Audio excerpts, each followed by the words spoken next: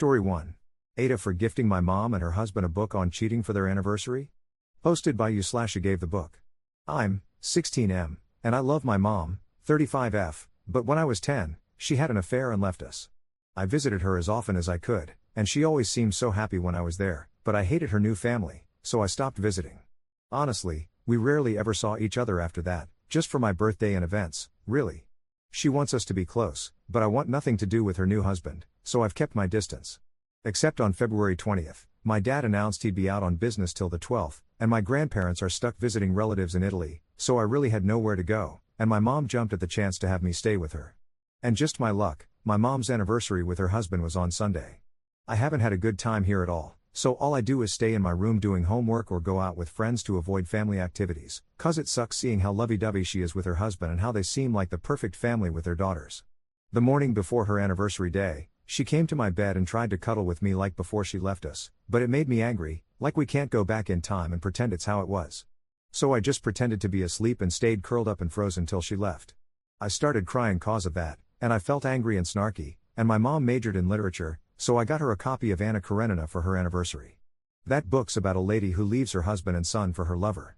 I've never read it, but I watched the movie with my girlfriend, and I hated it. The anniversary party was on Sunday. Everyone was having fun but me, and then people gave their gifts. I gave mine, and when my mom saw what it was, she seemed shocked but just said, "Thanks." The party ended like an hour after. But at night, when she was in her room, I heard her crying really loudly. So I kinda eavesdropped a little and heard her saying stuff about that book and me, and her husband was trying to calm her. The next day at breakfast, she left for work early before I woke up, and her husband straight up called me a jerk and other stuff for gifting them that. It's been a few days now, and my mom has barely talked to me. Honestly, I feel so wrong I made my mom cry, but at the same time, I don't want to be here, and she knows that, so am I really the jerk? Top/relevant comments. Commenter. Not the jerk. Your mom had to face her past horrible behavior, and your gift caused her to confront the fact that her affair affects you negatively to this day. Her husband needs to stay the F out of it. If he says anything else to you, perhaps you should challenge him on it. Oh, so you'd be okay with my mom cheating on you and walking away from you and your kids for a new man? Because that's what your behavior is telling me. And from the POV of the kid who was left, I can tell you it has affected me in a negative way ever since it happened. And your crappy attitude is the largest reason why I don't like to visit with my mom. I don't like you, never have. So keep your opinions about me to yourself. Don't let your mom's tears guilt you. Did any of your tears after she left your family ever move her to action? Follow her lead on that. Op's response. Honestly, I hate her husband and just don't say anything to him, no matter how much he reaches out. After he ranted at me on Monday, I just gave him an "are you done" look and left to go to school. That's an amazing response. Maybe I will use that. My mom wasn't trying to guilt me. She didn't know I was eavesdropping. Commenter 2. Okay, so, I get you are mad, but you do recall that Anna loses absolutely everything because she leaves her family and is torn away from her children because her legal husband refuses to let her see them, which is contrasted against her brother getting away with multiple affairs and not losing his status or children. And then she begins to lose her mind because she thinks her lover no longer wants her, so she kills herself? That's an extremely loaded gift. Did you really mean to imply with it that you hope her life falls apart like that? Now, I don't blame you for being angry, but I think you should ask your dad about therapy. It's clear that you've been holding 6 years' worth of pain inside, and that is not good for you. You're poisoning yourself with anger and sadness over what has happened, and if you don't learn how to gently work it out of your system, you will keep hurting yourself and people you do love. I suspect there's still love for your mom in there, it's just that you are sad and hurt that she did this and it feels like she left you. She did a crappy thing, but I think she really wishes she could make it up to you. She's not gone about it the right way, but if you can talk it out with her you may be able to slowly mend or rebuild a relationship with her. Op. I get your anger and hurt, I really do, but it does sound like mom wants to make it up to you. She's not a psychic, so maybe if you can talk to her one-to-one about how you feel, you guys can start over. Op's response. Of course not, I don't want my mom to die. My dad's not going to let me go to therapy. I do love her. She's my mom, I'll never not love her. If she was willing to actually have one-on-one time without her family being around, then yeah, we could start over. Commenter 3. You say you love your mom, but do you? Nothing in your post points to that. You don't like being around her, dread spending time with her, and don't even like talking to her. The affair was 6 years ago, and if you are still actively upset by it and lashing out, then you may benefit from therapy. Op's response. Of course I do. End of the day, no matter what she's done, she's still my mom. I do like being around her and spending time with her, I love talking to her, I just hate that I have to do that around her new husband or the kids she has with him and the life that she left mine for. I love my mom so much, that's why it sucked hearing her cry. Commenter 4. Info: how much effort has your mom put into making amends with you? I don't think you're the jerk, but I do think that holding so tightly onto this resentment will result in a lot of turmoil for you. You don't have to like your mom or her new family, but for your own sake, try and learn to let the hate in your heart go. Depending on how hard your mother is genuinely trying to rebuild your bad relationship, and how much she cares that she blew up your life, she may or may not be the jerk. Edit to add: it seems like you could really benefit from both some individual and family therapy. After this incident, I hope your mother sees that this would be beneficial. Op's response: she always comes to my birthdays or big events like basketball finals and stuff. But she never does anything beyond that, cause then it's got to involve her new family. Like, we can't go for ice cream, cause then she's going to bring her daughters. Can't go to a theme park, cause then she'll bring her entire family. Can't really hang out at all, cause her family will need her. I talked to the counselor at school. My dad won't let me see a psychologist. Commenter 5. Why do you think your dad wouldn't let you see a psychologist? That's more than a little concerning in this situation. Op's response: my dad doesn't trust them and hates them. It's because of something that happened when he was younger than me. Op to a similar commenter: I'll try, but I don't think he'll budge on that. I don't think I can talk about it here, but you can probably guess he had something bad happen to him with a psychologist when he was younger, and is scared the same might happen to me. I know it'll probably help if everyone says it, but I don't think he'll let me go to one. Op to a similar commenter: because of some stuff that happened to him with a psychologist when he was younger, like younger than me, but I'm not going to talk about that. It isn't relevant, and I think it's against the rules to explicitly mention. Op adds an edit to his post: thankfully, the mods have locked this. But to everyone who keeps DMing me, here's some facts to read before you do. I gave my mom the book to try and get it across to her that I hate being at her house and being around her family, and that it hurts me to be there because I sympathized with the son from the movie, not because I want a train to run her over. I do not want that to happen to my mom. I do not want my dad to get back together with my mom. He's happy with his fiancée. My dad has his reasons for not wanting me to go to therapy and is just being protective.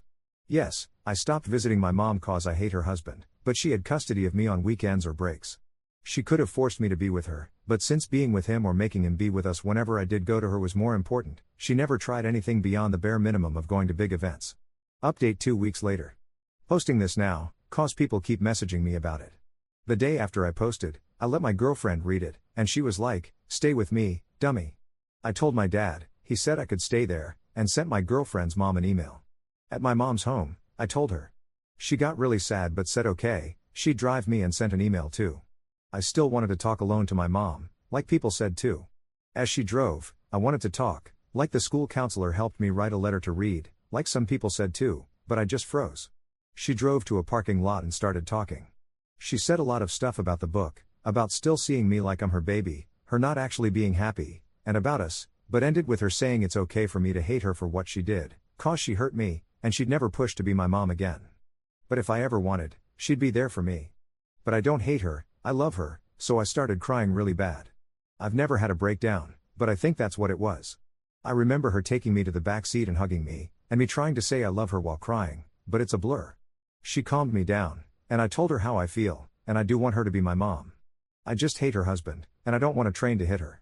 I even told her about when she tried to cuddle and how I feel bad now, cause that'll never happen again, cause I'm never going back to her house. She told me she knew I was awake and was mad at her, so I started crying again. She told me it was okay, and she's wrong, and we talked a lot, but I kept crying, so she got me Advil cause my head started hurting. She seemed sad I hate her husband, but got really mad at him when I told her all the mean things he said to me, and said she'd never let him get between us again. She said she'd take me to therapy with just her, no matter what dad says, and to spend time with me alone. She dropped me off, and I've felt better since. I stayed there until my dad came back. My dad promised never to send me there again and to let me stay at my girlfriend's if my grandparents stay in Italy. He agreed to let me do family therapy with my mom, but he said he'd ensure it's appropriate. We haven't started it yet, but my mom has kept her promise to spend time with me so far, and it does make me feel happier.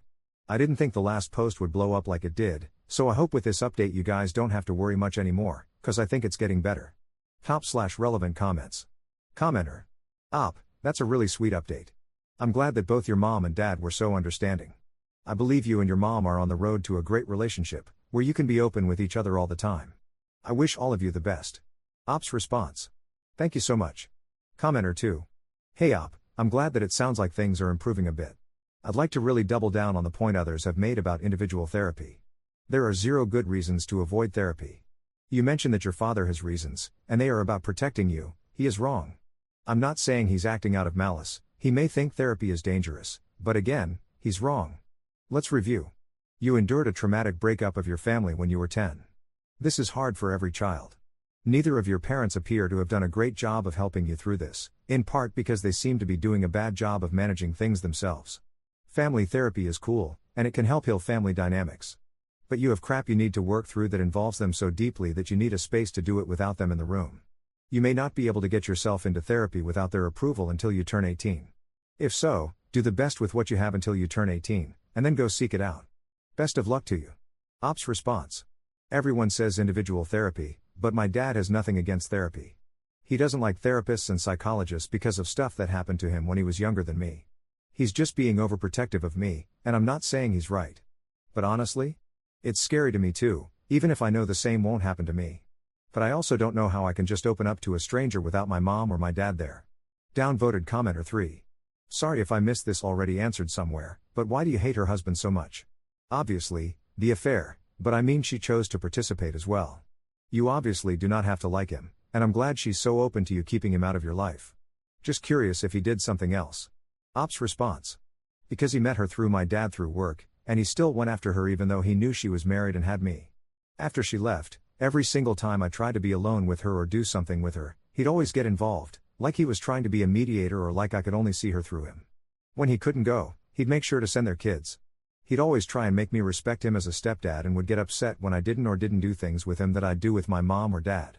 Then, when I stopped talking to him entirely, he'd say I was being too stubborn for my own good, would call me a mule, say my mom deserved better than me, and other stuff. He never actually cursed me out until I gave the book. Commenter 4. Next time he tries any of that crap, just look at him in the eye and say, hey, I know you're trying to be a father figure to me and want me to respect you as a stepdad, but to me, you're just the guy effing my mom. Ops response. I don't talk to him. I haven't talked to him in years. I'm not giving him anything, not even my voice. Op to a deleted commenter. My dad has a lot of faults. He's not a perfect person or a god. My mom left because she got pregnant. Kind of hard to hide that from me. My dad never said anything like that, or anything to try and make me think badly of her. I hate my mom's husband because I hate him, not because I was ordered to by my dad. I've given my reasons for why I hate him. My dad never wanted me to stop being with my mom and has never tried to turn me against her. He always thought that a boy needs his mom, but he never forced me to go because he knew how much being around her husband hurt me, and she never pushed to do anything without her family. I guess he thought things would be different this time, and because there was nowhere else for me to go. Second update 1 month 3 weeks later. So just an update, posting during locker break so I can't respond till later, cause some people are curious and are messaging me, so here's like a mass update. I've been going to therapy with my mom every day on Fridays, but we hang out just the two of us on Saturdays and Sundays. Like our first weekend together, she took me to see Batman, and the day after we went to Boston Pizza. Since then, we've really just been going on walks and hikes or even shopping, but I like that, cause we get to talk a lot. And we talk on FaceTime every day. It really does feel like I've gotten her back as my mom, and that's what I wanted. The best part is that when we hug now, it's like we're actually hugging. Before, it was like I did it cause I had to, and I guess it just feels so special. Like I don't know, but I feel really happy, which I didn't before. I guess it was like I was missing something, cause even my girlfriend has said that I seem a lot happier than before. Therapy has been really weird. It's not at all what I thought it would be. Like before the first meeting, my dad talked to the psychologist for like half an hour like he was interrogating her, but then my mom and I had the session. It was like the psychologist was focused on that book and why it made my mom cry and everything. The sessions since then have been weird, cause it's like I end up crying a lot, so my mom always brings a bottle of Gatorade for me. My mom does end up crying too, but she always tries to hide it and not show, and when the therapist asked why, she said it's cause she doesn't want her crying to influence what I'm saying or how I'm feeling. I still don't feel comfortable going alone, even though the therapist has said it, and my mom said she'll take me and is going to start going on her own too, but I just don't feel ready. Oh, and in therapy, I did tell her I was worried that she was only doing all of this cause she wanted to bring me into her family, and when she figured out it would never happen, she would just choose her husband again and leave me for good. That made her cry a lot, and she couldn't even hold it in, and she was like it's cause she's finally starting to understand that I don't trust her, and I might never trust her again, and she knows it's all her fault. She did promise me again, though, that I'd never have to see her husband, and she'd only bring her daughters when I wanted, and that she'd never let him stop her from going to my graduations and my wedding. When she kinda calmed down, she did say that the only time I'd have to deal with him was at her funeral. But I don't want to think about that. I don't want to write too much about what happened in therapy, but I guess I kind of felt like I should share that. Easter was the best holiday I've had in a while, even though I didn't go anywhere. My mom's husband took their kids to see his parents, and she stayed behind. We spent so much time that weekend together, for part of it I kind of felt like a little kid again. I even got to properly introduce her to my girlfriend and to my girlfriend's mom, and we all had Easter dinner together. My mom made the turkey, and it was amazing. I didn't know how much I missed it, but it tasted exactly like it did when I was little. And I did finally admit to her that my grandparents aren't coming back from Italy, and that's why I was feeling so down recently. I also admitted that Dad and his fiancée are going to move to Catania after I graduate, and are going to stay there, and that I'll probably go to university in Catania and Palermo. She was sad, and she did admit she didn't want me to go, 'cause I'd end up moving summer next year, and that's not that far away, and she probably wouldn't see me in person at all. But she did say she'd support me no matter what I chose. And a lot of our sessions since then have kind of focused on me going to university there. Yesterday on Mother's Day, her husband went to see his parents again, and my mom and I were already going to a restaurant called Cactus Club together. I didn't know if he was taking their kids, and if he wasn't, I know I would have felt bad if they didn't get to celebrate Mother's Day with her too, so I said she could bring them. I don't really know the girls that well, but it was still a good time. My mom brought her camera with her, 'cause she hates using the one on the phone, and she got our waitress to take a photo of all of us together at the end. I did have the waitress take the photos again on my phone so I could send them to her, and she could have them on her phone. I guess that's another update for everyone who was asking. I don't mind updating, and I like talking to the people who comment her or on that repost subreddit, but I'm going to tell my mom I've been posting. If she says I can keep posting, then I will, but if she tells me to stop, then this is the last one. Top/relevant comments. Additional info from Op. Forgot to post this before. I brought up my posts with my mom during therapy. My mom doesn't really understand Reddit, so she was fine with it and said that as long as I stayed safe, I can keep doing it. The therapist said something like, if it helps me validate what I'm feeling inside, then it may be a good idea to continue. So, I guess I can keep posting. Third update 1 month 2 weeks later. So, I guess to give an update, my exams are all done and it's summer break now. But, I got into AP English. I got 2 lists of books from my teacher, 'cause he wants us to read them over the summer to be prepared. On one list, it's books like Wuthering Heights, The Great Gatsby, Moby Dick, and Frankenstein, and he said we absolutely should read through those since we'll be choosing 2 of them to do essays and stuff on. On the other list, it's just a giant list of books that he recommends reading to be prepared. It's a really big list, and of course, Anna Karenina is on the list. My girlfriend saw that and was like, well, good thing you already bought that one. Anyway, 'cause my mom knows all those books, I gave her the lists before we went to our therapy session, and she agreed to take me to Indigo or to some old bookstores to get me the best versions of them, 'cause some of them are translated from other languages. I still don't feel comfortable doing therapy without her. I don't know, I just don't think that I'm going to be able to speak up without her there. She's pushing me to do it, but I just can't. Even she's done some sessions alone through Teams. But if I do it alone and I end up crying, I don't want the therapist to hug me, and if it's at home, I don't want my dad or his fiancée to wonder what's wrong. My dad still doesn't like that I'm doing therapy. He actually had a really big fight with his fiancée about it, 'cause when her niece and nephew move in, she's going to send them to therapy. He's like, they shouldn't go, 'cause they can't speak English, and it might turn out like it did for him, 'cause he couldn't speak English when he had to go as a kid. It sucked, 'cause I got roped into it, and my mom ended up being called, and she threatened to pull the custody card on dad to make it clear I'd still be going with her. He did say sorry to me after and that he'll try and be more supportive and get over being scared. Anyway, my mom bought me The Great Gatsby, Moby Dick, and Frankenstein, 'cause she said that Wuthering Heights will probably bore me. And from the other list, she got me The Count of Monte Cristo, A Tale of Two Cities, Great Expectations, and Catch-22. She also gave me the copy of Anna Karenina that I gave her and said she would like for me to read it, 'cause it might help me understand why getting that hurt her so much, but that if it gets too much, I can just give it back to her. I guess I can. I mean, I saw the movie. How bad can it be?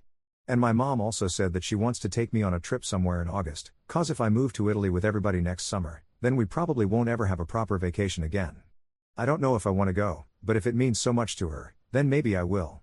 I just guess I'm scared that maybe her husband will end up coming, even though she said that he won't. I guess that's another update for whoever still cares. I'll keep posting as long as I have something I want to write about. I do like venting on here, and since the therapist has recommended I continue, I guess I will. Top/relevant comments. Commenter. I am so proud that you and your mom are working through this. It seems as though the therapy and one-on-one room with your mom have been an immense help in repairing the relationship. You both seem to be healing and forgiving. Have you thought about staying in Canada for uni?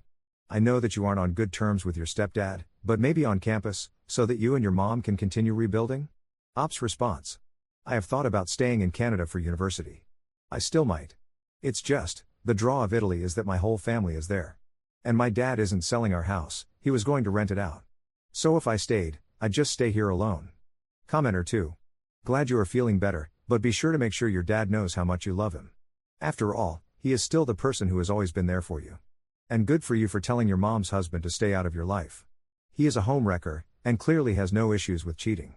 Glad you are going to therapy, healing, and improving your relationship with your mom. But remember your dad, he is a person with feelings too. And he has always been there for you after your mom walked out on you, him, and your family. Ops response. My dad knows that I love him. Fourth update 1 month later. Didn't think I'd be posting again so soon, but I feel like writing something, so why not? Well, I have started reading the summer reading list. The first one I read was Frankenstein, cause I was most excited for it, and it did not disappoint. I really liked that book, it was so good. I felt so bad for Frankenstein, like his brother's nanny, and his wife didn't deserve to die just cause he was selfish. It made sense he was a modern Prometheus, cause he can't be as good as Prometheus, cause he lives in a more modern world. My girlfriend and I watched the Robert De Niro movie together, and it was really good too, but not as good as the book. I also read The Great Gatsby, and it was good but not as good, and have started Moby Dick. As for Anna Karenina, I only read the first part. But I like it better than the movie so far. Anna isn't even the main character, that's a guy named Levin. And he's an interesting character, he's smart even though he's a simple farmer. I liked all the thinking that he does, it makes him seem real even if the author writes dialogue or thoughts in a way that nobody would ever actually talk or think. What surprised me was how modern it was. There's stuff that tells you it's in the past, like receiving guests or telegram or how to start a fireplace, but there's also stuff like working in an office, how Levin works on a farm, a public skating rink, them just having coffee in the morning, or going to a diner and ordering like it's modern day. I get it wasn't like that for poor people, and that everybody in the book is pretty much rich, some of the characters know the emperor, but it's kind of like 1800s Russian rich is like today, but with less rights for women. I didn't like the Anna parts, and I hate Vronsky, the guy she leaves her family for in the movie.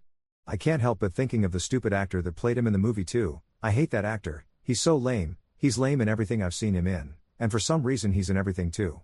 He's a crappy guy who goes to brothels and tricks Kitty, the girl Levin loves, into thinking he'll marry her so he can bang her, pretends to love his mom, cause she's a hoe, and when he meets Anna, the first thing he hears is how much she loves her son, but starts trying to get her.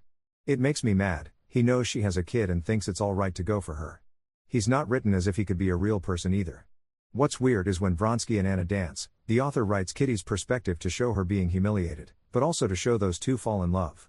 Then the chapters after are Anna's perspective, but the author doesn't explain why they acted like that, just that Anna is attracted to him, but is ashamed, and Vronsky is in love. I hate Vronsky, she tells him no twice when she sees him after the ball, but he keeps going after her. We have assemblies on how girls don't like guys who don't take no for an answer, but the author writes she does. He's such a stupid character. I hate this character so much, and it's worse that he's played by the stupidest actor ever in that stupid movie. And then it's as if meeting him changed Anna so much she doesn't find her son as good as she imagined, even though he's still the best thing in the world to her. Plus, Anna's husband isn't even bad, he's just sarcastic, but he's not cheating and trusts her, and the author says they love each other.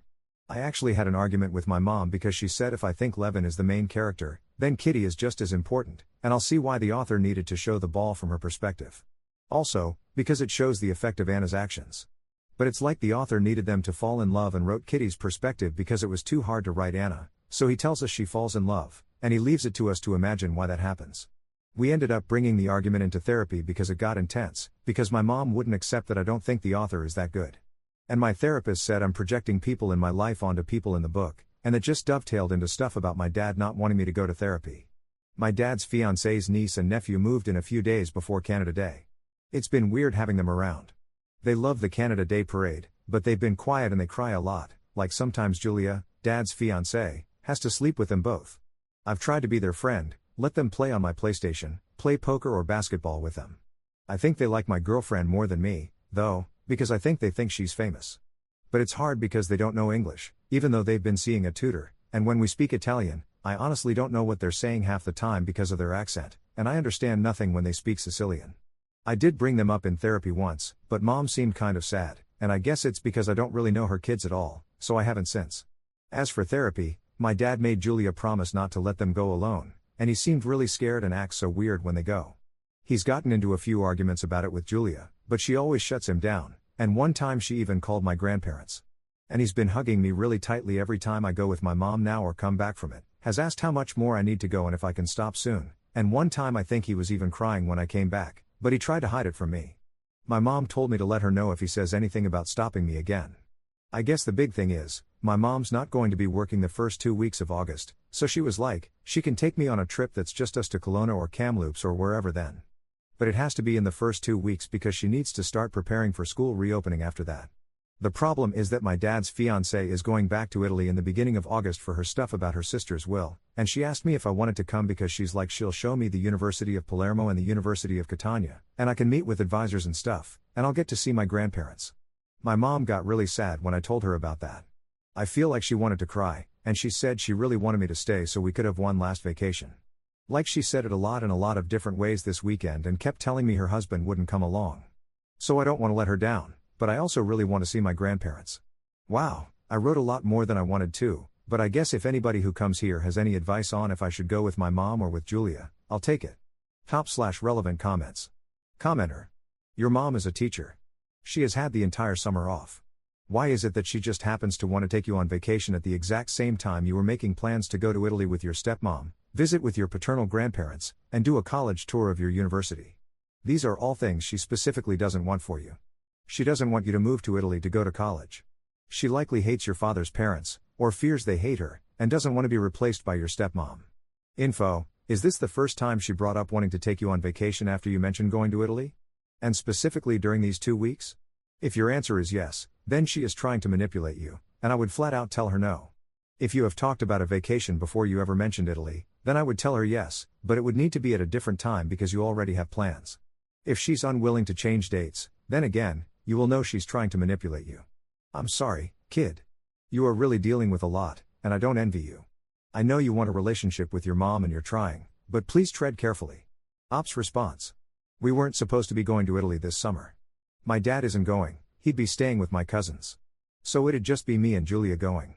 My mom brought up the idea of a vacation with just us like a month ago, and Julia brought up going to Italy more recently. Commenter 2. I think it would be way better to go with your mom, not only for the fact she brought it up first, but because it could really help the two of you heal and create wonderful memories. I've spent the better part of 20 minutes reading everything, and I think your mother has earned this opportunity. But do what you think is best for yourself, just make sure you have no regrets. Ops response. Thanks. I'm still unsure what to do, but I'll try and decide by this weekend. Commenter 3. So what did you do in the end? Go with your mom for possibly the last vacation with her? Or did you go check out Italy, see where you might be studying, so you'd have a better idea of whether you want to move there with the rest of the family? Ops response. I went with my mom. I'll be going to Italy on Friday, but only for a week instead of as long as Julia originally wanted. Fifth update 3 years 4 months later. So, I don't know how many people are still reading this, but it says that I have 44 messages in the chat icon, so that's something. The first thing I want to do is thank you /Dustyros930, you gave me a lot of support in our DMs back when I was active here, and it meant a lot to me. I don't know if your account is still active, but I hope it is so you know that the talks we had really did help me. Now, the first thing I want to talk about is that there were some things which I lied about in my older posts because I guess I thought they made me seem cooler. Like at one point I wrote that I couldn't understand my stepmom's niece and nephew's accent when they spoke Italian. That was just not true, and I don't know why I wrote that. I only had trouble when they spoke Sicilian. And reading those old posts, the thing that I see a lot is that I kept saying I don't speak at all to my mom's husband and pretty much implied that I just gave him the silent treatment whenever I was around him. That was a lie and was something I think I wrote because I thought it'd make me look like a badass or something. But it's just cringy looking back at it.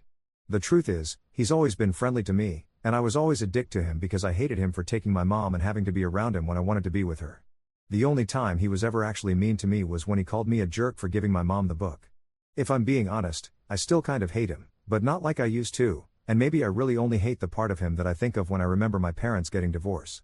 I don't know, it's hard to explain. When I moved to Italy with my dad, I really started missing my mom, and I kept blaming him, like, I would have spent more time with her when I was in Canada if it weren't for him. But now, I try not to let it bother me because I know that kind of thinking is just going to make me angry with my mom, and I'm so tired of that now. I'll never love him or respect him like I do my stepmother, but no matter how I feel about him, he loves my mom, he really does make her happy, and she loves him too. Another thing is that I know I wrote about crying really badly a few times. But the truth is, I cried so much more than I wrote about, and I tried to avoid writing about whenever I did because I felt so embarrassed about it and hated myself for being honest about the times I did cry. Looking back, at most of those therapy sessions I went to with my mom or the hikes or when I told my mom I wanted to move to Italy or so many other things, something made me cry like a baby, and I guess on here, I could reframe those things like I was calm and cool. And then another thing is that I wrote about not wanting to go on a vacation with my mom because I wanted to go check out universities in Italy with my stepmom instead. The truth is that I really wanted to go with my mom, and it's another thing where I don't even remember why I was writing like I didn't because I did go with her, and it was one of the best trips I've ever had. My life has been good since I last posted. I have a plan for my future, and I'm not angry and bitter and depressed anymore. My dad and my stepmom are officially married, and he's the happiest that he's ever been with her. I love university, it's so much better than school, and it honestly feels like this is the best thing ever at times. I'm still completely crap with Sicilian, but everybody speaks Italian so it doesn't matter. The reason I felt like writing this and just getting all these thoughts out is that my mom and her husband had another baby in August, and I flew in like a day after my mom got back from the hospital, and I stayed with them until I had to go back. So pretty much last night in Canada, my girlfriend visited my mom.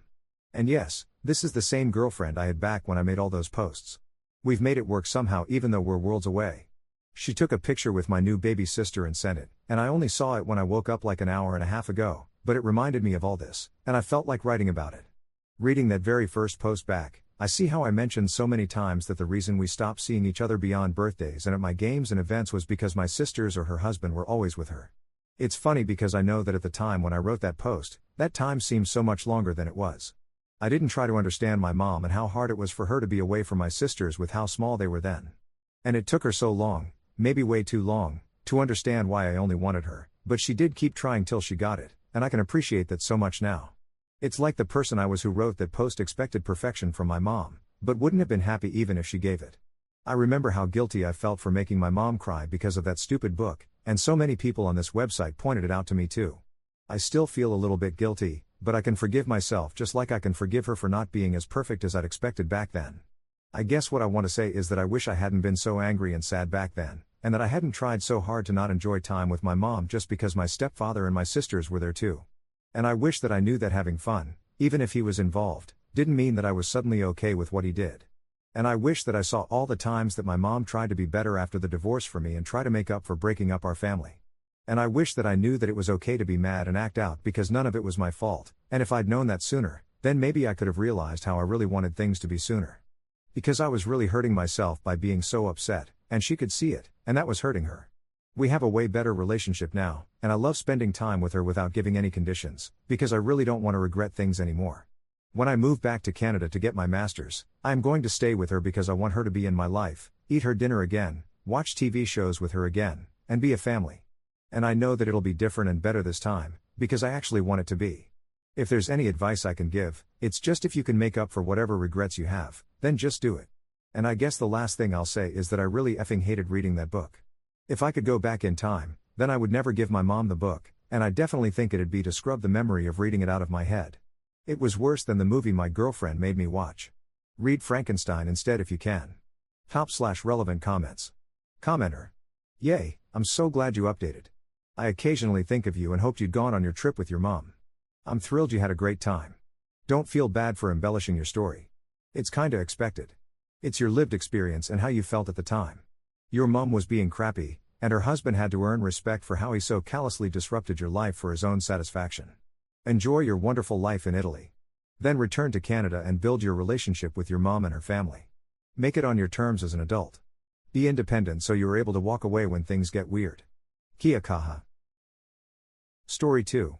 I gave another girl my number yesterday when my wife and I had a date night, because we had a good conversation earlier and she wanted to be friends, and my wife absolutely blew up at me and accused me of cheating. Posted by you/Noah's Ark Rises. All the requirements, ages/genders, me, 33M, wife, 32F, Emma, 20F, I think. Length of relationship, married 7 years, 2 kids and 1 on the way. My wife and I had a date night yesterday. We had a reservation at a restaurant, got a sitter for the kids, and went out. The restaurant was overbooked, and we ended up getting delayed for almost 45 minutes. While we were waiting, I struck up a conversation with a young woman who was out with some friends. My wife ended up going back to the car to make some calls while I waited. The woman, Emma, and her group were delayed too, so we just talked about that. It turns out she goes to the same school I graduated from, so we were talking about that. It was just a nice conversation. I didn't think much of it. I was just being friendly. I had zero plans of anything more. I would never cheat on my wife. Ever. Emma did see my wife, and I did introduce my wife to her. My wife made some joking comment about her being my type. I laughed and admitted that she was attractive. My wife and I do this sort of thing all the time. We'll mention if someone is attractive, and she knows what my type is, and I know hers. We've never cheated on one another, and it's just harmless fun. My wife had no problems with me talking to her while we were waiting. We had a nice meal, and I went to grab our car while my wife waited inside. We had to park a couple blocks away, so I didn't want her to walk. I ran into the same girl from the restaurant on the walk to the car, and I said hi, and we talked for a bit. She mentioned that we should get coffee sometime if I wanted to. We had an interesting talk, and I thought it would be nice to finish it up sometime. And it was kind of flattering, so I didn't want to say no. I gave her my number, and she gave me hers. I brought the car back, and my wife and I drove home. On the way home, I got a couple texts from this girl saying, "Emma, hey, it was nice talking tonight. Much more interesting conversation than my normal friends. Haha, we should hang out together soon." I left my phone on the console, and we were using it for directions, so my wife saw the text immediately. She absolutely exploded at this and has not calmed down at all. The C word, cheating, has been thrown around by her, and she literally started crying. I did apologize, and I promised her I wasn't cheating. The thing is, I don't think I messed up at all. I feel like I didn't do anything wrong. I didn't ask for the girl's number. I didn't text her. Did I do anything wrong? /relevant comments. Commenter. How would you feel if you went out to dinner with your wife, she struck up a conversation with a hot college guy, and gave him your number? This situation didn't just happen. You chose to start a conversation with a stranger while you waited for a table with your wife. You gave this girl your number, and it was all about your ego. No one can know what Emma's intentions are.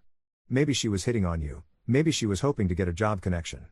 But your intentions are clearly about your own ego and show a lack of regard for your wife. You don't think you did anything wrong because you didn't ask for her number, but you shouldn't have given her your number. It also reflects poorly on you that on a night out without your kids, your instinct was to chat with a random girl rather than your wife. You didn't cheat, but you have a serious lack of loyalty. Ops downvoted response. I'd be very surprised if a hot college guy was interested in a heavily pregnant woman. That aside, yeah, I'd be kind of annoyed. It wasn't a job connection thing, her major is completely different than what I do. It's an interesting perspective you have. I appreciate it. I do think some of this was an ego thing. It felt good, and it was nice to know someone other than my wife was into me. I think it was basically harmless though. Commenter 2. Your wife is pregnant, and you are letting a hot 20-year-old co-ed hit on you. I'm sure you think your intentions are pure, and I'm equally sure hers aren't, and deep down, yours probably aren't entirely noble either. The attention and interest from a younger woman must feel good. But you got the attention, so drop it, and leave Emma alone. It's pretty easy to understand why your pregnant wife is hurt. Commenter 3. You crossed the line. How do you not see that what you did was totally inappropriate? When she offered her number, the only appropriate response would have been, "It was nice chatting, but I don't think that's appropriate," and keep walking. In what universe is a married father of almost 3 going to be hanging out with a college girl, and his pregnant wife is going to be okay with it? That's borderline delusional. Ops downvoted response. You don't think that type of response is rude? She was being so nice and flirty with me. Telling her that is kind of jerkish. It's not the way I roll. I wasn't going to do anything with her. I've gotten numbers on other occasions and kept up brief texting conversations with other women. It's usually friendly, and I've never overstepped my bounds. I wouldn't have hung out with her. Update 1 month later.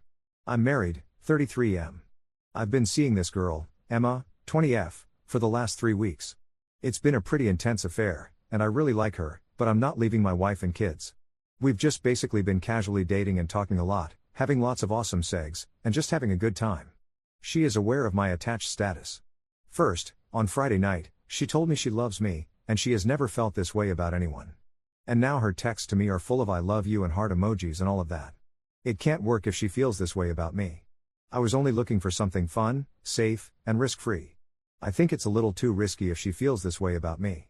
Before I get flamed for the cheating, I do have my reasons, and this is the first and only time I've cheated. My wife has accused me of cheating for years, and I finally reached my breaking point. If I'm going to be accused, I may as well do it. I've always had this itch to mess around, but I've never had the opportunity until now. I really think I got it out of my system, so to speak. Honestly, I've thought about divorce briefly, but we do have a family with 2.5 kids, one guy on the way, so it's not really a realistic option. I think the marriage is fixable, and once I end the affair, I will focus on making it up to her. My question now to the sub is, how can I end this affair? I know I have to because Emma is getting way too attached. I have to be careful in how I end it because she really can screw me over by going to my wife. I also want to be sensitive to her feelings because she is a wonderful person who I do have feelings for. If I wasn't married, who knows? But I am, and it can't continue. I know that. I just need some advice on finding a way to put an end to this without risking my marriage. /relevant comments. Commenter. Introduce her to your wife. Ops downvoted response. Emma does know I'm married. We just don't talk about that. It's weird, like some unspoken agreement we have. I know you are joking, but I can't have my wife find out. That is the #1 goal right now, to make this go away without my wife learning anything. Commenter 2. You risked your marriage as soon as you started this affair. Break it quick and clean. Any other way is going to severely mess up the situation even more. If you really wanted your marriage to work, it would not have come to you making it up to her after slipping and landing D-first into a crazy girl. Ops downvoted response. A quick and clean approach might hurt and anger Emma, at which point she would have nothing to lose. I want her to want to break up with me too. If I dump her suddenly, she is going to be spurned, and who knows what will happen. I'm trying to be careful and avoid any blowback. Commenter 3. So, you don't want to hurt Emma, but you have no problem hurting your wife and your children? Ops downvoted response. Not true. Hurting Emma would hurt my wife and kids because she may reveal my affair. If it comes between Emma and my family, I choose my family every time. Second update 1 week later. I debated posting an update or not, since the reception I've had on this sub has been icy, at best. But I've already posted my story here, so I may as well keep at it. Yes, I'm cheating, so there is that. I understand a lot of people don't support that, but just realize it's very complicated and I am trying to put an end to this. I feel like the unluckiest cheater in the world. Everything that can go wrong has gone wrong. Every cliché has basically happened to me. I just wanted to live a little, have that quick affair, and get back to my wife and marriage. Asked for advice about a week or so ago. I tried to break up with Emma. I told her my wife was getting suspicious and we both deserved better. I told her she was an awesome girl and deserved to have someone all for herself. Her response, I'll wait for you. I love you more than I know possible. It's not even been a month of us being together. I ended things with her, and she kept texting me and asking me to talk to her. I met up with her on Friday to have a closure type deal. I'm a corny idiot. I screwed her in the back of my Jeep, which sent the wrong message. I told her we can't do this anymore and didn't talk to her Friday, Saturday, Sunday, Monday, or Tuesday. Yesterday she begs me to talk to her, so I go to her place. We end up talking way longer than we should, and some things go down. I just wish she would leave me alone. She is clingy and needy and honestly pretty effing crazy. Not what I signed up for. I'm like dying under the stress and drama. I have a hormonal, pregnant wife and 2 young kids. I don't need this crap. And the guilt is starting to get at me. I don't know what I'm going to do. I honestly do not even want to continue the affair at this point. I'm not sure what my next move is. Just feel like venting right now. /relevant comments. Commenter. When I was around that age, I fell for an older guy who, like you, I think, really just didn't want to lay it on the line and be the level of jerk he was actually being. Also, I think he kinda liked it that a 19-year-old girl was that into him and that he was effing one. I too kept making really pathetic approaches and asking for closure, and like you, he kept stringing me along because he didn't want to be the sort of jerk that says, look, okay, you're really young, and your body is rocking, and it kinda turned me on that at my age I could still get someone like you. But I don't want you. I never did. I never will. I love my wife. I used you. I never had any intention of entering into some sort of relationship with you. Fact is, like most people your age, lacking a certain level of life experience, you're pretty vapid. There's a reason we always end up effing. The alternative is talking to you, and I can't tolerate that because it just makes me want to get home to my wife because I don't have to explain my jokes or my pithy references to her. Or what the word pithy means. So for F's sake, strum up some effing dignity, and go find a 20-yo boy to F you senseless and leave me the F alone. You were a lay, not a life choice. I just made the mistake of thinking you were intellectually mature enough to recognize that, and I was wrong, you're not. That is closure. That lets her know exactly where the F she stands. Write it out on a effing note card and read it to her.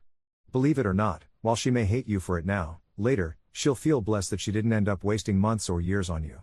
Ops downvoted response. I'm copying this. It's bad to say, but I was just using her. It was more than segs, kind of, but it was also just segs. I screwed with her a bit early on by coming on hard and romantic. I needed the excitement. I don't need, and didn't expect, this level of craziness. Did you just leave after the guy dropped that on you? Commenter. Yup, and not only that, he'd been stringing me along for so long that I ended up doing this utterly crazy BTCH routine and shrieking C? Was that so effing hard, you jerk? At him. Because in the end, I really just wanted to know where the F I stood. In retrospect, it was clear quite early on that he didn't really want me, but he wouldn't say it. He didn't want to be the bad guy. I had to force him to tell me I was wasting my time. It took me a bit longer to get over that I wasn't going to win him over with the strength of my love and devotion. At that age, you think that your inherent self-worth is some sort of guarantor that others will value as much as you deserve. It's not. But that was less about him and more about learning that the world is not a romantic comedy. Third update 1 week later. Decided to post an update to this thread since I have made some progress with ending things with Emma, and a couple people did request it. Read all the replies and messages last time, but it started to get ugly, so I decided to take a step back. My apologies for not responding. Also, just a simple request. No more PMs. Background is I am a married man that had a 1-month affair that I regret deeply. I am working on ending the affair and ending contact with the woman I cheated on my wife with. I've really struggled with ending things with her. I've tried multiple times to end it since we hooked up, and I finally ended things last week. I haven't responded to any of her messages since then, and I have not seen her in person since October 6th. We haven't had sex since October 3rd. I am still getting messages from her, however. I've been doing a lot of reading and thinking on how to handle a breakup, and most of the advice is not geared towards someone in my situation with an affair. I've been trying a lot of different things to end the relationship, and I have come to the conclusion that Emma is just crazy. There is no other explanation. My main concerns right now are ending the affair and ending any emotions I have towards Emma, and making sure my wife never finds out. I've stressed to Emma she cannot talk to my wife ever. I don't think Emma is going to talk to my wife since she has never mentioned it.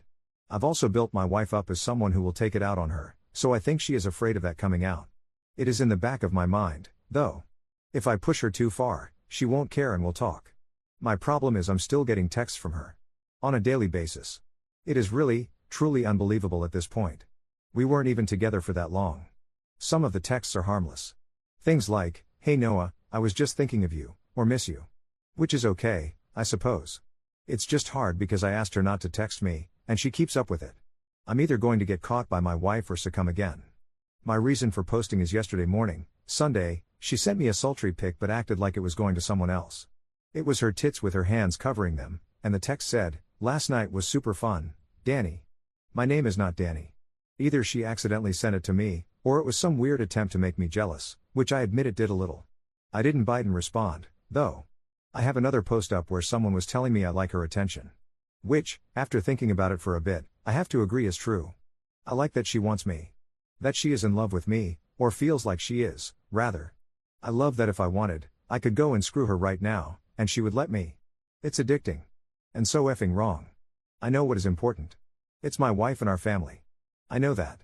And I am trying to forget Emma and what we did. I'm just struggling to detox myself of Emma. And she is making it so effing difficult for me by continuing contact. Right now I'm just hoping to vent a little and maybe talk this out. My focus is to keep up no contact with Emma. I debated offering to be friends with her, but that is incredibly stupid and tempting, and I don't think that is a good idea. My other goal is to really get to a point of not caring about her. I'm still hooked on her. Every time I whack off, I am thinking about her, and I am using her pics to help.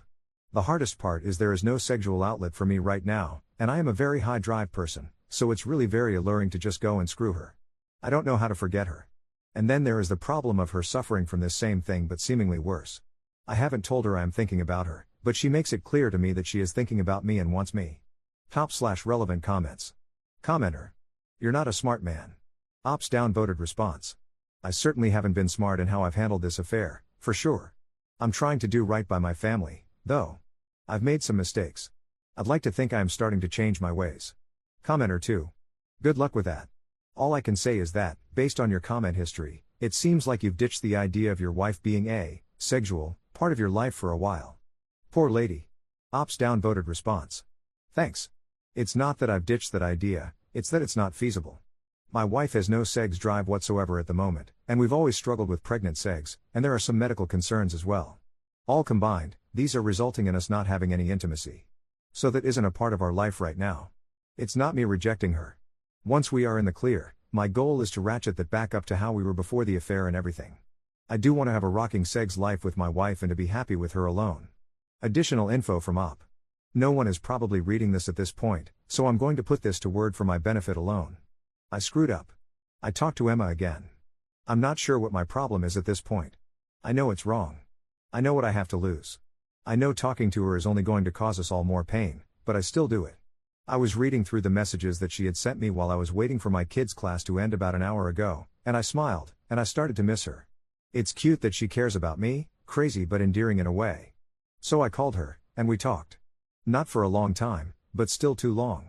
I just asked her how she was feeling, and we caught up. I asked her if she really hooked up with someone else, and she admitted she didn't, which was a relief. She asked me why I wasn't responding, and I told her I said I wasn't going to, but that I was reading them and that I wanted to talk to her. She asked me to see her tomorrow, and I hemmed and hawed, but I'm probably going to go. I'm not strong enough to end this. I think I need it. I need her.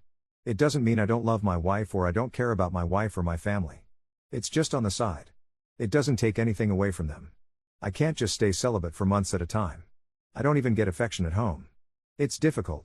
I love my wife, and I understand why it's not happening with us, but it still is just hard. And then to have Emma want me. I don't think many people would say no. If it starts up again, which I think it probably will, I'm going to be safer. Condoms every time. I am going to be explicit with Emma that I will not ever leave my wife. I'll also be kinder to Emma. I have screwed with her emotionally too, and I will try to make it clear this isn't a forever thing.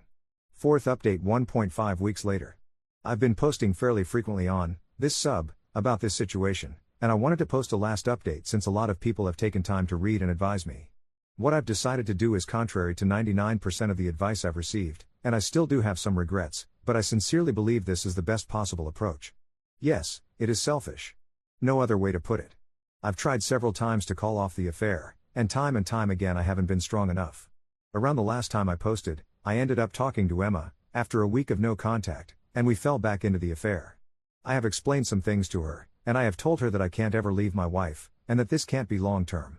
I've promised to stop jerking her around so much, and I'm going to work on being there for her more.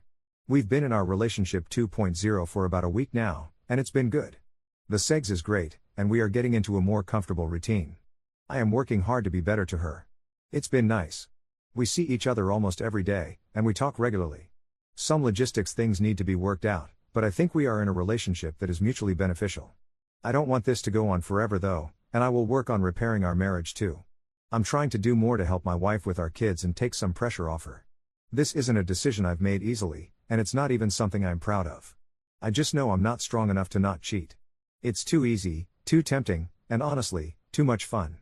I know still that I do love my wife, and I do love our family, and I don't want a divorce. I've thought what I would do if my wife found out. I've obsessed about what would happen, and I think I would beg my wife for a second chance. I would confess and end this. But there are certain reasons why the affair helps me right now, primal reasons, and I don't think my wife would just forgive me if I admitted to cheating. I've actually brought it up subtly by talking about Arnold, and my wife's opinion on him is extremely harsh.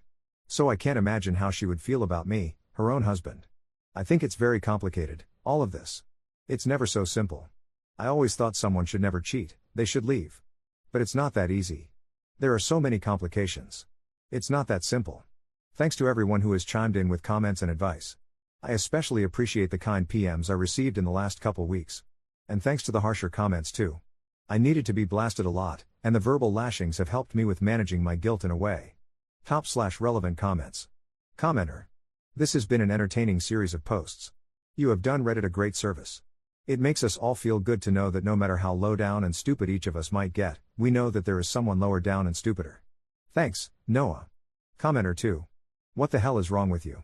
Ops downvoted response. Honest answer. I don't know. Commenter 3. Whatever you do, be sure to update us again later when you decide to call it off again. Think of it as a public service. Edit, or when Emma gets pregnant. Ops downvoted response. This is the last update, thus last in the title. I think I've posted enough. I'm done with the together or not drama. I've committed to the affair for the next few months, at least. And Emma is not getting pregnant. We are being safe. Editor's note. Ops posts were from 13 years ago, and he has not made any new updates since. It's unknown if his affair was ever exposed to his wife, or if he eventually cut off Emma completely. Fifth update. Editor's note. It's been brought to my attention that this saga actually continued on several different accounts and across different platforms other than Reddit. It's difficult to retain the format that I've been using to cover the rest of this, so I'll just put in what is relayed from a compilation from u/hippie machine. Keep in mind, he refers to Op as Nar, which is short for Op's username, u/Noah's Ark Rises. It will say Chapter 9, but don't worry, this is immediately following all the information you've already seen and caught up with from the original post to the end of the fourth update. Chapter 9, Big Red 79. On November 3rd, u/Big Red 79 makes a suspiciously Nar-esque post, asking r/ask women if they'd stay with a cheater and describes having a pregnant wife and 2 kids, along with his ongoing affair. He, like Nar, blames his wife's trust issues for his affair, complains that he doesn't want a divorce, and explains that he's effed his mistress in his car and house. He also calls Nebraska his state, as Nar did, and later posts his age, which is identical to Nar's. Eventually, he also reveals his surviving infidelity forum name as Cheater Noah. Under this new account, Big Red 79/Noah asks r/relationships if he can fix his marriage after his affair, and gets told to confess to his wife. He confesses to keeping a diary of the affair and talks about what he wants to say to his wife. u/Dreda_Reddit tells Noah that he doubts he'll change, considering his history, to which Noah replies, "My history is one affair. I've not cheated on my wife frequently or regularly. I'm going to confess and end the affair and beg my wife. Hopefully she'll consider taking me back. And I'll continue to be a good father." Noah also goes on to admit that if his wife didn't know about the affair, he'd continue it because he's not strong enough. He makes his last comment in his thread on November 14th, directing users interested in his story to follow his handle, Cheater Noah, on the Surviving Infidelity forums. Chapter 10, The Confession. On November 20th in the Surviving Infidelity forums, Cheater Noah writes about telling his wife that he wants her to help him tell Emma off on the 16th. His wife responds by apparently saying "I don't care" and crying. He complains that her response was off-putting and hurtful to him. This causes Noah to call Emma himself the next day, telling her that he's told his wife and that their affair is over. When asked if they're done forever, Noah responds, "I don't know." His wife then stops talking to him for 4 days, and admits that she doesn't want to decide what to do yet, but that she does want to talk to Emma to confirm his story. Noah hems and haws because Emma can be volatile and I'm not sure what she will say. Noah goes on to say that his wife has agreed to go to counseling with him. After being berated by other forum members for not making a cleaner cut from Emma, Noah complains, "I didn't ignore everything that was posted about no contact. What ended up happening is I wasn't getting anything from my wife. She wasn't talking to me, giving me any idea of where we stand or how she feels. If my wife told me she wants to reconcile and work on our marriage, I would have sent a brief, clean no contact message. Maybe it was selfish, but I didn't want to be cruel to OW, editor's note, other woman, aka Emma. Especially if it turns out in a month my wife kicks me out and files for divorce. Then where am I?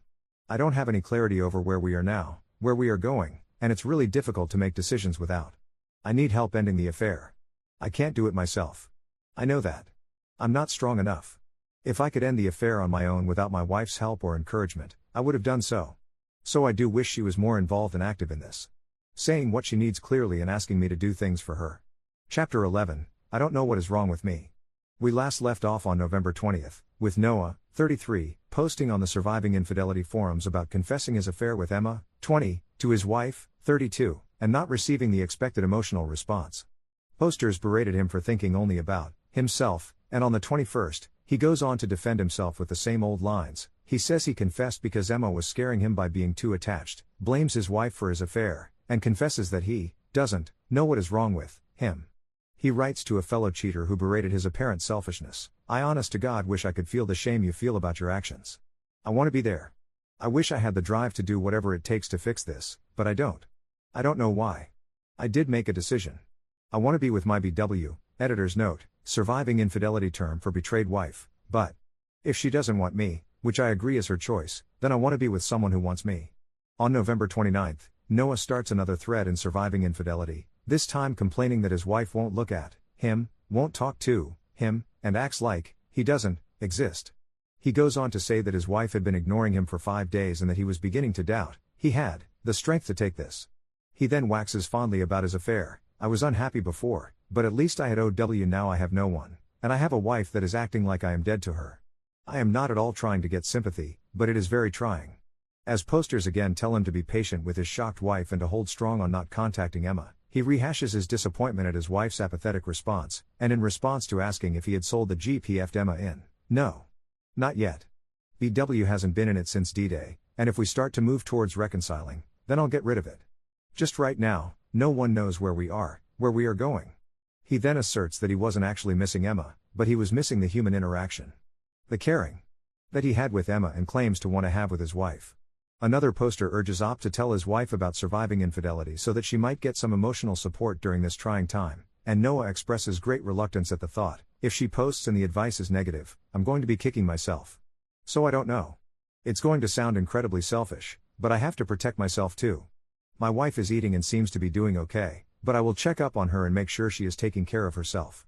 She is usually very responsible, and I imagine everything is fine. The next day in the same thread, Noah updates surviving infidelity on a conversation he had with his wife after dropping their kids off at their grandparents' house. He writes, she started in on me in the car and it wasn't quite anger, but it was more of just her being stunned at me. She asked me why again, and we talked about things a little more on the way home, and I let her say what she wanted to say.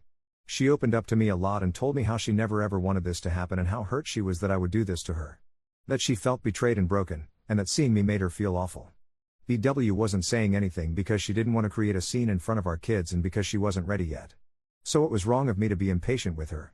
She eventually tells Noah that she doesn't want a divorce and that she'd like to work on the marriage, and together they penned and sent the following no-contact letter to Emma. OW, our affair was a mistake and never should have happened. It was cruel and hurtful to my wife and children. I regret every second of our affair. I am committed to doing whatever it takes to fix my marriage and be the man my wife and children deserve. Move on with your life and leave me alone. Do not ever contact me again. Noah also gushes that he has created a timeline of recovery for them, but says that his wife wasn't interested in seeing it yet. However, overall he happily reports that he's starting to do more things for her to make her happy, and that they're finally reconnecting, to the point where his wife let him kiss her. He then apologizes for the self-pitying tone of his past posts. Posters go on to grill him on what his game plan is to prevent another affair, and he hesitantly answers that he had always been codependent on his wife, and questions how he could become a person who's less likely to cheat in the future. By December 1st in that same thread, Noah almost laughs at how sappy he had been about Emma, writing, and to think I came so close to reaching out to OW again. It's pathetic really. How effing screwed up is that? Chapter 12, my man-child of a husband couldn't keep it in his pants. On December 2nd, Noah's wife makes her own surviving infidelity account. Due to the sensitive nature of this drama, I have opted not to share her username or directly link to her posts. I'll also quote her posts as little as possible due to the fact that surviving infidelity is heavily indexed by Google. For now, I will simply call her Laura, not her real name. Author's note, I don't want to share her username because she's still an active user on surviving infidelity, and she has expressed a desire for privacy, though that's already been compromised as you'll read later. Laura's first few posts are quite short, simply commenting on her disbelief of the situation and her hatred for Noah's actions. It is here where she reveals that she grew up in a home where her father was a cheater, and bemoans her life being changed forever and living in a constant cloud of suspicion because her man-child of a husband couldn't keep it in his pants. However, seemingly overnight, Laura becomes an extremely active surviving infidelity forum poster, commenting in 9 threads in 2 days. On December 3rd, she comments in a thread for pregnant betrayed wives, fuming that Noah cheated on her when she needed him the most and lamenting that he seemingly hasn't cared for months while he was obsessed with Little Miss side piece. She vents that she hates Noah for ruining this pregnancy for her and for turning it into a nightmare. However, Laura promises other posters that she'll try to remain calm to prevent a miscarriage. In a later thread asking if betrayed spouses would like to know the details of their significant other's affair, Laura confesses that while curiosity does tempt her to accept Noah's offer of reading his affair diary, she would rather not know all of the details and that it might be too much considering that seeing just a few texts made her want to kill him. That same day, she makes her own thread, saying she'd like to talk to Emma and lay it into her for effing a married man and to let her know how many people she's hurt by helping Noah carry on the affair.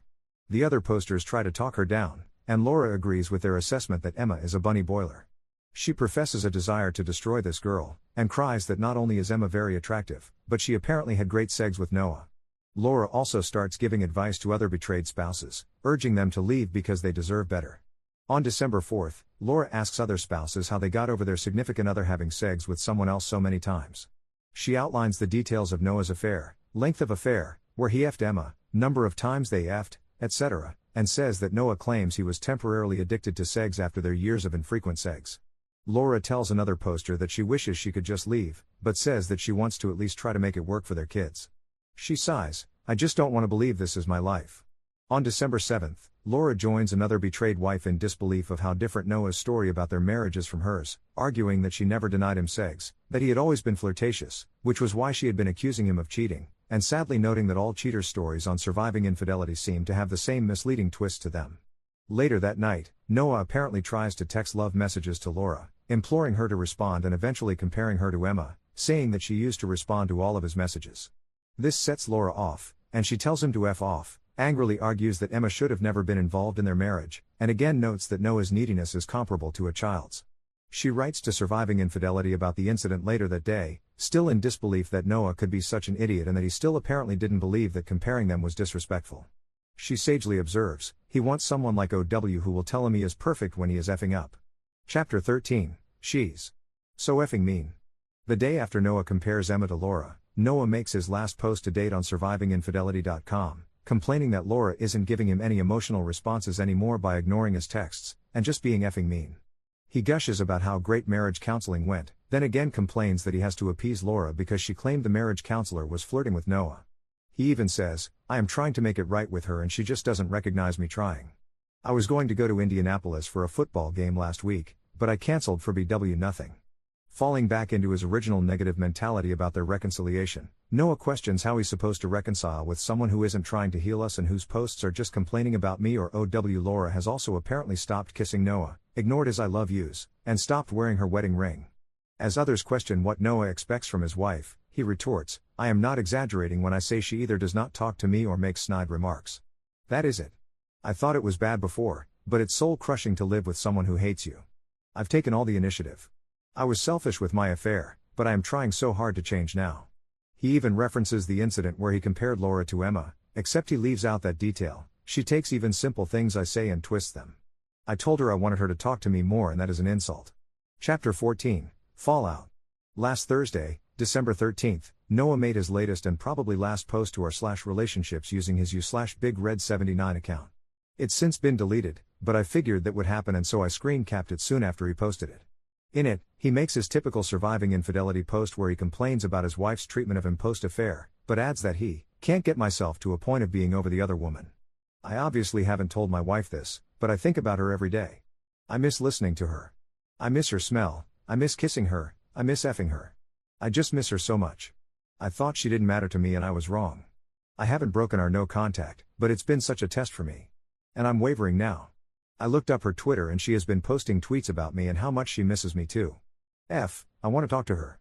He again blames his wife for his wandering mind, and asks Reddit for advice on how to deal with these thoughts.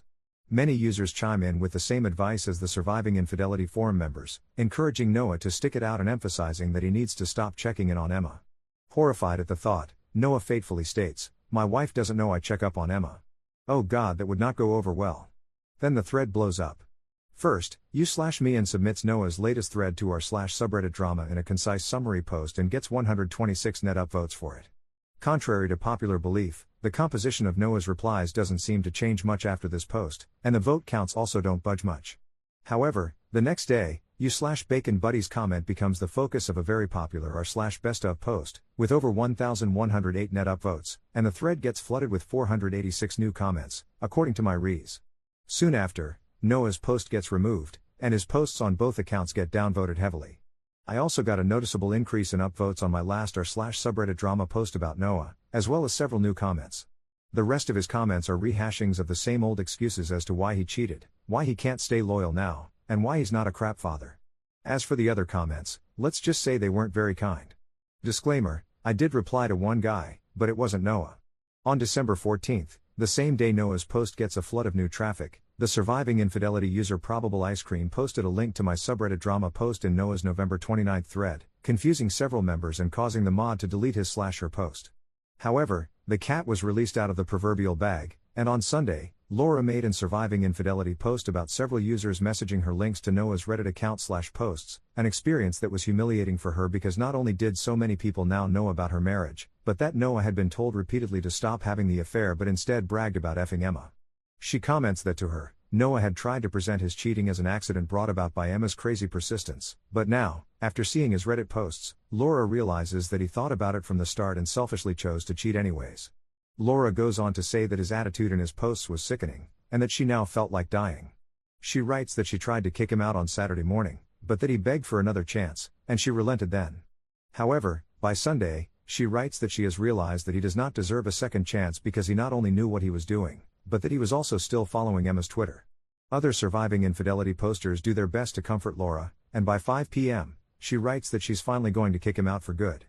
By 10:56, Laura updates that he has gone from their home, and that she has steeled her resolve to rid herself of this cheater, calling Noah a pathetic loser and Emma a special type of BTCH.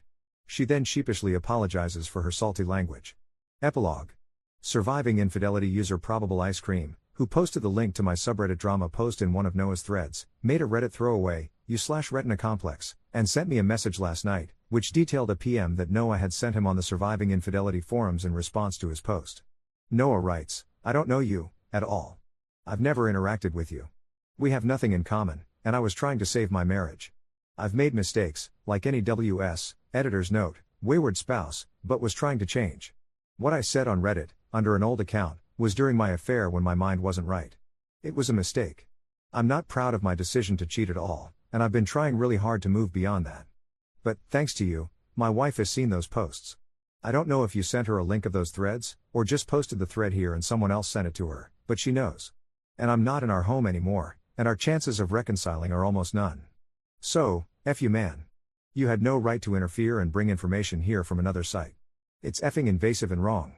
We have a family together, and it's broken now, and you are at least partially responsible for that. To link to the one post that puts me in the worst light possible. I've been trying to get that thread deleted on Reddit to no avail. Why? What did you get out of this exposure?" And so ends this cheater's tale. Thank you, dear readers, for following this unexpectedly long saga, and a special thank you to those of you who tipped me periodically about Noah's newest posts. You guys help make subreddit drama great. Thank you. Story 3. My wife snapped at our son for correcting her when she made a mistake teaching our daughter math, refuses to apologize for telling him to shut up, and now isn't speaking to either of us after I said I'd lose respect for her if she didn't own the mistake. Posted by u/technicalhousing97. My wife and I have 3 kids. Thursday, my wife was helping our 9-year-old with her homework. She was supposed to fill in a chart with the times tables. That was a hectic day. Our 4-year-old threw up, and I was trying to clean him up, and my wife was having trouble getting our 9-year-old to focus on what she was doing because she kept looking at me. Our 9-year-old hates math and is pretty bad at it, which annoys my wife, who is usually fantastic at math.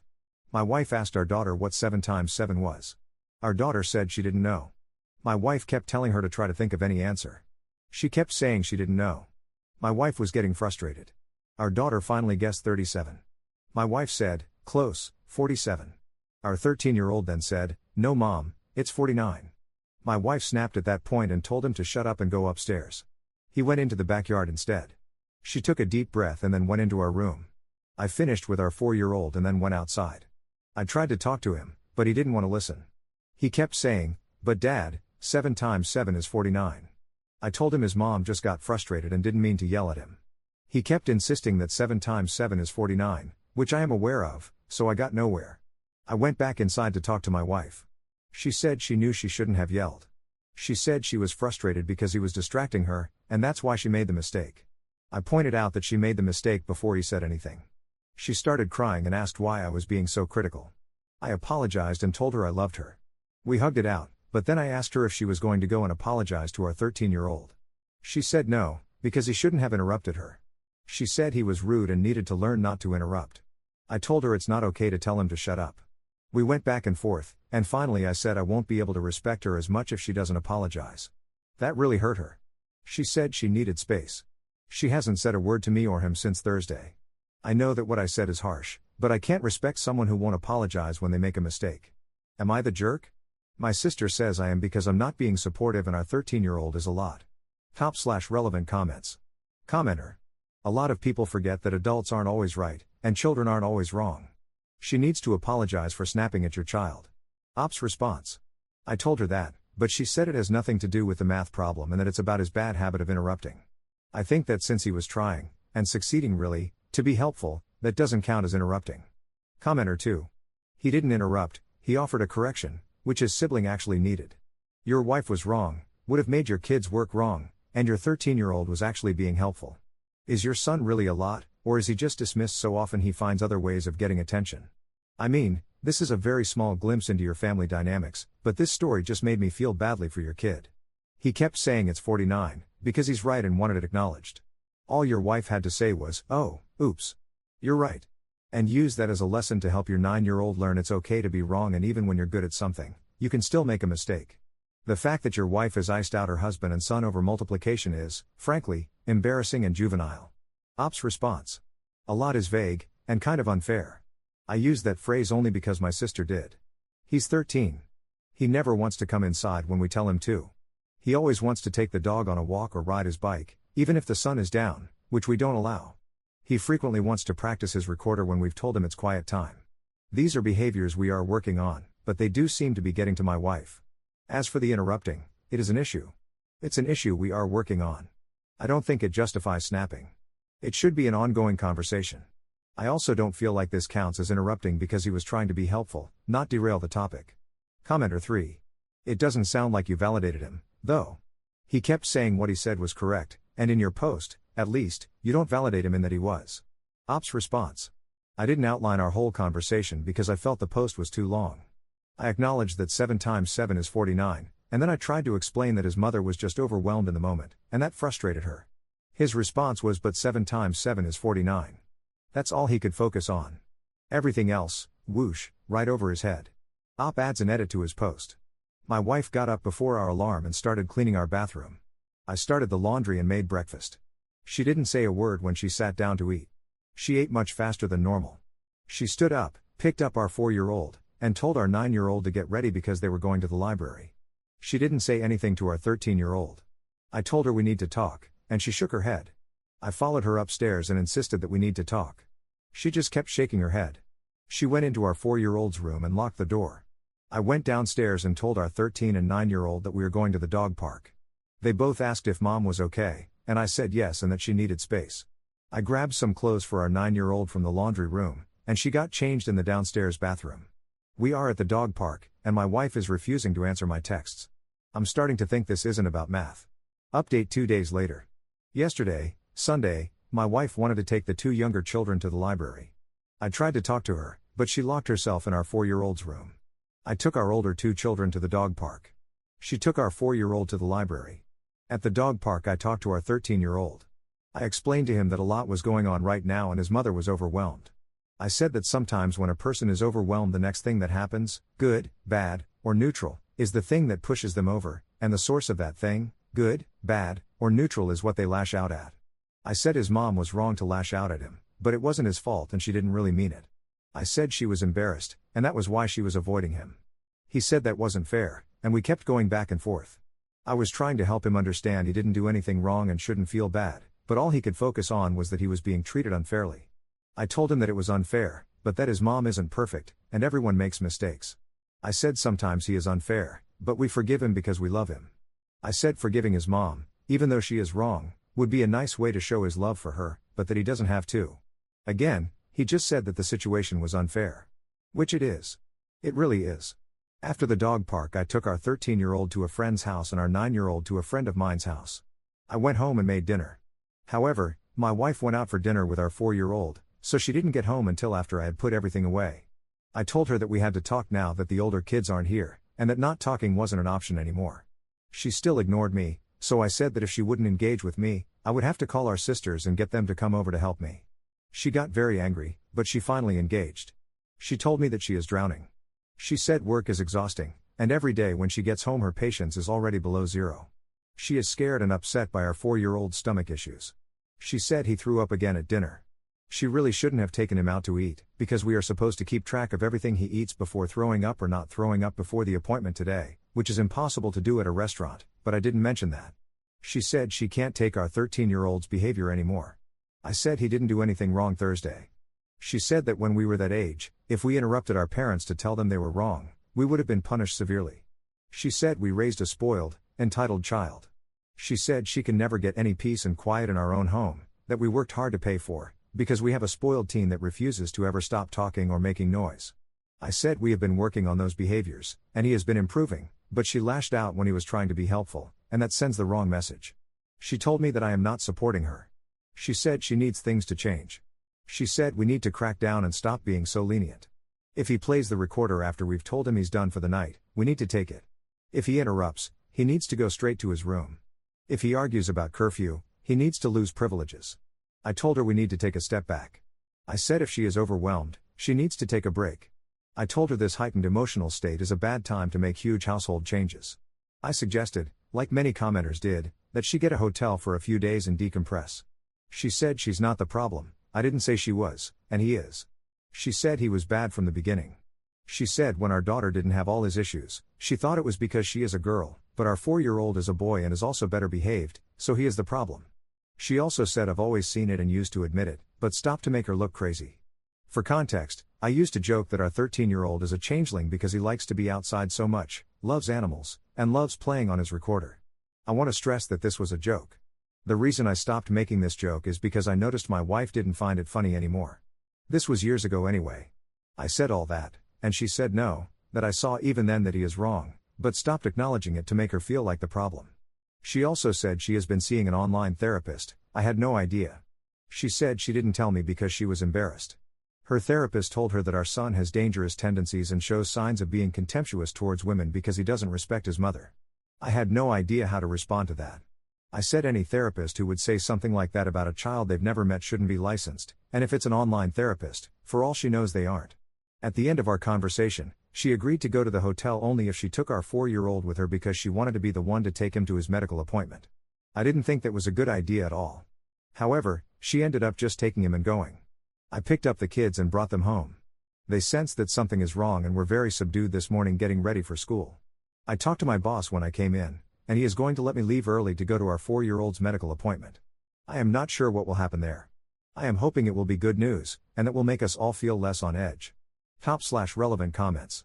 Commenter. Your wife should not be left alone with your children right now. Your wife should not be left alone right now. Can you get any family to help you? Maybe there's someone who can help you get through to your wife? Ops response. That's a double-edged sword. The thing my wife is most sensitive to is public embarrassment. Once I cross the line of involving other people, she might not be able to forgive me. I spoke to my sister initially, and my sister actually sided with my wife. My wife doesn't know I spoke with her.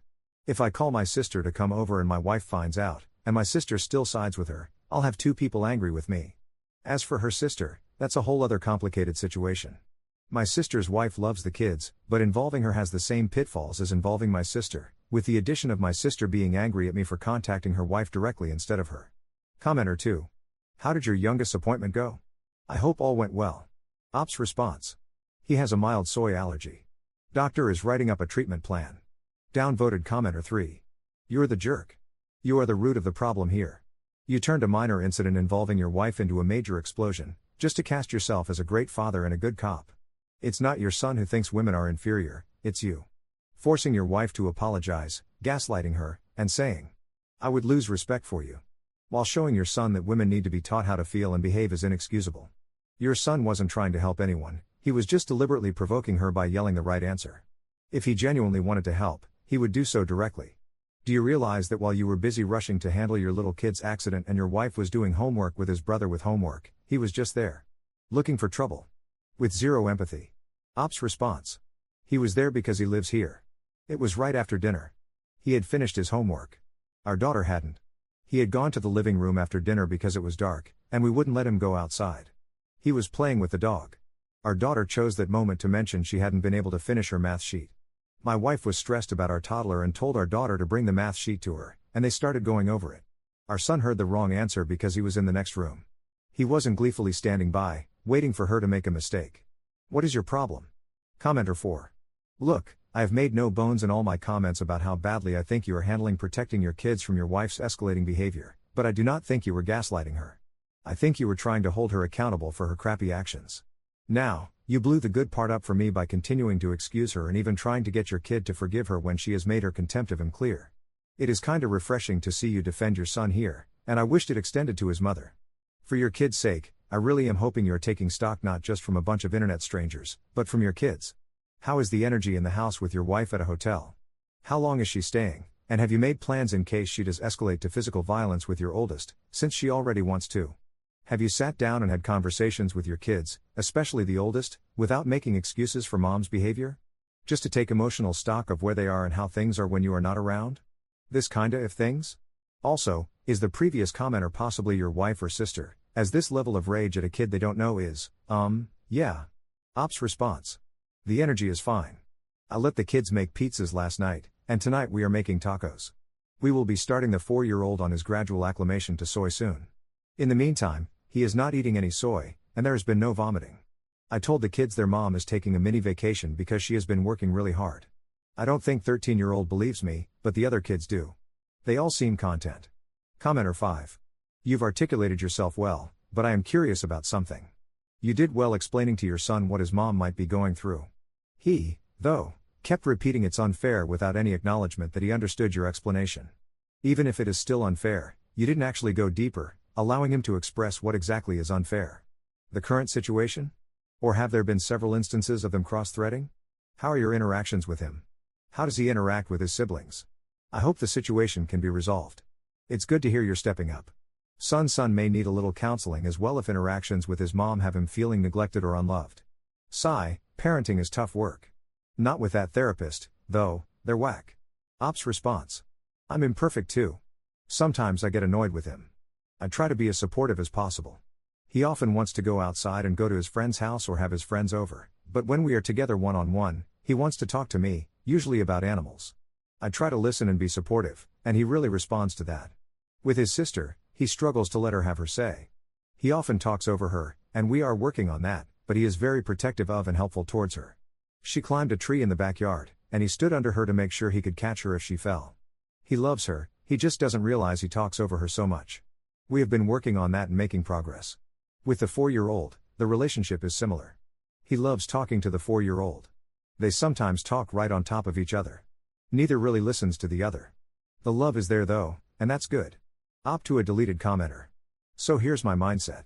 Our son is a normal teenager. There are no perfect 5-star 13-year-olds out there. Sometimes he is really annoying. However, like all good parents, we have been working on reinforcing boundaries and setting expectations, and it has been yielding results. The interrupting and arguing have gone down. Have they disappeared? No. But they have improved. However, if we yell at him when he isn't misbehaving, all of our efforts to set boundaries will go out the window, because he'll have seen he gets yelled at even when being good, so why not be bad? Let's say though, for the sake of argument, that I'm lying. I'm not, but let's say that. Let's say he's a terror. Yelling at him when he's trying to be helpful won't make that better. It will make it worse. Those are the behaviors we should be encouraging. I'm not a hypocrite. I have raised my voice with him in the past. We were driving, I was trying to focus on finding an exit, and he kept wanting to talk about the domestication of horses. I really needed to find this exit. I told him to wait. He stopped for a second and then started again. So I yelled at him to be quiet until I found the exit. Once I found the exit, I apologized for yelling. I'm just asking my wife to meet that same standard we've always had in place. We should be examples to our children. If we make mistakes, we should apologize, even when they are being annoying. Otherwise, they will treat other people, including us, with the same disregard we treat them. Side post 1 day later. Op made a post in our /neurodiversity that was titled, "Should I have my child reevaluated?"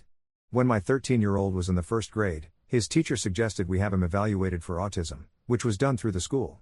The psychologist who evaluated him said that he did not have autism or any other neurological condition.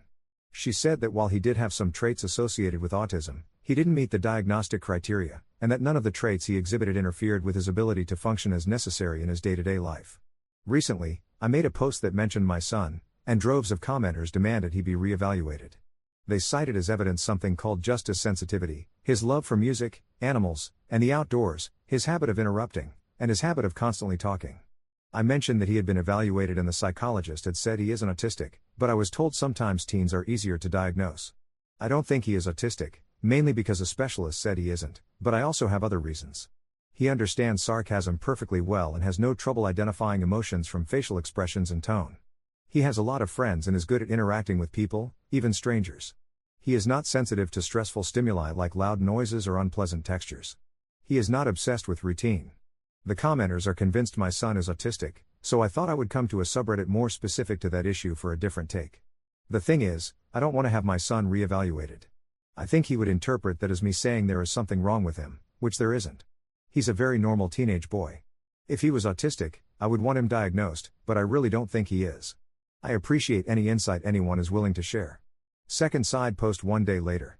Op made a post in our /relationships that was titled, "How do I convince my wife not to quit her job?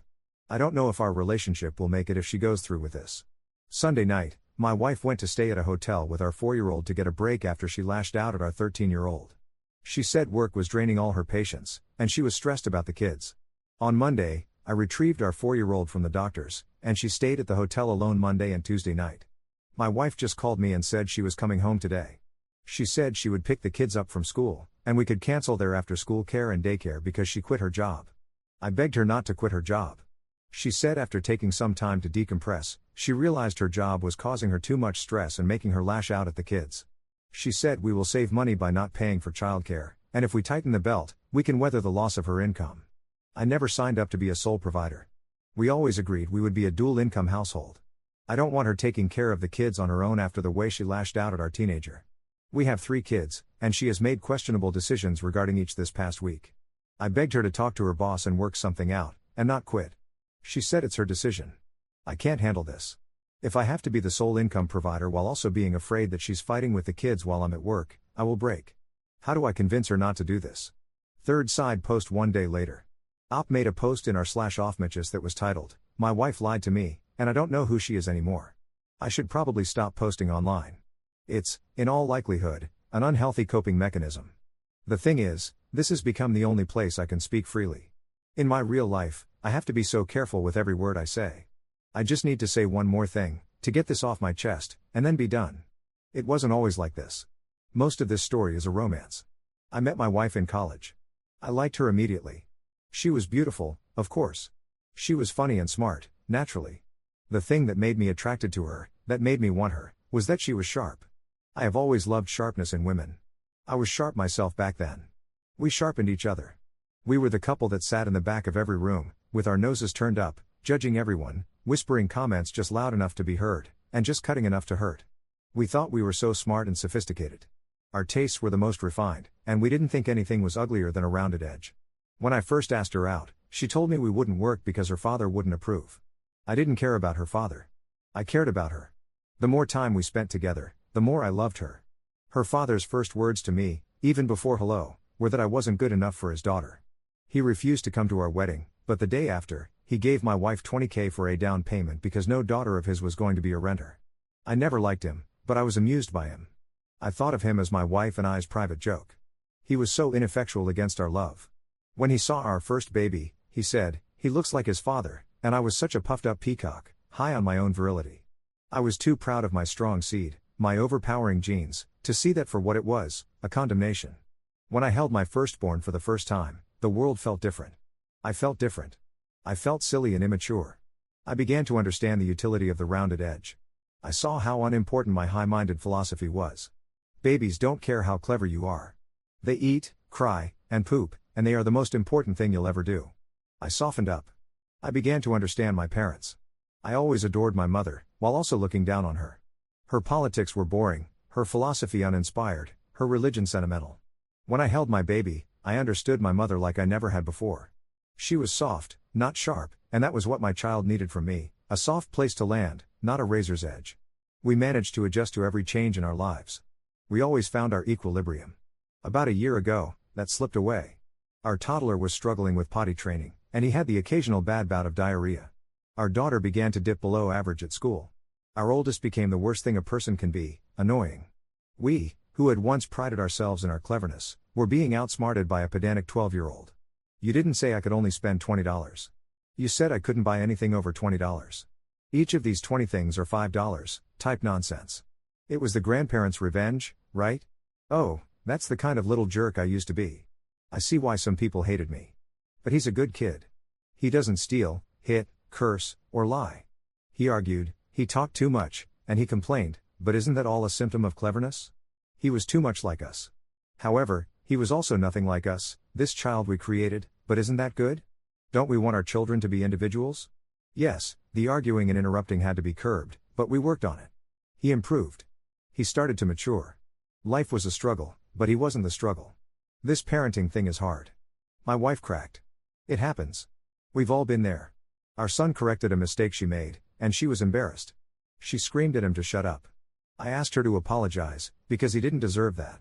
She shut down. She told me that she was overwhelmed. I get it. I'm overwhelmed too. I think I've been overwhelmed for a long time and just refused to acknowledge it. I told her to take a break. She took a break. My wife, who I have always trusted, lied to me. She said she quit her job. That was a lie. She did not quit. She was suspended, and she will likely be fired on Friday or possibly next week.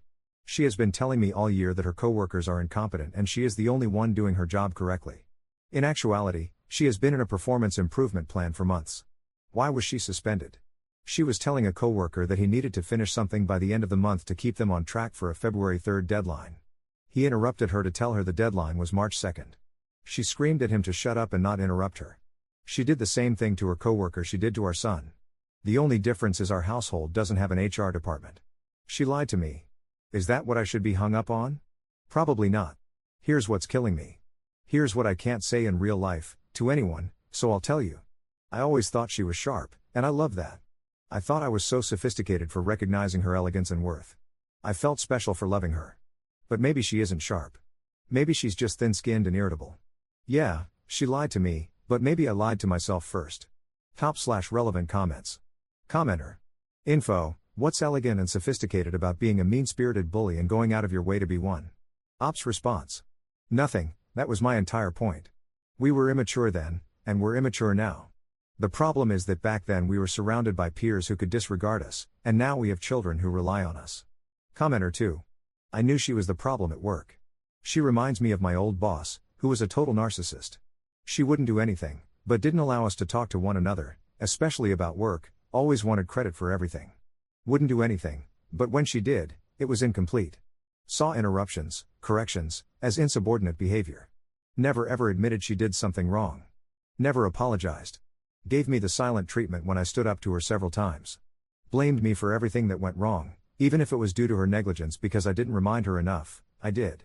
I went to another department. She didn't show up on my last day, she was sick. She's still there making everyone miserable. I only know one person at work who likes her. Everyone else has told me unsolicited how useless she is. She will never acknowledge her behavior, and if this is your wife, run before she destroys your whole family and every friendship you have. There is no cure for those who won't admit they have a problem. I was in therapy since my problem started with her. The major reason was because I felt like I was always walking on eggshells and had to constantly not react to her bullying behavior. It's exhausting. Get help and give her an ultimatum or divorce. Zero tolerance. Ops response. I was shocked when I found out the truth. One of her coworkers is dating an acquaintance of mine, and got my number that way just to call me because she was so worried. Everything my wife told me about work was a misrepresentation. My wife told me she was frequently being forced to talk to clients, even though that isn't her job. It turns out everyone is supposed to talk to clients that have questions about their part of the project. The person my wife claimed was supposed to talk to clients is just the one that answers calls and directs them to the appropriate person. Sometimes that appropriate person is my wife. My wife was frequently lecturing the person who answered the phone and telling them to find the information in the project documents and talk to the clients instead of bothering my wife. That's why she was on a performance improve plan. Opt to another commenter. I love my kids more than anything. This isn't as easy as you're making it out to be. What if I make her angry and she snatches the younger kids and runs? What if I divorce her and she gets partial or even full, now that she's soon to be unemployed, custody? This is a delicate tightrope I'm walking. I do love her, but my love for her isn't the only reason I'm hesitant to do anything that can upset her further. Opt to another commenter. I'm wary of therapy after my wife's therapist said our kid is evil. Commenter 3. Your wife hasn't gone to therapy. As a provider, I highly doubt she went to one because no ethical provider would say something like that. You all need to be participating in therapy. You met and bonded with your wife over being mean to others. Neither of you has ever been a kind person, and you did the worst thing possible. You brought children into your dynamic who are now targets. The only difference is that you recognize that to a degree. But you also seem very emotionally stunted, and you are using your ability to intellectualize to cope. It's only causing you to avoid seeing the truth. Your wife is and has always been like this. She's just dealing with children who won't back down and submit to her meanness or need for superiority, and she can't handle it. She does need mental health support, but based on everything you've shared, she may not get it or participate. Focus on getting yourself and your kids into therapy, talk to a lawyer, and consider what's best for the kids. Ops response. It turns out my wife's therapist is a real therapist. I found out which therapist she is seeing. The therapist is online and based in a different city, but she is licensed in our state. She has mixed reviews. Some of her patients think she is great. Some think she is horrible. I found one review that said, "She's crazier than me. But she is real." Up to another commenter. "She's actually at my sister's. When I found out she lied to me, we had a huge fight. She left to go to my sister's while the kids were sleeping. I had a few too many beers and wrote the above crazy post. So yeah, the kids are with me, and she's with my sister. My sister's wife texted me to give my wife space because she's not in a good place, which I find to be a huge understatement." Second update 5 days later. TLDR, our 13-year-old corrected my wife when she got a math problem wrong. My wife screamed at him to shut up. I asked her to apologize, and she didn't talk to either of us for 3 days. At that point, I demanded she talk to me, and we had a fight where she blamed our 13-year-old for everything. She took our 4-year-old and went to stay at a hotel last Sunday night. I retrieved our 4-year-old at his doctor's appointment the next day. She stayed at the hotel alone Monday and Tuesday night. Wednesday, she told me she quit her job. She did not quit her job. A concerned coworker of hers reached out and revealed the truth. She was suspended for yelling at a coworker to shut up. She picked the kids up from school and daycare Wednesday. After they were asleep, I confronted her. We fought, and she went to stay with my sister. With my sister's influence, she called her boss and managed to work out a compromise where she won't be fired and can have some mental health leave. She didn't see the kids all weekend, even when my sister picked them up Sunday to take them to a party. She is back home now. So here's where the update starts. I had our 13-year-old evaluated by a child psychologist like so many Redditors suggested. If you learn anything from my experience, learn not to take medical advice from Reddit. Our son is not autistic and does not have ADD. The psychologist said the only thing he comes close to meeting the diagnostic criteria for is anxiety, but based on their discussion and the paperwork I filled out, she's confident those symptoms come from external stressors, not an anxiety disorder. My wife came home after work, and when our son arrived home from his friend's house, she did apologize to him. He forgave her, and they hugged it out, but it was an awkward interaction. Afterwards, he went outside to play with his new harmonica. My daughter doesn't have a learning disability. I talked to her teacher. Her math skills are average for her age group according to the teacher. The teacher suggested that if she is struggling to do the math work at home, it is because she feels pressured. I ended up telling her that she can do the work in whatever time frame she wants, and she can have her brother check it for her, so neither her mother nor I will know if she made a mistake. She seems happy with this new arrangement. I think my wife and I were too critical in our eagerness to encourage her to work hard and do well, and I accept culpability for that. Our 4-year-old is allergic to soy. Since I stopped feeding him anything with soy in it, he hasn't vomited once. He will soon be reintroduced to soy in very small doses to acclimate him. He is doing much better, and this has relieved a huge source of stress. As for my wife, as I said, she apologized to our son. She said talking to my sister helped a lot. She told me the reason she has been so overwhelmed and she lashed out was the realization that we aren't going to have another kid and the 3 we have are it. She said she is worried that our kids are spoiled and soft. She said she wants our kids to bypass their peers, and she doesn't see that happening right now because they are too undisciplined and unmotivated. She said some of her dad's parenting might be what they need. I told her I would never be okay with that, and that would be a deal breaker for me. I also told her I don't see how anxiety about the kids caused her to lash out at work. I said that I think she is frustrated by the fact that she can't control people. She said that's unfair, and I apologized but also said I think that an issue similar to what I said is the likely culprit. We agreed to a compromise where she tries to relax until she leaves for her trip with my sister. If she feels she is getting stressed out, she will leave for as long as needed. We will talk about parenting strategies again after she gets back. I have hired a lawyer and didn't tell her. If she again tries to insist that we go full authoritarian on the kids, I will raise the possibility of divorce. I love my wife, but I owe it to my kids to put them first. Top/relevant comments. Commenter. By chance, is your wife's insistence on your children being ahead of their peers a cultural issue? I'm glad you found out the cause for your youngest vomiting issue. I was going to suggest reading up on CVS. My son has it, and it took years and so many tests to get his diagnosis. Op's response. I don't think it is. Her dad left his country and culture behind, and doesn't seem to have any fond memories of it. Commenter 2. But in another comment you said, my wife is mixed race. And our kids are mixed race. Me, I'm the boring one. But my wife's dad was mad she didn't marry a person of his race, something he also didn't do, but that's okay because he's a man and can marry a woman who isn't his race, but if his daughters do it, that's bad. So since my wife's sister married a guy of their dad's race, she feels like she's better than my wife, even though their dad also hates her husband because he's super religious, and my wife's dad hates that. Care to explain? Like if he doesn't like his country, culture, but wants her daughters to be married to the same country, culture? Op's response. I don't think there is an explanation, and if there is, I certainly don't know it. My wife's father grew up in Iran. He was disillusioned with Islam and the theocracy, and he loudly talked about it, so he had to make like a tree, if you know what I mean. He moved to America and met and married a white woman. Yet even after all that, he was still upset that his daughter didn't marry an Arab guy. Does that make sense? Nope. Does he care?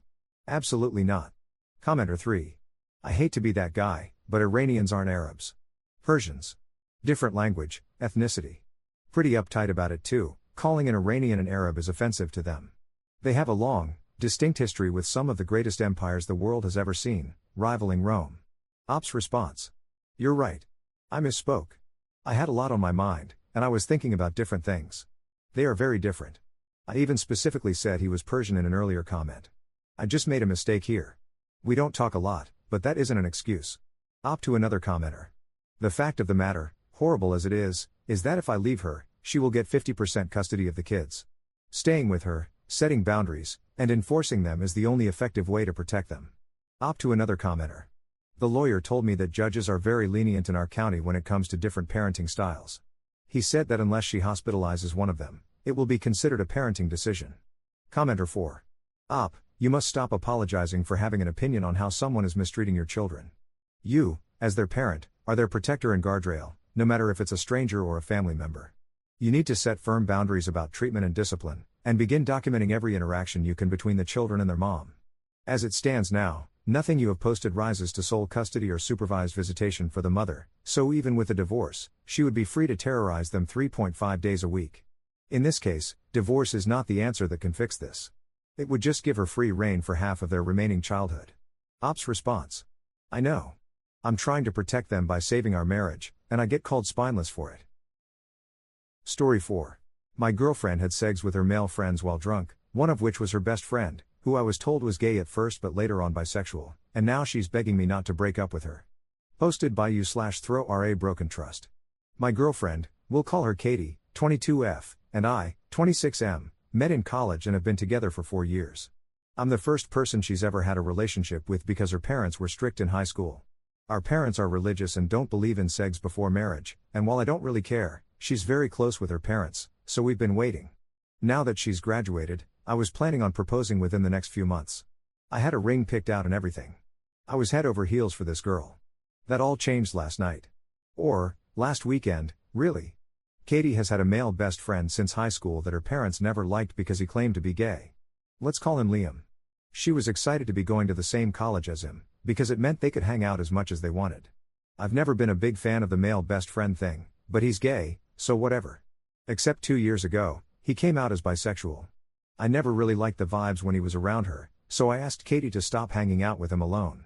She accused me of not being supportive of him and trying to control her, just like her parents.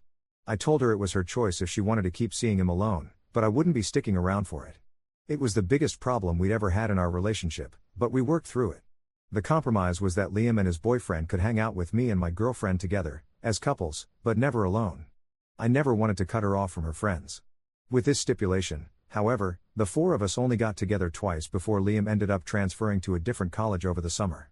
My girlfriend stayed in contact with them over Discord, stayed friends with both of them when they broke up, and formed a gaming server with them and some of their other friends. Most of these friends were men, but she assured me nothing funny was going on. Most of them even had girlfriends, she said. Last weekend was Liam's birthday party, and he invited her. Katie wanted to talk to me about it first, to make sure I was okay with it. She said she wanted to go since she hadn't seen him in 2 years, and it was only a 2-hour drive away. A bunch of her friends from the Discord server that she had never met in person before were going to be there, women included, and Liam's girlfriend would be there too. Since I had a weekend trip planned, leaving Friday, returning Sunday, I unfortunately wouldn't be able to go with her, but I told Katie I trusted her and had no problems with her going to see her friends. The problem started Saturday night.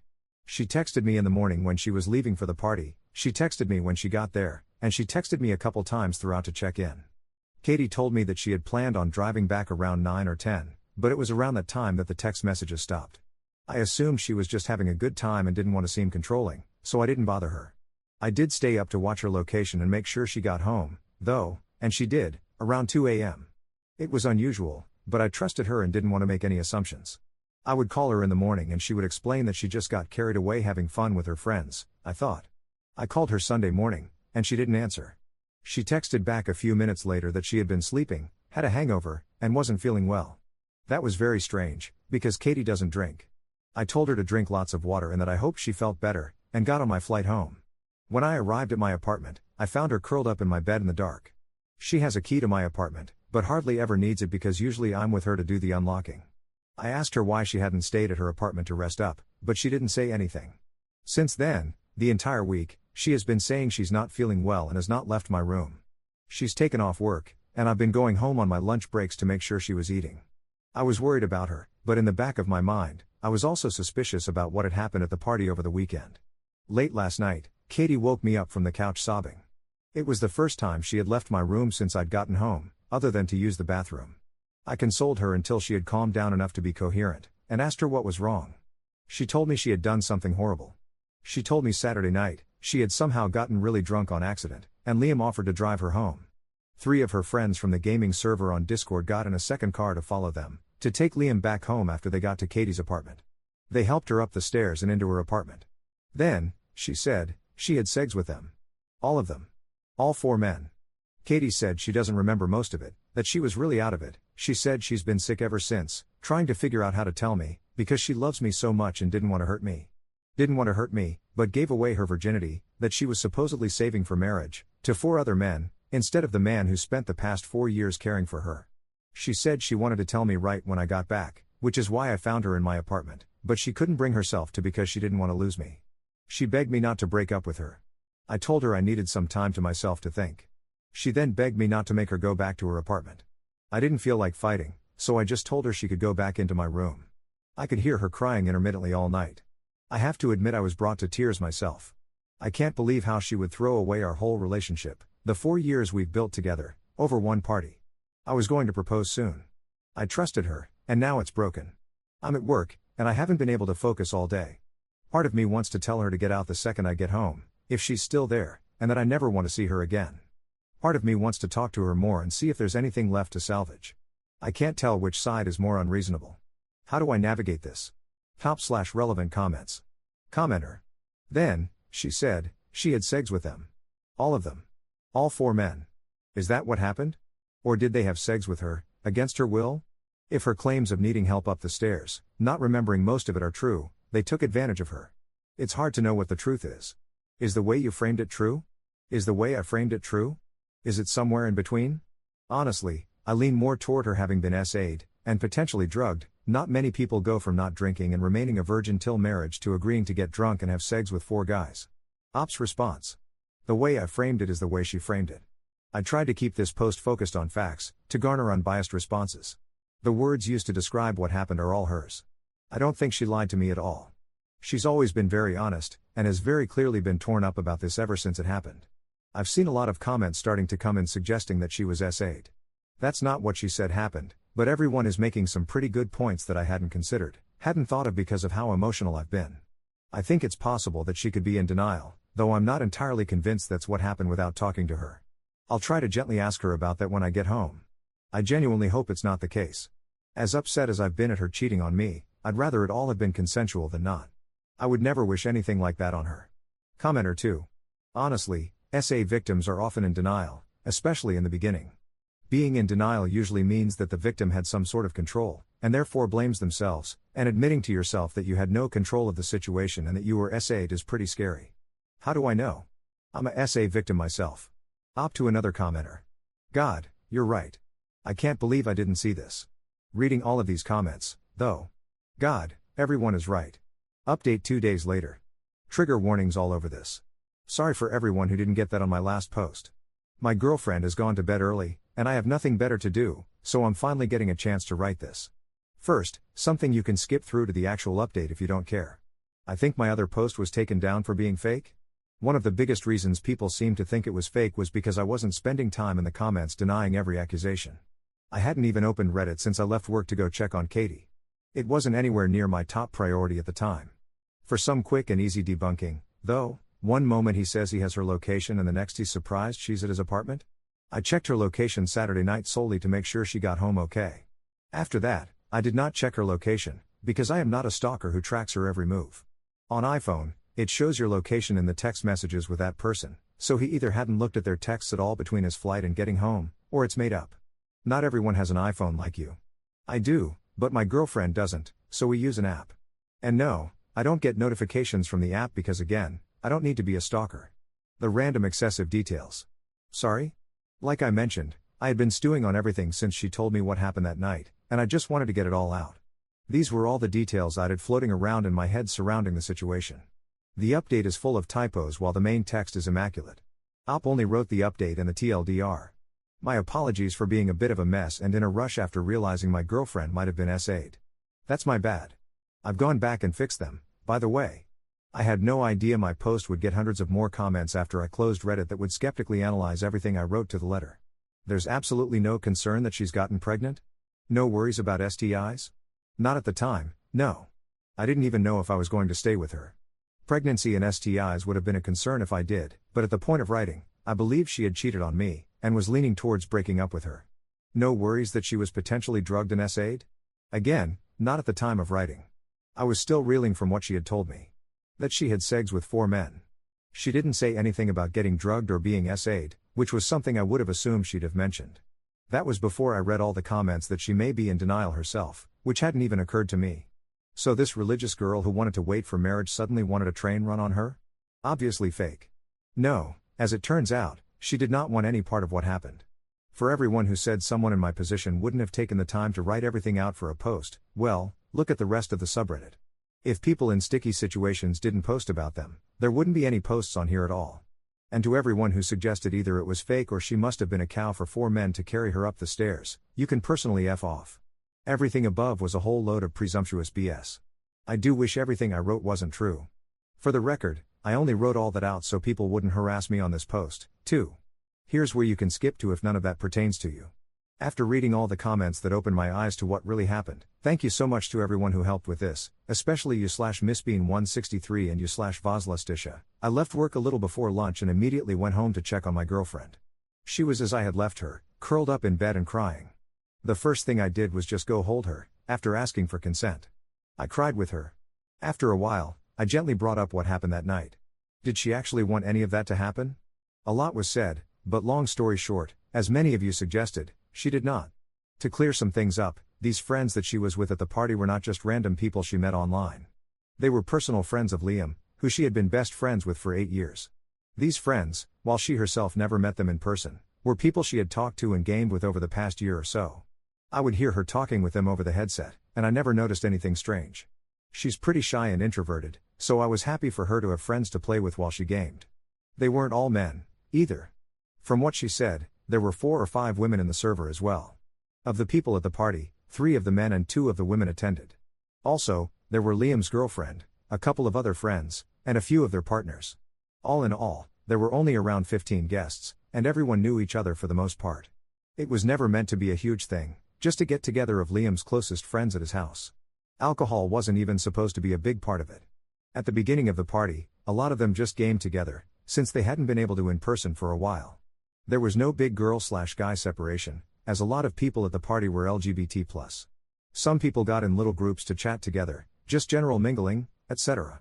About midway through the party, one of the guests poured everyone some mystery shots. Katie rejected it at first. Liam, however, urged her to, for his birthday. When everyone else heard she'd never taken a shot before, they all egged her on, too. It was just one shot. Liam insisted it would wear off well before time for her to head home. If not, she could just wait however much longer until she felt comfortable driving. She felt like she had to. From that point, things got a little less clear. There was more hanging out. There was more alcohol. People, she wasn't sure which ones, kept handing her drinks and insisting. She didn't want to ruin Liam's party, and she knew if nothing else, he would look out for her. She didn't feel right, but Katie said she thought he would have told her if something was wrong, and he kept telling her everything was okay. She remembers feeling really sick. She remembers seeing others passed out on the couch. She remembers Liam saying he wanted to personally take her home, driving her car, to make sure she was okay. He felt bad he had let her get so effed up, he said.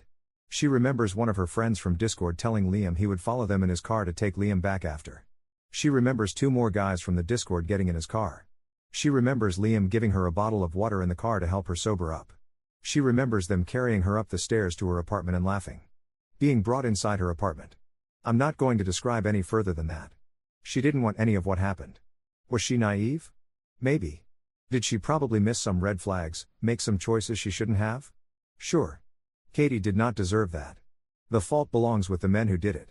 She didn't want to file a police report, and I'm not giving her an ultimatum, thanks to advice from you/needleworker-il2167 and you/lilac_homestead, as well as what should be common empathy. I've read up a lot on how horrific that can be, and I'm in full support of her decision. Of course, if she ever changes her mind and decides she does want to file a report, I'll be there for her through that, too. What we are going to do is see a doctor. Part of the reason Katie says she spent most of this time curled up in bed is that she has been in a lot of pain. She really doesn't want to be poked and prodded at down there, but after some convincing and assurance, she agreed. She's going to be seen on Monday, and also going to get pregnancy and STI testing, which we're equally worried about, done while we're there. Over the weekend, we've talked a lot. We've both cried a lot. There's been lots of hugs, and giving space when needed. I have opened up the curtains in the bedroom so she gets sunlight in there, at least. For anyone who is concerned, no, I'm not making her go back to her apartment. For the jerks who suggested it, no, I'm not leaving her, before or after her healing, to find someone who isn't damaged, and no, I will not be ratting her out to her parents. I'm taking the entirety of next week off to stay home and take care of her, go to as many doctor's appointments as needed, set up therapy, etc. I don't think I can ever make up for leaving her alone the way I did this past week. But I will be there for her through anything and everything that comes next, whatever that may mean. Again, thank you to everyone from my first post who helped me realize what an egocentric dumbass I was being. I hope this update helps everyone who is concerned. Katie isn't okay right now, but hopefully we can get there. Top/relevant comments. Commenter. I will say this before the comments get out of hand. You are one stand-up guy. As a male SA victim, thank you for taking care of her and not giving her ultimatums.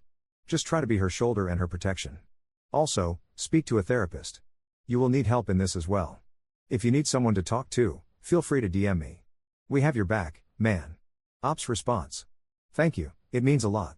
Looking back at my original post now, and even just having to type in that title again for the update, I can't believe how ignorant I was. I don't think I'll ever stop feeling guilty, but I don't think I really should. I can only do my best to imagine how she's been feeling through all of this. Therapy for myself, I hadn't considered, but I'll look into it after things settle down with my girlfriend. And thanks for the offer to DM, I might have to take you up on that at some point. Commenter 2. I'm sorry people are idiots, and I'm sorry your girlfriend went through something so horrific. Please make sure she gets to talk to a therapist or some kind of survivors group. It's going to take her a long time to process this, and it is going to be painful. She absolutely needs to know she isn't alone in this. Ops response. Don't worry, I'm already looking into that sort of stuff for her, and I've let her know that I'm not going anywhere either. The hardest thing might be leaving my apartment, but we'll tackle that tomorrow. Thank you for your support. Downvoted commenter 3. She doesn't want to file a police report. So the jerks can go and do it to someone else, I guess.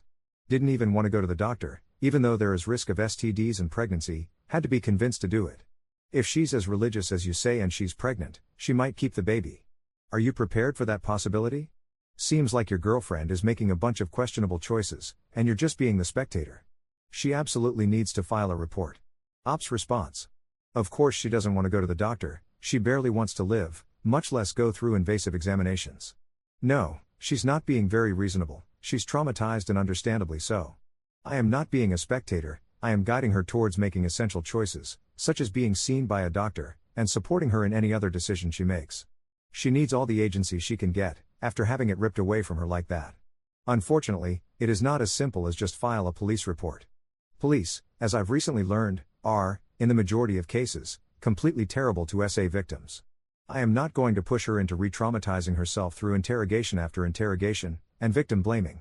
Opt to a deleted commenter. Of course she's cutting ties with them. She never wants to even have to think about any of them ever again. She's been too scared to even leave my apartment. It's not like she's going to hop on Call of Duty and invite them to her game. Context clues, for F's sake. Commenter 4. There was a mention of a few other women in this Discord, and although the burden doesn't lie upon your girlfriend, I'm really worried, as somehow all these other women must be made aware of the sexual predators amongst them for their safety. But I can't come up with a way of informing them without disclosing the crime committed against your girlfriend. Ops response. I was so busy worrying about my girlfriend, I hadn't thought about them. I don't think Katie has even been on her phone at all since she got to my apartment, so I don't know if anything has been mentioned or said by Liam or any of the others. I'll try to gently bring it up in the morning. Those women are her friends, too, and I'm sure the last thing she would want would be for the same thing to happen to them. I don't know. I'll try to help her figure something out. Second update 6 days later. Today is the first day I've gone to work since I made my first post. This is what's happened since my last update. Sorry if this is hard to read, I haven't been doing well myself. As with my last update, please be aware that I'm writing about very sensitive topics here. Trigger warning for this entire post. After talking to her and bringing up some of the points made by commenters in my last update, Katie decided she did want to get a essay kit done, just in case she ever wanted to make a report in the future. As such, I went by her apartment solo before our hospital trip to grab her clothes from that night, as many suggested on my last post. The place was a mess. One of her tables was broken. There was blood on the bed. Her clothes were torn and scattered about. It was no wonder she hadn't wanted to go back. I took pictures of everything, just in case. We got to the first hospital early in the morning, hoping we wouldn't have to wait super long. We ended up only having to wait around 2 hours, which wasn't terrible. I brought my Switch for Katie to play Tetris on in the meantime, thanks you/Spoink74. It seemed to help take her mind off things, at least. From there, though, it was all downhill. After we were moved to an exam room, the nurse asked the usual intake questions, and then made Katie recount every detail of what had happened, to the best of her recollection, while she just sat there and looked bored. Occasionally, Katie would choke up, and the nurse would tell her to go on in an annoyed tone. The nurse left, we waited for around an hour, and then the doctor came in and did the same thing. Half an hour later, the doctor returned to tell us that they didn't have any essay kits at that hospital. We would need to go to a different one, over an hour away. So obviously, after that, Katie was pretty distraught. We had to wait another half hour to receive her discharge papers and be able to leave, and by that point she was ready to just go straight home. We did go to the second hospital, though. By the time we got there, it was the afternoon, we stopped for lunch on the way, and things were looking pretty packed. We had to wait over 5 hours to be put in an exam room, and another hour to be seen by the nurse. This nurse, again, had Katie recount the incident in excruciating detail. He would ask questions for clarification, and become irritated if she couldn't answer. Someone else came in half an hour or so later to tell us that they couldn't perform an essay exam because too much time had passed. She could go to a police station to make a report herself if she felt inclined to. They could still check her for injuries and test her for STI/pregnancy if she wanted. I'm not going to go into detail here, but they found some pretty severe bruising, abrasions, and fissures that definitely explained her pain. That exam in and of itself was traumatic all over again, really. The doctor was very insensitive, didn't seem to understand the gravity of the situation, and kept making jokes throughout. Ouch, that must have hurt. Unfortunately, all they could do for that was give her some topical pain relief, though she may have to get surgery if it doesn't heal on its own.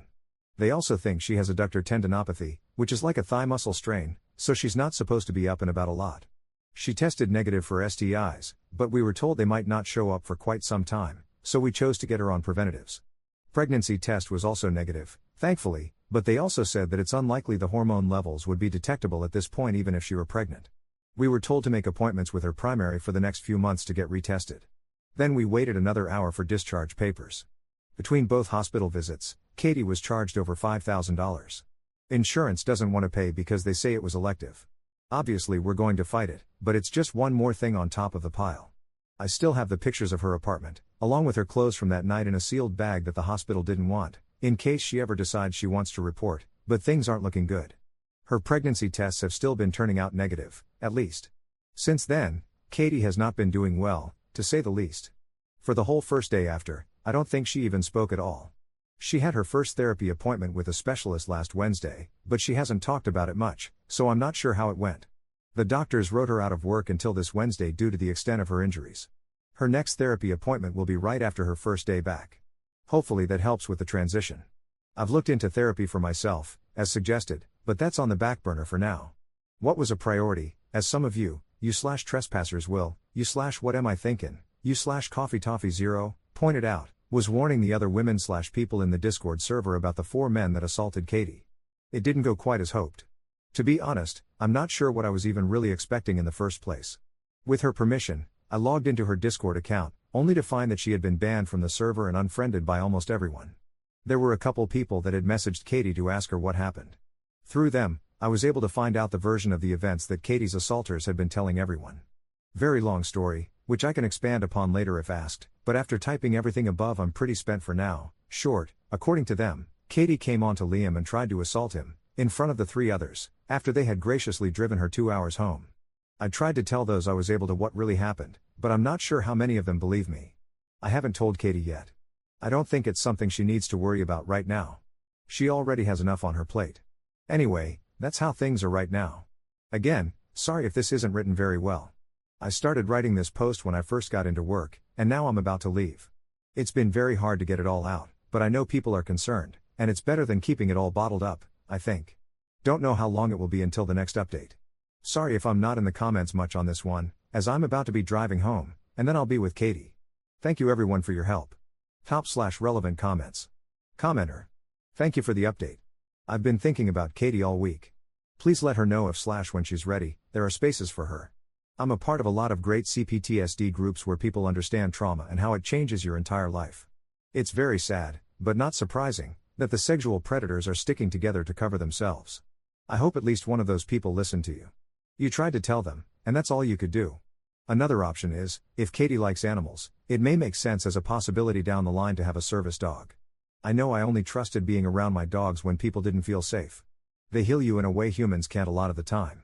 That might also be something that makes her feel protected too. I'm so sorry she's going through this, and you too. I don't know if it would be worth it to share those pictures with some of the women that did message her or the hospital report. Maybe legally that's unwise. I just hate that the jerks got to lie about that. This Wednesday sounds way too soon for her to go back to work, unless that's something she wants to keep her mind occupied? But an extended medical leave seems like a reasonable request if she wants that. Ops response. I know, Wednesday feels way too soon for me, too. But by this point, she's already missed over 2 weeks of work, and since she's only been with the company for a few months, it's more likely they'd fire her than grant her leave. They're already upset about her being gone as long as she has been. We talked about her just quitting her job for however long she needs to recover, as I do make quite a bit of money at my job. It'd be really tight, though, since I'd be A, covering her rent until her lease ends in the next couple of months here, or B, paying 3 months up front to end the lease early. We wouldn't have money for therapy, which she desperately needs, not to mention any necessary treatments that may come up. Additional info from OP. I have, a few people messaged me about it as well, thank you for letting me know. I tried responding directly to their comment, but I don't think my comment is showing up. Not sure why, maybe I'm shadow banned as the OP or something over there. I hope you/D38 sees my comment over here, because this is intended as a direct response. Would them being the ones to accuse her first not hurt her case? Yes, they lied about the assault, but who in this world is going to believe Katie over 4 men? And I've heard first times hurt, anyway, so why would her injuries, not just vaginal injuries, not be consensual? Obviously I know, but what's to prove it to other jerks? I'll give their full story here for context. Please let me know if you see any way I can spin this in Katie's favor. Trigger warnings for this. I'm going to be using fake names, again. According to them, Katie came on to Liam at the party. He turned her down because he had a girlfriend, and she was too drunk. When she kept begging him to sleep with her, he politely asked her to leave. That was when one of Liam's friends, and one of Katie's attackers, Marcus, brought up that she was way too drunk to get herself back home, and they should take the high road and escort her. Marcus and Liam were the only sober ones, so they decided Liam would drive Katie's car, and Marcus would drive his own car to bring them back. Allegedly, another friend volunteered to go in the car with Liam and Katie so they wouldn't be alone together, and then another one said he would go with Marcus to keep him from falling asleep on the long drive. By the time they all got to Katie's place, and because of the water they kept giving her to drink, Katie had sobered up quite a bit. Liam, thinking it would be fine since she wasn't drunk anymore, told his friend who had been in the car with them that he was okay to take her up alone, because he wanted to end their friendship in private after her behavior. It was there that, now allegedly sober, Katie pressured Liam into getting drunk, with the alcohol she allegedly had waiting in her apartment. The other friends, who had been hanging out in Marcus's car, thought he was taking too long to get back, and went up to check on him. That was where they said they found Liam trying to push Katie off while she was riding him. They pulled Katie off of him, and she yelled at them for being perverts for touching her while she was naked, and began throwing things. They tried to calm her down so they could get Liam and go, but she started saying that if they didn't let her finish what she was doing, she would report all of them to the police, saying they SA'd her. To which they all started pleading, because false SA accusations can ruin a man's life. They knew they couldn't let her SA Liam, though, so one of them, Carter, said that if she left Liam alone, he would do whatever she wanted to her. Katie supposedly accepted this offer, and the others stayed to watch as witnesses, so she wouldn't be able to say anything happened that didn't later. They were all reportedly concerned for Katie, who to their previous knowledge had been a virgin, because she was asking Carter to be very rough with her. She insisted she liked the pain, and kept asking for more and more. Eventually one of the things Katie wanted was too hardcore, and Carter refused to continue. She started yelling at them all again that she would report them for SA, that everyone would believe her over them, but they had had enough and left. Sorry that was so long. I didn't want to leave anything out, in case it was important. There aren't any screenshots of the men involved telling this story, because from what I hear it was in a voice channel, but I do have the chats of people telling me what they said. Everyone seems to be very supportive of them. Former friends have messaged Katie vicious things. If all of them are fully believing this, what's to stop law enforcement from believing the same thing, if Katie were to report? Commenter 2. Hi Op, just checking on you. How is everything going in these last weeks? Any update on the police or the abusers? And how is your girlfriend doing with the new therapist? Op's response. Thank you for checking in. Sorry I haven't updated in so long. I haven't been able to bring myself to, it's not good. The police are crap, the therapists have been utterly unhelpful, Katie's having medical issues and lost her job, and her health insurance with it. She's pregnant. Of course, we only found that out after she lost her job, so we can't try to sue for discrimination or anything, not that either of us have the energy for that. We've both been facing some harassment, on top of everything else. I'll post an actual update when things are looking up, hopefully. I haven't had a second just to catch my breath as of late. Third update 4 months 3 weeks later. Op made a post in our /suicide bereavement that was titled, "This is the 20th day she's been gone. I don't know how to do this. Things were bad. She was in therapy. It was going well, from what she told me. I shouldn't have gone to work. I should have stayed home with her. I didn't think this would happen. There's empty space now where she used to be, and I don't know how to do this anymore. How does anyone do this?" Editor's note. Op's last post was made in March 2025. He has not made any new posts since. Story 5. I recently moved into a new area, and my crazy neighbor tried to lie to me that she and her kids had unlimited access to my hot tub because that was the neighborhood's rules. When denied, she did it anyway, then tried to steal all the water away, then poisoned the water when I kicked her out. Posted by you/desperate_earth_6763. I just created this account because my friend suggested I post here and maybe get some advice too. I don't know how to format for Reddit, but he said to make sure that I did. I live on a large property with a small house in the front. There are many small hot springs in the semi-rural mountain area that I live in, with many used by homeowners in their backyard. Many are piped indoors, but some have hot tubs built around them. I happen to have an active one in my backyard. Picture an in-ground hot tub being fed in from the hot spring, near my left neighbor's house. I'll call her CN for crazy neighbor. A small stream runs through the far backyards of the neighborhood and is used for gardens and little nature areas that everyone on the street enjoys. I have my small fruit/pepper garden watered by this stream and take really good care of it. For some visualization, it has a good amount of water flowing down, and everyone on the street uses it in some way. My right neighbor, who's a really chill dude, who I'll call Jay, has small pools he made that are fed by the stream, and 2 neighbors down has a garden similar to mine. Now on to the actual story. When I bought the house, the previous owners were sued by CN, her claiming that the land was rightfully hers. I don't know the details of her argument, but it was thrown out, as far as I know. The previous owners warned me of CN and not to engage with her family. When I moved in, CN's kids, I'd say probably 8, 9, and 10, brought over cookies and welcomed me to the neighborhood. I thought that the previous owner was exaggerating as they seemed sweet. I invited CN and her family to a small barbecue, and they accepted. The second that they got in the house, CN started to explain the rules of the neighborhood. I thought it was pretty normal, like to not play loud music after 9, keep your car in the driveway to keep the street uncluttered, etc., common sense rules, until she got to some rules regarding the stream and the hot springs. She said that kids were allowed in all parts of the stream, in private backyards, and that everyone could use each other's hot springs. I have the only hot spring on the street, so I was surprised by that. I interrupted her and told her that I wasn't comfortable with those, and she scoffed, saying that all neighbors were fine with it. I told her that I still wasn't comfortable with it. She ignored me, continuing with some questionable rules. The rest of the night was fine, but I felt like I wouldn't want to do it again. I talked to some neighbors across the next couple of days, who all told me to steer clear of CN and that her rules were BS. I went over to CN's house and told her that I had talked to the other neighbors and that I wasn't comfortable with anyone being in my backyard without my permission. She scoffed and said okay. I had a lunch with Jay, and he told me who CN was, a serial suer with her lawyer on speed dial to get whatever she wants. CN had sued a small chain pizza place in town into debt for having peanut oil on her pizza when she was allergic to it.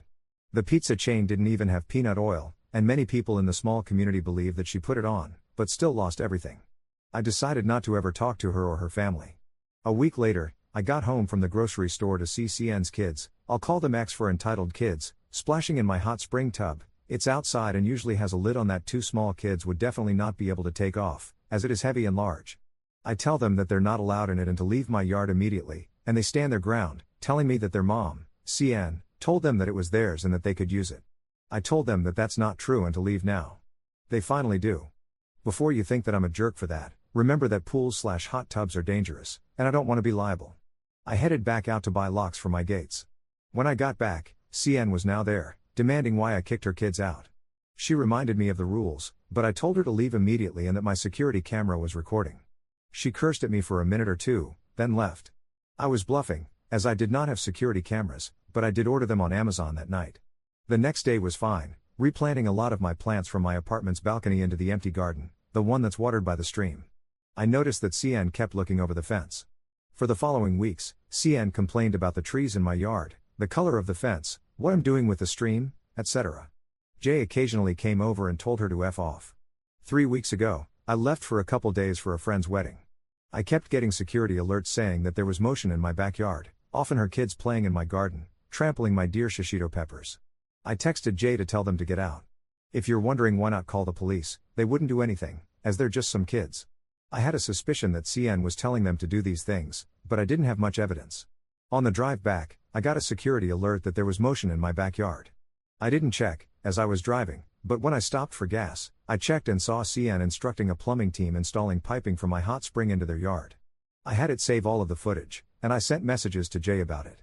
Jay told them that they weren't allowed to be doing that, but since it wasn't his house, they didn't listen to him. I called the police, and they went, but they had already installed the piping. The team was just leaving through the gate, with a broken lock on the ground, when the police showed up. They said that they had been hired by the homeowner. The police waited for me to get there while talking to the team of workers, and I told them that I was the homeowner and that I hadn't paid them to do it. They looked confused. I went with the police into the backyard, and I started ripping the unsecured piping out with a crowbar. CN starts shrieking from her yard and puts her head over the fence and starts yelling that I'm destroying private property, and that she would sue me. CN then says that she has a contract with the owner of the house to have my hot spring water. The police are now confused. She shows a contract that read that she was paying me $2 per month in exchange for the water. CN won't give it to me so I can look at it, only waving it around in the air. The police eventually leave and warn me not to destroy the piping. I ripped up the small pipe that connects to the source, as she's telling me that she'll see me in court. I contacted my lawyer, and she said that CN had no case, as she didn't know my signature, and it would be easy to prove it was forged. I still haven't been served by CN's lawyer, but I know that I will soon. In the meantime, I've been sitting in the hot tub for long baths while talking to myself loudly about how much I love it. Petty, but it made me feel good hearing the growls from across the fence. This is the final thing that made me post here, my garden wilting and dying at an unnatural rate. I heard a commotion out in CN's yard, and I peeked over and saw her slowly pouring a massive jug of chemicals into the communal stream, which goes down to mine. I don't know if it's herbicides, plant killer, or something like bleach. It doesn't smell like bleach, so I don't think it's that, but it's rapidly killing my plants. I haven't eaten any of the fruit/peppers since, as I'm worried I might get sick. I think that if I can get definitive proof of her doing it, I can maybe use it in court to prove how crazy she is. People swim in pools from the stream, so I warned Jay not to for the time being and told him to tell others. I know one neighbor removed her garden from the soil and moved it away from the stream just in case it got down to hers. I'm unsure of what I should do next. I don't think I live in a two-party consent state for video recording, as it doesn't list it as one on the PDF I found. I might cross-post this into legal advice just in case. I do already have a lawyer, but it might be useful hearing free opinions from the internet. Update 4 hours later. Update 1. Jay offered to use a large drum in his garage to temporarily remove the water from the stream, and seeing your comments, I'm taking him up on his deal. All the neighbors down the street that I've talked to so far, 2 besides Jay, agreed. One who has 2 sons said that they might block off the start of the stream. It is a small outlet of a moderately sized creek. It will probably be blocked off, not that hard. Jay said that he can probably get the drum in place by tonight, as his dad can help. Jay also has a sweet dog and definitely wants to protect it. I am going to remove my plants from the soil nearby the stream. Also, for reference in size of the stream, it's about 1 to 2 feet across. Truly just a stream. There's lots of obstacles and things that would probably filter out, but we definitely still have to be safe. I'll update later tonight or tomorrow. Update 2, big news. The nice neighbor's kids dammed up the stream at where it starts. It's a couple pieces of wood, a branch or two, and a lot of small rocks. There's still a tiny bit of water flowing, but it's absorbed by the soil higher up before CN. Jay got the drum out, but we turned out not to need it. There's water still in the pools in his backyard, and we plan to do a water test. Apparently, pH tests are sold in a store just 10 minutes away, so I will head there as soon as I finish this post. Update 3, Jay's getting the pH test and an oxygen level test, but I don't know how oxygen levels would play into it. I'll look at responses and figure out what to do next. I will call authorities soon. Update 4, the water test, pH came lower than the creek water before CN's house, a full 0.9 lower. Nitrates a bit higher, dissolved oxygen significantly lower. That's the only real change between the two tests. I wonder if she just poured a lot of vinegar. I think herbicides do change pH, but 0.9 is quite a bit, I think. Second update 1 day later. Update 5, big update. The makeshift dam broke and water has been flowing down, but it's been slow.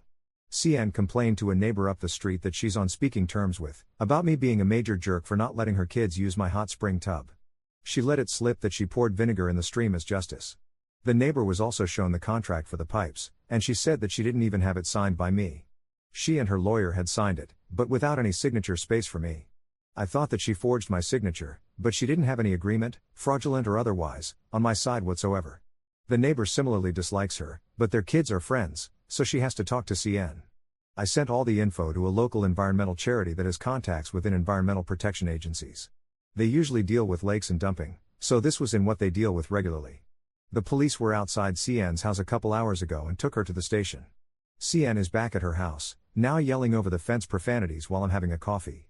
I don't know if they arrested her and she paid bail, or if she just was taken in for questioning or something. I know her brother-in-law works at the police station, but I wouldn't doubt that her family members have a strained relationship with her. I hope that she's stuck with a giant fine and her jail time. CN's lawyer still hasn't served me regarding the pipes, and my lawyer is saying that CN has no case whatsoever. I'll update as soon as anything interesting comes up. Update 6, my power just went out in most of my house. I think CN just flipped the breakers to annoy me. Going outside ASAP. Update 7, CN indeed did flip the breakers. As far as I know, the security camera has an internal battery for some time after it's disconnected from the power, so I don't have to worry about her doing anything. Third update 1 hour later. While the government does its thing against my neighbor, I would like to do the most legal annoying thing possible. Currently, I'm thinking about removing the piping and separating the original cost. I think I will send every piece individually through a local copy/print/delivery shop. I know the owner, and I think he would think it would be hilarious and agree to it. The plan, please help with it, remove the piping from the ground and separate every piece into small plastic baggies and boxes. Bring to copy/print/delivery shop. Plan deliveries of each package every period of time over a long time, and require signage. Wait. Tip the copy/print/shop $100. What do you think? What else could I do? Fourth update 4 hours later. I called the owner of the copy/print/delivery shop, and he agreed to what I said in the previous post. I removed all of the pipes from my yard and put them into bags. I didn't have as many plastic bags and boxes as I thought, so I'm paying extra for the owner of the copy shop to supply them. He just delivered the first one to CN, I watched from the street, and CN's husband answered. He shouted for CN, and she came up. I didn't hear any of the discussion, but she signed the delivery sheet, took the package, of a single small corner pipe piece, and stormed into her house. She went up to the second-story window and proceeded to glare at me still glaring as I sit on my couch while writing this. Working from home will be so nice for watching this. Fifth update 4 hours later. Since my last post, there has been one more pipe delivery to CN, and she is pissed. She stormed over to my house, after signing the delivery, which I thought she would stop doing, and banged on the door. I started recording my front door and opened the door. I'm not dumb enough to let her in. CN starts shrieking about how I'm awful and that I had to keep the pipes installed, as it was her property and that we had a contract. When I told her that the contract wasn't legal at all, she starts screaming at me. I stepped inside for a second and called the police with the door closed. CN continues banging on my door. I don't open until a police car comes down the street. I tell the police that I don't want her ever to be on my property and that she is trespassing. They relay that to her, and she takes up a hurt old lady act. For reference, she is in her 40s. CN tells them that my hot tub burned her youngest child and that I was luring kids in. I showed the police the camera footage, and they asked her to come to the station with them. I'm assuming that she made some fake report, but I guess that will be another charge of lying to a police officer. I think that the officer, not CN's brother-in-law, believed me and saw that she was, in fact, a CN. I saw CN get back into her house and once again went up to the top window, staring. I closed the blinds. I thought she would stop. Honestly, it doesn't bother me, but to my surprise, she crosses the street to the side of the hill. There's a slope on the other side of the street from the houses. There's more houses up the slope, and stairs through my front window. I don't have blinds for that one and was about to head to a different room when I see her trip backwards. There's a small ditch for runoff, and land on her butt. CN lets out an ungodly shriek. It wasn't that loud, but I'd like to say it was, as she storms back into her house. I feel at this point, with all of the stuff from my lawyer, from Reddit, and neighbors saying that I am completely in the right and that CN is insane, this has made it more into entertainment than a scary situation for me. I have multiple locks arriving in a couple days and a new security camera for the side yard. If you have any legal suggestions, please tell me. If there's anything I should be aware of, please tell me. 6th update 1 day later. I've been told that messing with CN is probably not going to help out legally, especially with a restraining order, so I just told the copy shop owner to deliver it all at once. I don't know if that's happened yet, but I'm fine not being there when it happens. I will file a restraining order today. I don't know how it works, but I hope I can complete it today. No new news from CN, except Jay saying that she looked really mad. I know this isn't a big update, but it's an update on the situation. 7th update 1 day later. This happened last night, and I was too tired to update after it. CN's husband, I'll call him NH for neighbor husband, knocked on my door last night, alone. CN wasn't there, so I answered it. He then tells me that CN is going through some things right now, and some other stuff. He then asks me if I could let sleeping dogs lie. She did some stuff wrong, but she's a really great person. I told him that I would consider it. I'm not, but I didn't want to be in that conversation. I honestly thought that he would apologize about it, but making excuses like that is so pathetic. According to many of my neighbors, CN's been like this for years. I think he's trying to cover themselves from the bomb they just planted. That's all. New updates probably coming soon. 8th update 1 day later. I was typing this out earlier, but it didn't save as a draft, so I will paraphrase it instead of writing it all out like earlier. I went out to get my mail, and I noticed CN rush out of her house onto her porch to watch me. I take the mail and head inside. Through the endless sea of junk mail, there was a wedding invitation. Nobody I know remotely nearby is getting married, and I didn't recognize the names or the faces. On the back was a handwritten letter thanking me for volunteering my house for the bachelorette party and inviting me to the wedding at a local venue. Definitely did not invite anyone to use my property for a party. My backyard isn't the biggest for a party. I don't know who these people are. I took a picture of the front and the back, and then went and made a copy of the invitation and cut it to the right size. I then took the copy and walked in front of CN's house, in the street. She is looking from the door. I then light the copy on fire, safely. She runs out and starts yelling at me. I am not entirely listening, as I had an earbud in my left ear listening to a podcast. I listened to podcasts while doing my routines and hadn't bothered to take it out, and at one point, I heard the groom's name. Clearly, she was behind it. I knew before, this just solidified the fact. I called her husband and told him that I was not hosting the bachelorette party and to leave me alone. He asks which one. I told him the names of the bride and groom. He is audibly surprised. He then tells me that the groom is CN's son from a teenage pregnancy, not with him. He then said that he would talk to CN about it, calling it an accident. I find the name of the dad of the groom and call him. He sounded super genuinely grateful when I told him who I was. I asked him about CN, and he said that she had left the baby with him, and when he had sued for child support, the judge said that it was his poor choices that led to the baby and he was responsible for it without child support. I told him the situation, and he sounded defeated. Apparently, the groom had been quick to forgive his absent mother, CN, and had invited her against the dad's wishes. He said that he would tell the groom and the bride about the situation. I then had a thought that would be the absolute perfect revenge. I offered to host the party for free with 2 rules: they don't damage anything and clean everything up. CN is blocked at the door of the wedding despite her invitation. My invite to the wedding still stands. He said he would discuss it with the bride and groom. Even if he says no, it's worth a try. I just realized I typed it all up in detail despite what I said at the beginning. I will probably get the news in the next couple days. 9th update 1 day later. Groom's dad, groom, and bride. I was looking over some comments just before posting this and realized I don't want to be screwed over, so I am staying back. Also, groom's dad gave me a call extremely late last night and told me that groom wanted to meet his mom, CN, at the wedding. Bride was supportive, thinking it would be an extremely wholesome wedding. Groom's dad said that he would try to find another location for the party, but that it would be hard this late, as bride had a large bridesmaids group.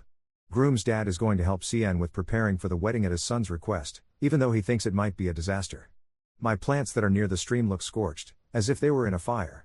I'm talking about the plants that are next and around the stream, not in my garden. I think the next steps are through legal means and not through petty actions. I will keep you all updated. 10th update 6 hours later. CN had been trying to gain access to the hot spring for as long as she's known of it. She had tried lawsuits, land disputes, and other legal and legally dubious means to get it. When she heard of her son becoming married, she thought that she could have a good attempt at gaining access to the hot spring. CN had initially offered to use her house for a price for the bridesmaids' party, but since it didn't have anything good for a party, bride had declined. She couldn't find another place, though, but still didn't want CN's house. CN then had the bright idea to tell the bride and groom that she had a natural, healing, and amazing hot spring in her yard, and bride said yes. This is when CN tries the whole piping the hot spring to her yard. She obviously doesn't get far into that plan. After I dismantle all the piping, she volunteers my house and backyard for the party. I think that the stream pollution was lashing out because she was mad before she volunteered my house. No updates besides what I've pieced together from assorted sources. 11th update 7 hours later. Groom's dad called me about 10 minutes ago. I was going to post the update right away, but I was reading some of the comments. This is what he said, and asked if my offer about hosting the bridesmaids' party was still standing. This is heavily paraphrased to be readable, but all the main points and events are there. Groom's dad met up with CN to talk to her about the wedding, mostly setting boundaries. He went to her house, with his phone recording just in case anything happened, knowing the history of CN. Groom's dad is talking to CN very formally, as much straight facts as possible, when he glances through a cracked open door into her bedroom. I don't remember the word he used to describe it, it was a very good way to say it, but kind of out of the corner of your vision when you're avoiding eye contact. Groom's dad sees multiple white dresses laying on CN's bed. They are fancy dresses. Not quite wedding dresses, but definitely close. Groom's dad can't stop staring at it. He then asks CN about what she's wearing to the wedding, and CN says that she has a couple dresses picked out.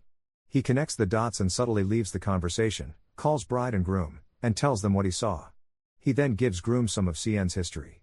Bride then asks if they can do the house with the hot spring then. Groom's dad tells me that he knows that I don't like CN and that I wouldn't be at the wedding, but that the rest of the deal would stand. I told him sure, but not to let CN know about it, just letting herself think that I got pushed around by him into hosting. I know that the agencies I contacted about her pouring vinegar into the creek have been investigating, so even though it likely wouldn't, I hope it all falls out on the day of the wedding. 12th update 2 days later. I've been asked for an update. There has not been much crazy neighbor activity over the time that I haven't updated. I think she installed a step stool on her side of the fence, as she's been evil eyeing me whenever I'm in the hot tub. The wedding's coming up next weekend, so I'm interested in what's going to happen. Not much has happened besides that. 13th update 3 days later. Okay, I've been told to skinny dip in the hot spring. I'm not doing that. I am not socially okay enough for my neighbor to see, even if it's to get revenge. I do know some people who are. This happened yesterday around 1, just for reference. I tell some friends who are comfortable in their own bodies that they could hang out in the hot tub and I'm not going to be there, so they could do whatever. I more asked them to do it after I gave a little bit of backstory of the neighbor. They happily agreed, and they came around 1. I left for a nice long lunch when they came, and I told them to call me if anything happened. I also turned off the back security camera, just to not be weird. Not 30 minutes later, the cops call me asking if I was okay with the people in my backyard. CN had called the cops for a trespassing, hypocrite, and they had arrived and talked to my friends. They had my number, and they called me. I told them that I invited them over, and the cops left. I didn't get a call this time, but the police were called again for my friends exposing themselves to children. The police knew that they were in a private backyard, but still came and pretty much left almost immediately after. It was the same officers, I think. That's all. I don't think I'm going to do anything until the wedding. Thank you for the astounding amounts of comments, it's absolutely insane. 14th update 3 hours later. My neighbor 2 houses down just came up to me and asked if I would allow the stream to be changed in my yard. Jay already said yes. There's a landscaping company that's going to be installing limestone along the creek for acid neutralization, or something like that. My neighbor 2 houses down does have a garden similar to mine, and I guess that's why. Not a big update. I said yes. I hope this can prevent future acid attacks. 15th update 5 days later. I haven't updated in a while, even though some stuff has happened, just so I could save it for this giant update. I am so shocked by what happened, and I guess I should have listened to some advice about being safe. Also, I phrased the update about the card wrong, as the bridesmaids' party was last night and the wedding is today. The ceremony just finished a couple minutes ago, and I got the news of what happened from a mutual friend who went to the wedding. I didn't know he was a mutual friend or that he was going to the wedding. I told him about the situation a while ago, and he decided to let me know. Friday, CN kept looking over the fence. I would have turned on sprinklers, but I don't have any because I don't really have grass in my backyard. Later in the day, a police car pulled into CN's driveway, and a bit after, it left. CN's revenge of staring at me continued a lot more after that. I don't understand why she wastes her time doing it. It doesn't make me feel uncomfortable. Saturday, some people knocked on my door midday asking if I could let them into the backyard to set up for the bridal party. I called groom's dad, and he said it was the right people, just to be safe. They set up some surprisingly expensive and nice decorations and furniture in the yard, not in a destructive way. People come in and out while setting up, and the backyard looks amazing. CN continuously peered over the fence for a good amount of time, but I didn't care. Around 6, bride and all the bridesmaids, I'll do M for bridesmaids, also about 20 bridesmaids there. I stayed inside mostly, but they occasionally asked me to come out, and they drunkenly thanked me. I think the M's were very wealthy, as I received a little over $3,000 in tips from them as I occasionally brought out a carton of ice cream. Well worth it, I think. More to the events of the party. CN had a campfire in her backyard around 9, but there wasn't really any wind, so the smoke just stayed in her yard.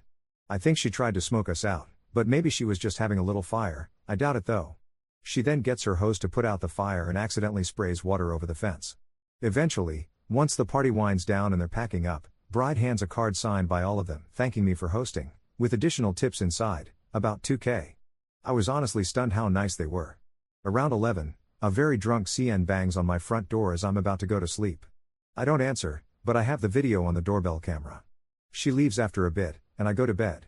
This morning, this is a second-hand account, so I won't have all the details. CN comes to the wedding in her very white dress and demands to be let in, but the security denies her. She tries to push the security, but he isn't fazed. People were watching, but my friend who was there had to go do something. I didn't ask what. When he gets back, CN isn't there. What's happening on my side? This is my account that is right after, but before I got the news about what happened. CN bangs on my door and tries the knob. Since I was getting groceries a bit before, I had accidentally left it unlocked. She comes into my house. I call the cops as soon as I see her open my door. I run upstairs while I give the info to the cops. CN screams at me and eventually slaps me in the face. I'm screaming at her to leave, and she tries to slap me again. I grab her wrist, and she screams. I basically drag her out the front door right as the police arrive. She is put in the back of the cop car, and the police interview me. I tell them, and they leave. Then I get the news. CN is not back. I honestly won't argue with people about if this is true or not, as what happened this morning doesn't feel real, even though I just lived through it. 16th update 12 days later. This is probably the final update, as I doubt any new updates will come. CN still hasn't come back from the police station, or she's been hiding in her house. If she hasn't come back, which I think she might not have been able to pay bail, but I have no legal knowledge really. She's apparently facing north of 3 years in jail, but there's a good chance she'll get less or not at all. I grilled some food Saturday and hosted a good amount of the neighborhood. As much as I would like to say I was cool and collected after the assault, I felt a bit shaky and not great, so having some people over seemed like a good idea. I think it's mostly worked. Last night, I went in the hot spring, and it was really nice to hang out. 17th update 5 months 2 weeks later. An update on the creek poisoning crazy neighbor. I really didn't think I would do an update, as I thought that my CN would finally stop after getting legal punishment. She so far has only with me. One of my very nice neighbors, who has the kids who volunteered to help stop the creek earlier this year, is well liked throughout the neighborhood. I think I'll call her Donna because I don't want to put her name here after someone found out what city I live in. So, she often helps with babysitting kids for a couple of hours for a simple IOU. It's Thanksgiving break for all the kids, so lots of people are going on vacation or visiting family. CN and her husband are currently in California. You may think, oh, where are her kids? She left all 3 of her kids at the doorstep of Donna with an envelope that is $50 to pay for the 2 weeks that they're at the beach. The thing is, Donna and her whole family are in the Midwest for the week visiting family for Thanksgiving. CN's kids were out at the door for hours, presumably in the cold rain, before another neighbor noticed them and asked what they were doing. The kids said that Donna had agreed to have them until their parents got back, but obviously Donna wasn't there. They didn't want to call the cops, as they thought it was a misunderstanding, so they brought the kids around until a newer family agreed to watch them until it was sorted out. CN isn't responding to any attempts to reach her, and nobody wants to bring the cops into it. Donna's pissed and said that she won't come back to babysit them, and that there was no deal ahead of time. I'm just an observer in this so far, so this is more of a neighbor update. Probably going to have another update or two. Any recommendations? Nobody in the neighborhood wants anyone with the government involved really, and it's not really involving me, so I doubt my voice will be heard or taken seriously. I don't know. Thanks. Top/relevant comments. Commenter. CPS should be called. I don't know if you're counting that as government, but CN abandoned her kids for 2 weeks. It's child abandonment, plain and simple. She needs to come get her kids, and if you guys can't get her to do it, I bet CPS will. They are there for the kids and to ensure their safety. Ops response. I've said that, but the family that's having them now think that it's cruel to the kids and would break up the family. It's their choice in the end, I guess. Commenter 2. What's cruel to the kids is thinking you bumpkins know what's best for them and protecting a deadbeat. Kids need stability. If their parents can't provide that, then you are doing them a massive disservice by not calling CPS. No family leaves their kids in another state without knowing their well-being or making sure they are safe. Ops response. I know. CN is definitely not a good parent, but a lot of the people in the neighborhood haven't directly seen stuff, and I'm not really involved right now, so I don't really have a say. Calling the cops or anyone will just reflect really negatively on me because I think they just think it's a misunderstanding right now. Commenter 3. Did she get any jail time based on the breaking and entering she committed post-wedding? Ops response. Not as far as I know. A giant fine and a giant amount of community service, I think. Op adds an edit to his post. Pretty big consensus I should call CPS. I think I will, but not tell anyone I did. CN is not a good person. If you want to know what the full situation is, I'd look at the old post. It's archived, so I think you can still see it. Op adds a second edit to his post. It wasn't me, but someone called the cops earlier, and by the time I called, they said that someone was at the house already. Currently, they're trying to contact CN and her husband, but so far no luck. 18th update 4 days later. So yesterday, CN actually responded to a call, and when asked about everything, she sent screenshots from months ago where Donna said that she could possibly babysit them for the 2 weeks, but she was still making plans with her family about visiting them. Donna said that it would be $2,000 for the 2 weeks, but she wasn't sure if she could, and that she would let her know if she could do it and not to count on it. CN played it off as a big misunderstanding, with Donna as the fault, and pretty much everyone believed her. So the kids are staying at the newer family's house for the remaining time in exchange for $1,000 from CN. I'd say $1,000 in exchange for not being arrested is a pretty good deal for CN that she does not deserve. At least the kids looked super happy spending Thanksgiving with the family and were playing with their family in the yard for much of yesterday. I guess everyone forgot that the kids brought $50 instead of $2,000. Top/relevant comments. Commenter. So is this all done? Timestamps show this discussion took place a while ago, and there was no follow-up. Does CN have friends in higher-up places, or is CPS moving at a holiday pace? Ops response. I think CPS left the situation after CN convinced everyone it was a misunderstanding.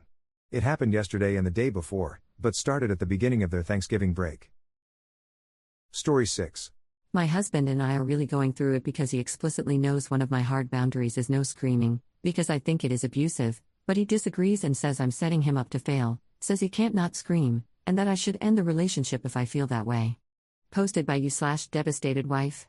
I, 34F, have been married to a smart, sexy, witty, wonderful man, 34M, for 5 years, dated him for 6 years prior to that, and known him as a friend for 5 years before that. He has been a part of my life for so long, it's hard to remember what my life was like before he was in it in some capacity. I love him dearly, and I love the life we've built together. He doesn't handle his frustration, anger, or insecurities well. He has a lot of trust issues, despite the fact that I haven't done anything to merit distrust, which he will acknowledge. His trust issues stem from legitimate childhood trauma, and will frequently presume worst intentions. Sometimes he might see something small and his brain will draw conclusions like, wife hasn't put the dishes away, even though I never asked it, and there are plenty of times I don't put dishes away, therefore she doesn't respect me or prioritize our relationship. Frequently in arguments, his feelings will take precedence over my own. I do my very best to listen to his feelings and acknowledge/empathize with them, but in the heat of the moment, very frequently my own feelings become things for him to react to rather than listen to, and thus the discussion about his feelings continues while mine never get addressed. We've been in couples counseling for years now. Originally, it was more of a maintenance thing, but over the past year, it has become critically necessary. My husband sunk into a really deep depression last spring, and last summer was honestly pretty hellish for both of us.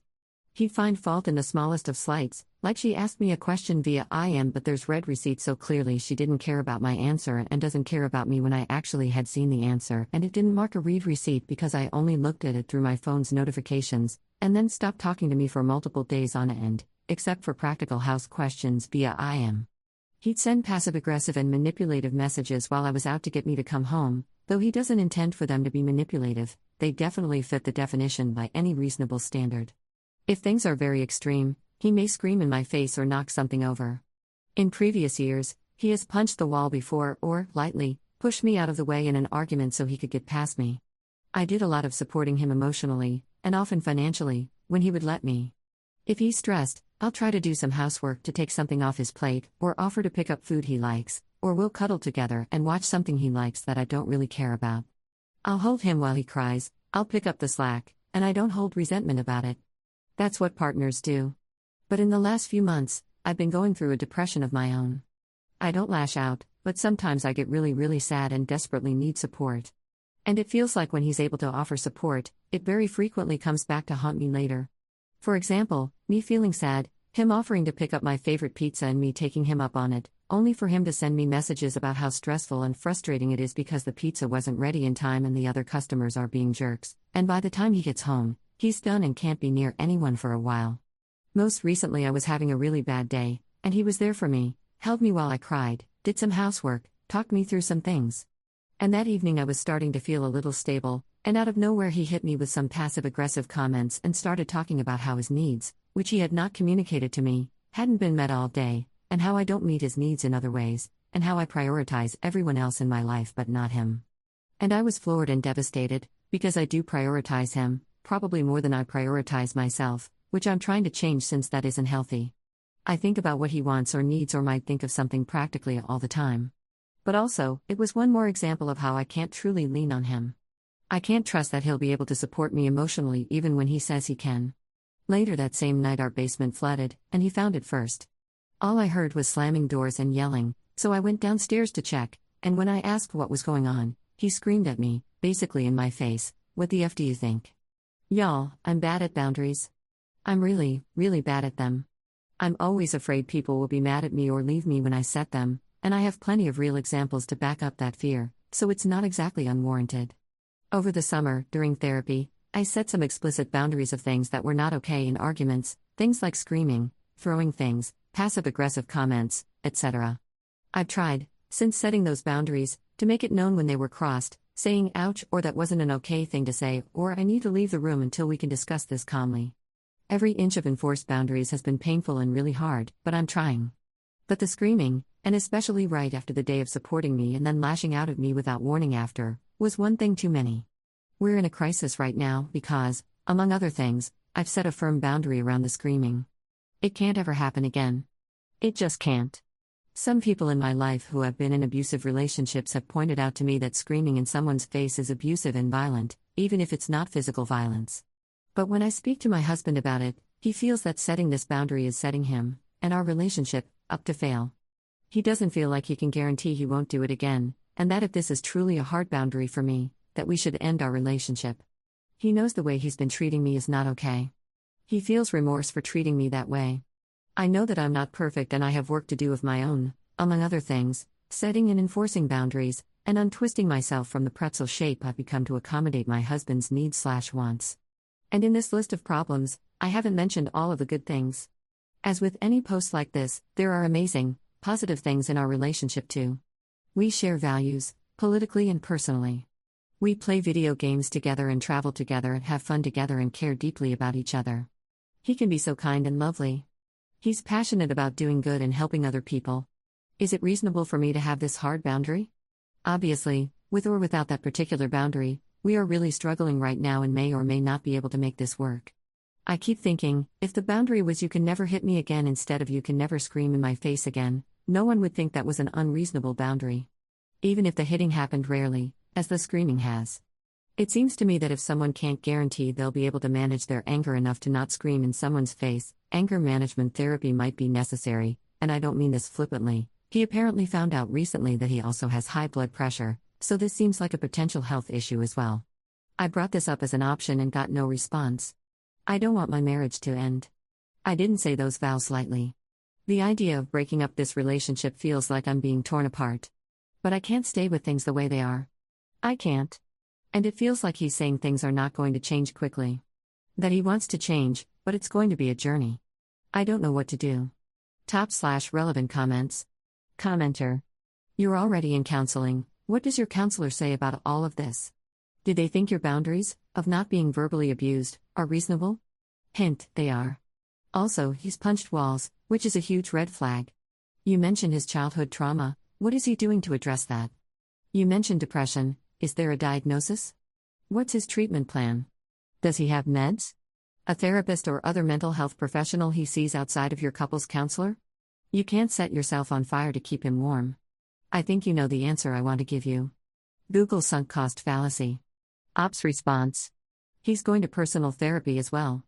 Things got much better for a few months when he started taking meds for his depression for the first time, around September I think, but then we moved and the stress of the move, plus seasonal affective disorder and trauma around the holidays, made things get bad for him again, which made things get bad for us again. When he's not depressed or extremely stressed, he's able to handle conflict in a mature and healthy way, but that's not good enough, because there's always going to be stuff that's stressful and hard. Commenter 2. Your hard boundary is reasonable. Does he scream and punch walls at work? I'm guessing not. If he can control himself at work, there's no reason he can't control himself at home. Ops response. He doesn't, but he has trouble concealing his emotions even at work or around other people. If he's frustrated or impatient, everyone knows it, because of his tone or the fast, clipped way he'll speak. Up to another commenter. We didn't work together to set that boundary, no. I set it on my own. It's hard to tell what our therapist thinks is a reasonable boundary. That said, he said a few times that he wants to stop, but he can't just stop, and that it will take time, and our therapist has disagreed and said he can just stop, as someone who themselves has been in the same position as him before. And then he asks, okay, but no one will tell me how to just stop. And that seems to be the sticking point. He doesn't feel like he knows how, and the advice his therapist and our therapist and others are giving him doesn't feel like it's enough or it's going to help. And the question of is this a hard boundary for me, I feel like it needs to be. Like I said, I'm terrible at setting boundaries because I don't have a good sense of what is a reasonable boundary to set, and I worry that setting boundaries will cause people to leave. So a part of me wants to say no, that it isn't a hard boundary. But I also remember how I felt the night he screamed, and I was done. I felt so done. And I feel like we're already on such shaky ground that, I don't know, the boundary may not be a thing I'm setting, but maybe a thing I'm recognizing to be true. Because I don't know if we could even possibly survive him yelling at me again. I feel like my trust in him and our relationship is so damaged right now. But I don't want our marriage to end. I really truly don't. Commenter 3. That doesn't sound like a smart, sexy, witty, wonderful man to me. Ops response. I mean, all of the things I wrote in my post are true. It's also true that he has a lot of really positive, amazing qualities. People aren't all good or all bad. I didn't spend paragraphs talking about how he worked a full-time job while going to school full-time and got great grades. I didn't tell you how he moved across the country to be with me, which is an enormously scary and difficult thing to do. I didn't tell you about all of the nights we've spent laughing and talking until way too late, and spent the next morning tired but feeling like it was worth it. Or how he has this amazing talent for creating parody lyrics to songs on the fly, and how we'll sing them together. How when I'm sad he'll make ridiculous jokes to cheer me up, and it totally works. How I've seen him grow and change as a person in the most amazing ways, and how he's helped me to grow as well. I haven't told you any of that, and all of that is true, too. I do get that someone can be all of those amazing things and still not be a good partner or be treating me poorly. But that doesn't negate the good things either. Up to another commenter. My husband and I are, actually, poly. I just didn't mention it because it's not relevant to the problems we're having, and I worried it would color the advice I'm getting. Commenter 4. How does he treat his other partners? Ops response. He's not seeing anyone seriously right now. He had a really serious girlfriend for a while, who I adored, and they broke up because she tried to set some boundaries for herself, and as a result, he felt like she couldn't support him the way he needed right then. They're still friends, though. I guarantee she never saw the worst of it, but that may be at least in part because they weren't live-in partners. Up to another commenter. I have plenty of flaws, as does everyone. I'm sure my husband could give you a laundry list of things he wishes I did differently. Cleaning more, for example. Prioritizing other people, besides him, Less. Taking the initiative on planning more out of the house dates. I'm happy as cuddling on the couch watching a movie, but he really likes to go out to restaurants and such. I do my best to be self-aware, but I'm sure I have flaws that I wouldn't know to identify, too. Edit. Oh, and more segs. He'd definitely like more segs, and more of the kind of segs he wants. That said, having discussed all of the above stuff with my husband at one point or another, and having heard his responses, his requests, and such in therapy, I can tell you that he'd agree with the general accuracy of my account. His own perspective on the events or what's okay might differ in places, since we are, after all, different people. Update 1 month 2 weeks later. So, the first thing I want to do, before giving my update, is to thank all of you for chiming in. It can be really hard for me to be confident in my own perception of the world and of reality, and being able to get input from total strangers was enormously helpful. My update: I stuck firm to the boundary I set.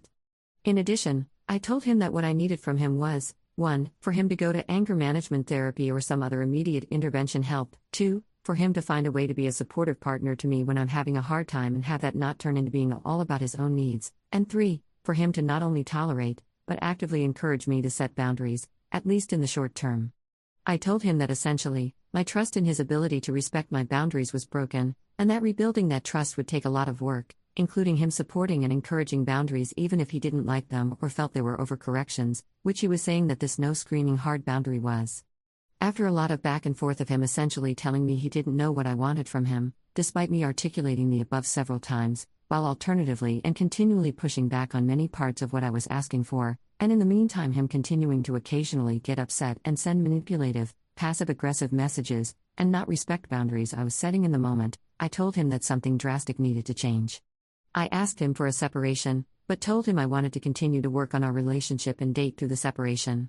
I felt that separating might be the only way he and I had a chance of saving our relationship, because living together was doing continual damage that was going to be hard to recover from.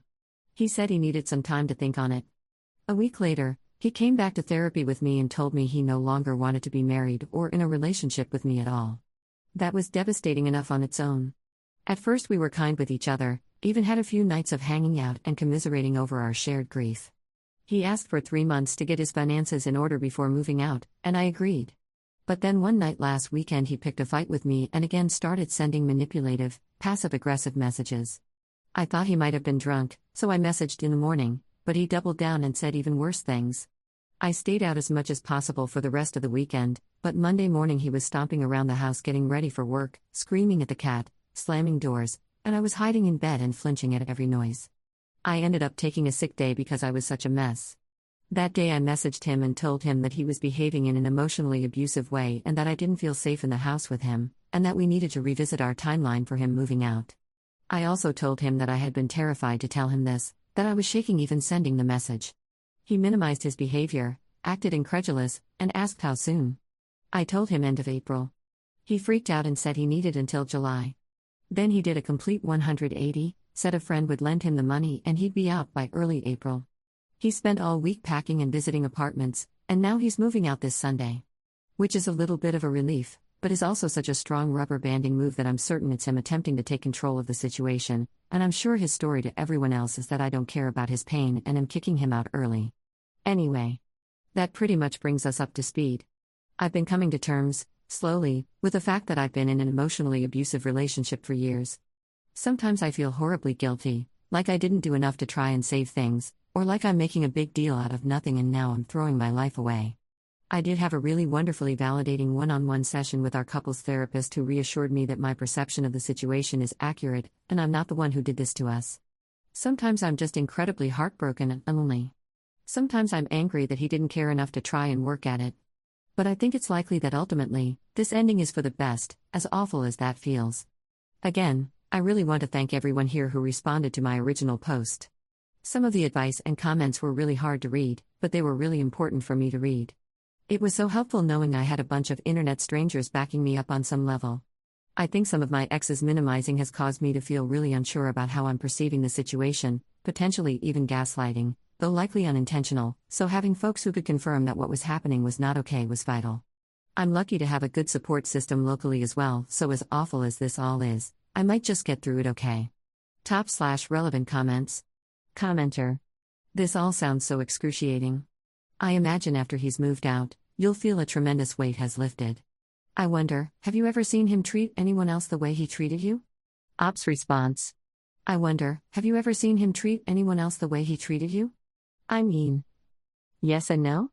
No one else to the same degree or extent, but some of the patterns are familiar with how he treats other people, like his tendency to cut people out before they have a chance to reject him, or his inability to presume best intentions of others. Edit, and yes, excruciating is a good word for it. Commenter. I think he's going to come crawling back to you when the outside world fails to put up with his abuse. Be strong, Op. Op's response. I'm not usually one to get back together with an ex, and given how this is ending, and what I know now about how toxic he has been, it feels much more unlikely than with all of my previous relationships. Commenter 2. Make sure he actually moves out on Sunday. Hire movers if necessary. Make sure you don't remain friends after he is out, this will help you to get back to yourself. After a few months or years when you have healed emotionally, it would probably be okay, but it should not be a goal and it should not be something you owe him. Op's response. Thankfully, he has already signed a lease and hired movers for the first. He seems pretty determined to be out ASAP, now that it's in motion. Commenter 3. Don't believe him. Prepare for the worst. Op's response. He gets the keys today, and I think I already heard him put some boxes in the car before he left. My personal and couples therapists both recommended being out of the house while he moves, in case his behavior escalates, so I'm heading out shortly for the day and will head out most of the day tomorrow too. Here's hoping when I get back tomorrow, he and his stuff will be gone. Op to another commenter. I do think that I am somewhat protected by the fact that he has an image of himself that he badly wants to protect. He doesn't want to admit that he's been emotionally abusive because it would shatter that image and confirm his worst fears about himself, which isn't great, but it also means that he is less likely to do anything that would be super overtly abusive. Second update 11 months later. I wanted to give y'all another update, hopefully the last one. It's been about a year since my original post, 10 months since the first update. My ex did move out. Thankfully, moving day was uneventful, and then he was gone. And as many commentators predicted, when he was gone from the house it was a huge relief. I didn't have to cringe at every little sound anymore. I could breathe again. I was really, really sad, but my space was my own. And then I got laid off. No joke. Hell of a 1-2 punch right there. The past 2 years have, on the whole, been incredibly painful. The year that my marriage fell apart, and then the year I had to spend recovering from that blow. I had to job hunt while mourning the death of my relationship, and as soon as I found a new job I also found out my house needed hugely expensive repairs that, after all of this mess as well as having supported my ex not working for a year, I just didn't have the cash for. And figuring out how to be on my own for a while, I had people there to support me, but in the day-to-day, hour-to-hour through this mess I was ultimately on my own, and that was hard. Binging The Marvelous Mrs. Maisel helped a bit. He also kept reaching out. For a while it was occasionally chatty, but as time went on and I came more to terms with how he treated me, and how frequently his messages had a tinge of emotional manipulation to them, I distanced myself. He messaged me once to ask if I regretted our entire relationship, on the whole, or if I thought he was a terrible person, on the whole. I didn't respond to that one at all. Then he'd reach out with things like, hey, the TV I took from our living room broke, do you want it from me? Like to sell or try and fix? I've been doing my best to keep my responses short and clear, in ways that don't invite follow-up. Lately he's been wanting to have a post-mortem conversation, to which I said that I wouldn't be ready to consider whether or not that'd be a good idea until our legal ties were ended. He also just messaged to ask if he could be my roommate, because his rent is really high. I have no words. The good news, and there's thankfully quite a lot of it, the new job I got is possibly the best job I've ever had. A step down in salary, but I'm super happy with the work and the people and the location, and I've been getting rave reviews from coworkers and management, enough that I think I can probably negotiate a decent raise in a few months. I had to get a new car as well, new to me, but purchased used, since my ex got the car we shared in the split, and I was nervous about negotiating and buying a car by myself, which I'd never done before. But I did it, and managed to negotiate the dealer about $1,000 down, and I absolutely love the car. Also, I met someone new. This person reminds me of my ex in a lot of ways, things like shared hobbies and creativity and sense of humor and charm, but very different in some really important ways. He treats me really well. He's thoughtful and kind and generous, not just to me, but to everyone. In the conflicts we've had, very few, we are able to talk through them calmly, no yelling, and he shows me how much he respects and cares about my perspective and boundaries and autonomy. He's not broken and doesn't need me to fix him, and I'm not broken either, thank God. Maybe carrying a bit of extra baggage, but such is life. This relationship is still new, but it feels like a game changer for both of us, and I'm excited to see where it leads. And one more bit of good news, I will officially be divorced on Friday. Yes, the day after Valentine's Day. There are a few more loose ends to wrap up after that, but not many. I wanted to provide this update in part because I know it can be nice to see updates from folks, but also because I wanted to give a bit of hope to anyone who might be in a situation like mine. It can get better. It really, really can. I'm actually happy. It took time and hard work, and things aren't perfect. I'm definitely going to need a lot of time to recover financially, and I'm still sometimes processing the weight of 11 years of emotional abuse, A+ for therapy, but I'm actually truly happy. Sometimes I wonder how much of the depression I'd been feeling before he left was the result of how much emotional weight I'd been carrying for so long, his and mine, without truly being aware of it. It's so easy to feel like that dark tunnel is all there ever will be when you're in the middle of it, but I'm out in the sunshine now, and it feels amazing. /relevant comments. Commenter. Crazy similarity. I divorced an alcoholic wife, and 2 days after the divorce was final, I lost my job. It's been 5 years now, and it was just a blip in the radar of life at this point. But at the time, it was stressful as all hell. I took several part-time jobs and sold some stuff to float on until the next full-time job. I also had the pleasure of my ex emptying our joint bank account before unexpectedly moving out. Why is divorce so damn expensive? Because it's worth it. Ops response. Ouch. I'm glad you got through it. My finances will recover. Though, the divorce part has been less expensive than the relationship and its after effects were, because a lot of the financial issues came from the house we bought together that I ended up with on my own. I'm the only one on the loan, but both our names are on the deed, which should be fixed soon, thankfully, as well as the savings spent to support him being unemployed for the whole year prior to our relationship ending. Commenter 2. What a journey, and you've certainly been through a lot these past 11 years.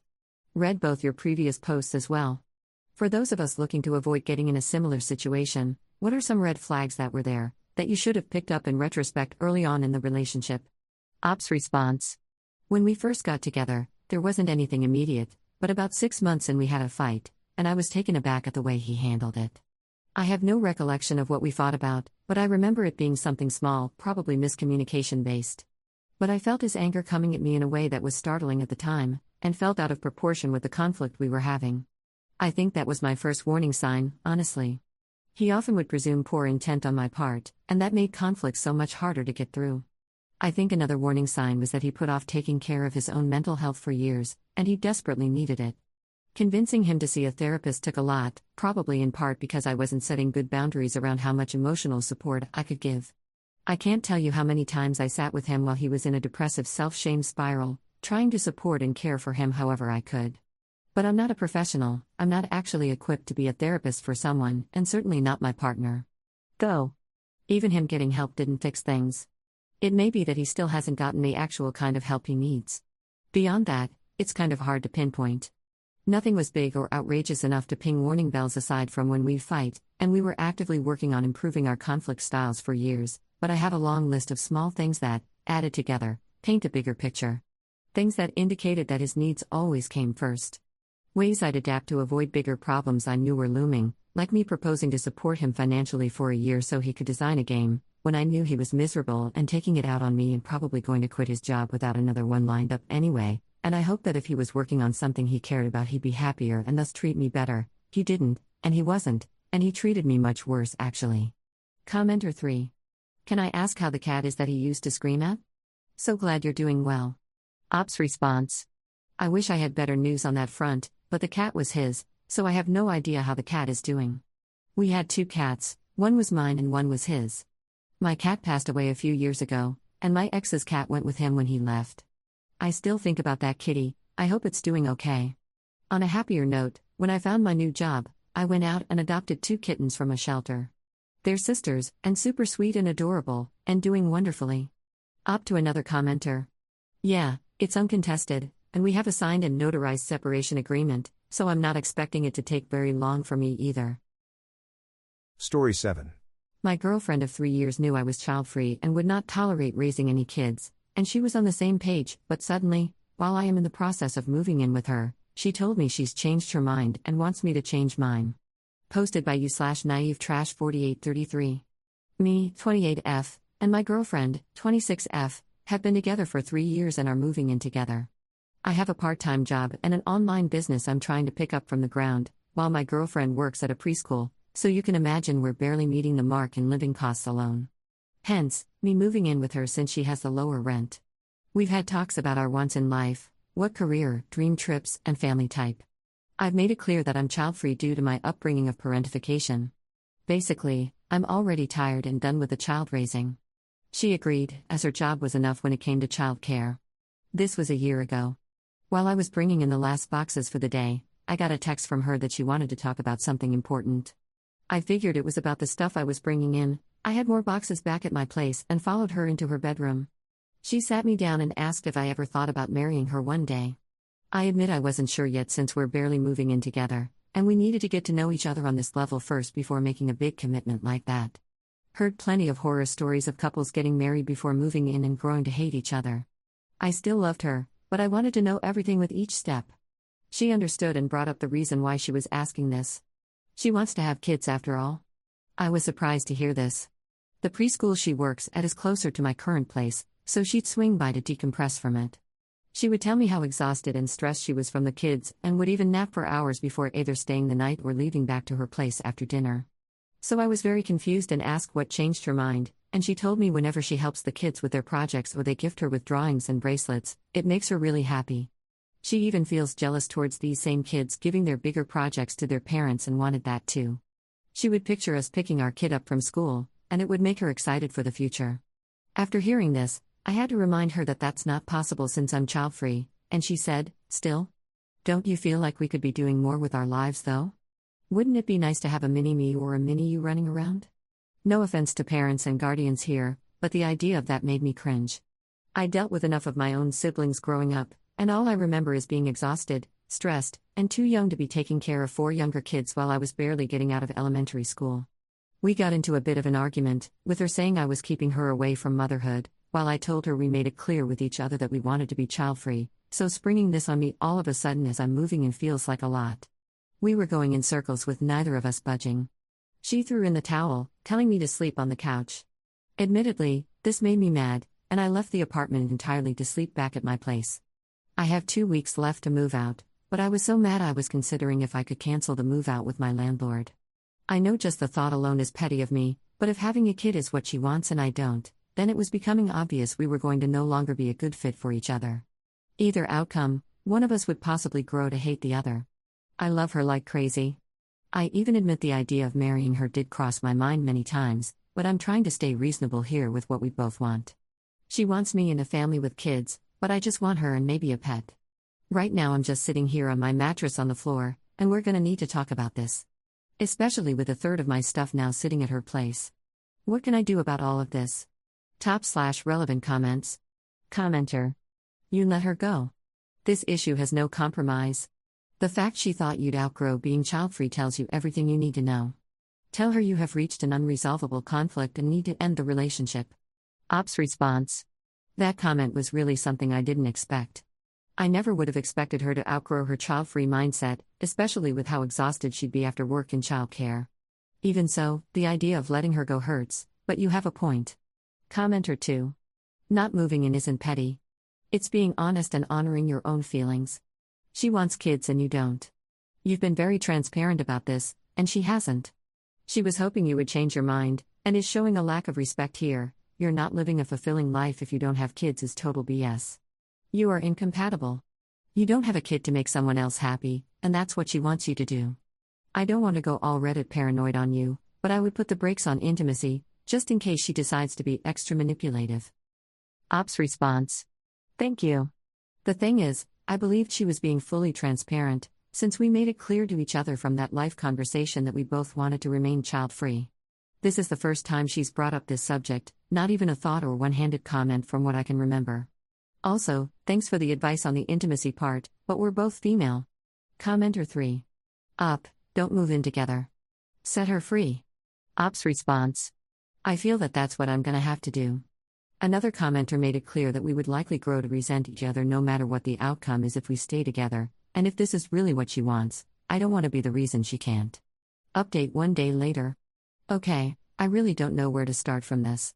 I want to thank those who commented on my last post and all the advice they have given me, and I feel I should also clarify some stuff. My girlfriend and I are both cis women, so I can't get her pregnant. Meaning, hypothetically, if we did have kids, it would have to be through a sperm donor or adoption. As ideal as it would be to move back with my parents during this time, they're unfortunately the type who believe my life is not fulfilled being child-free. We even had a fight over this, with them begging for grandchildren since I'm the oldest, not taking into account the parentifying they put me through being the biggest reason I don't want kids. They even said me helping with my siblings could count as training to be a parent. Honestly, that just made me more upset. I know people change their minds and are sometimes happier for it, but others that did so are more miserable for it, and I know I'll be the second type.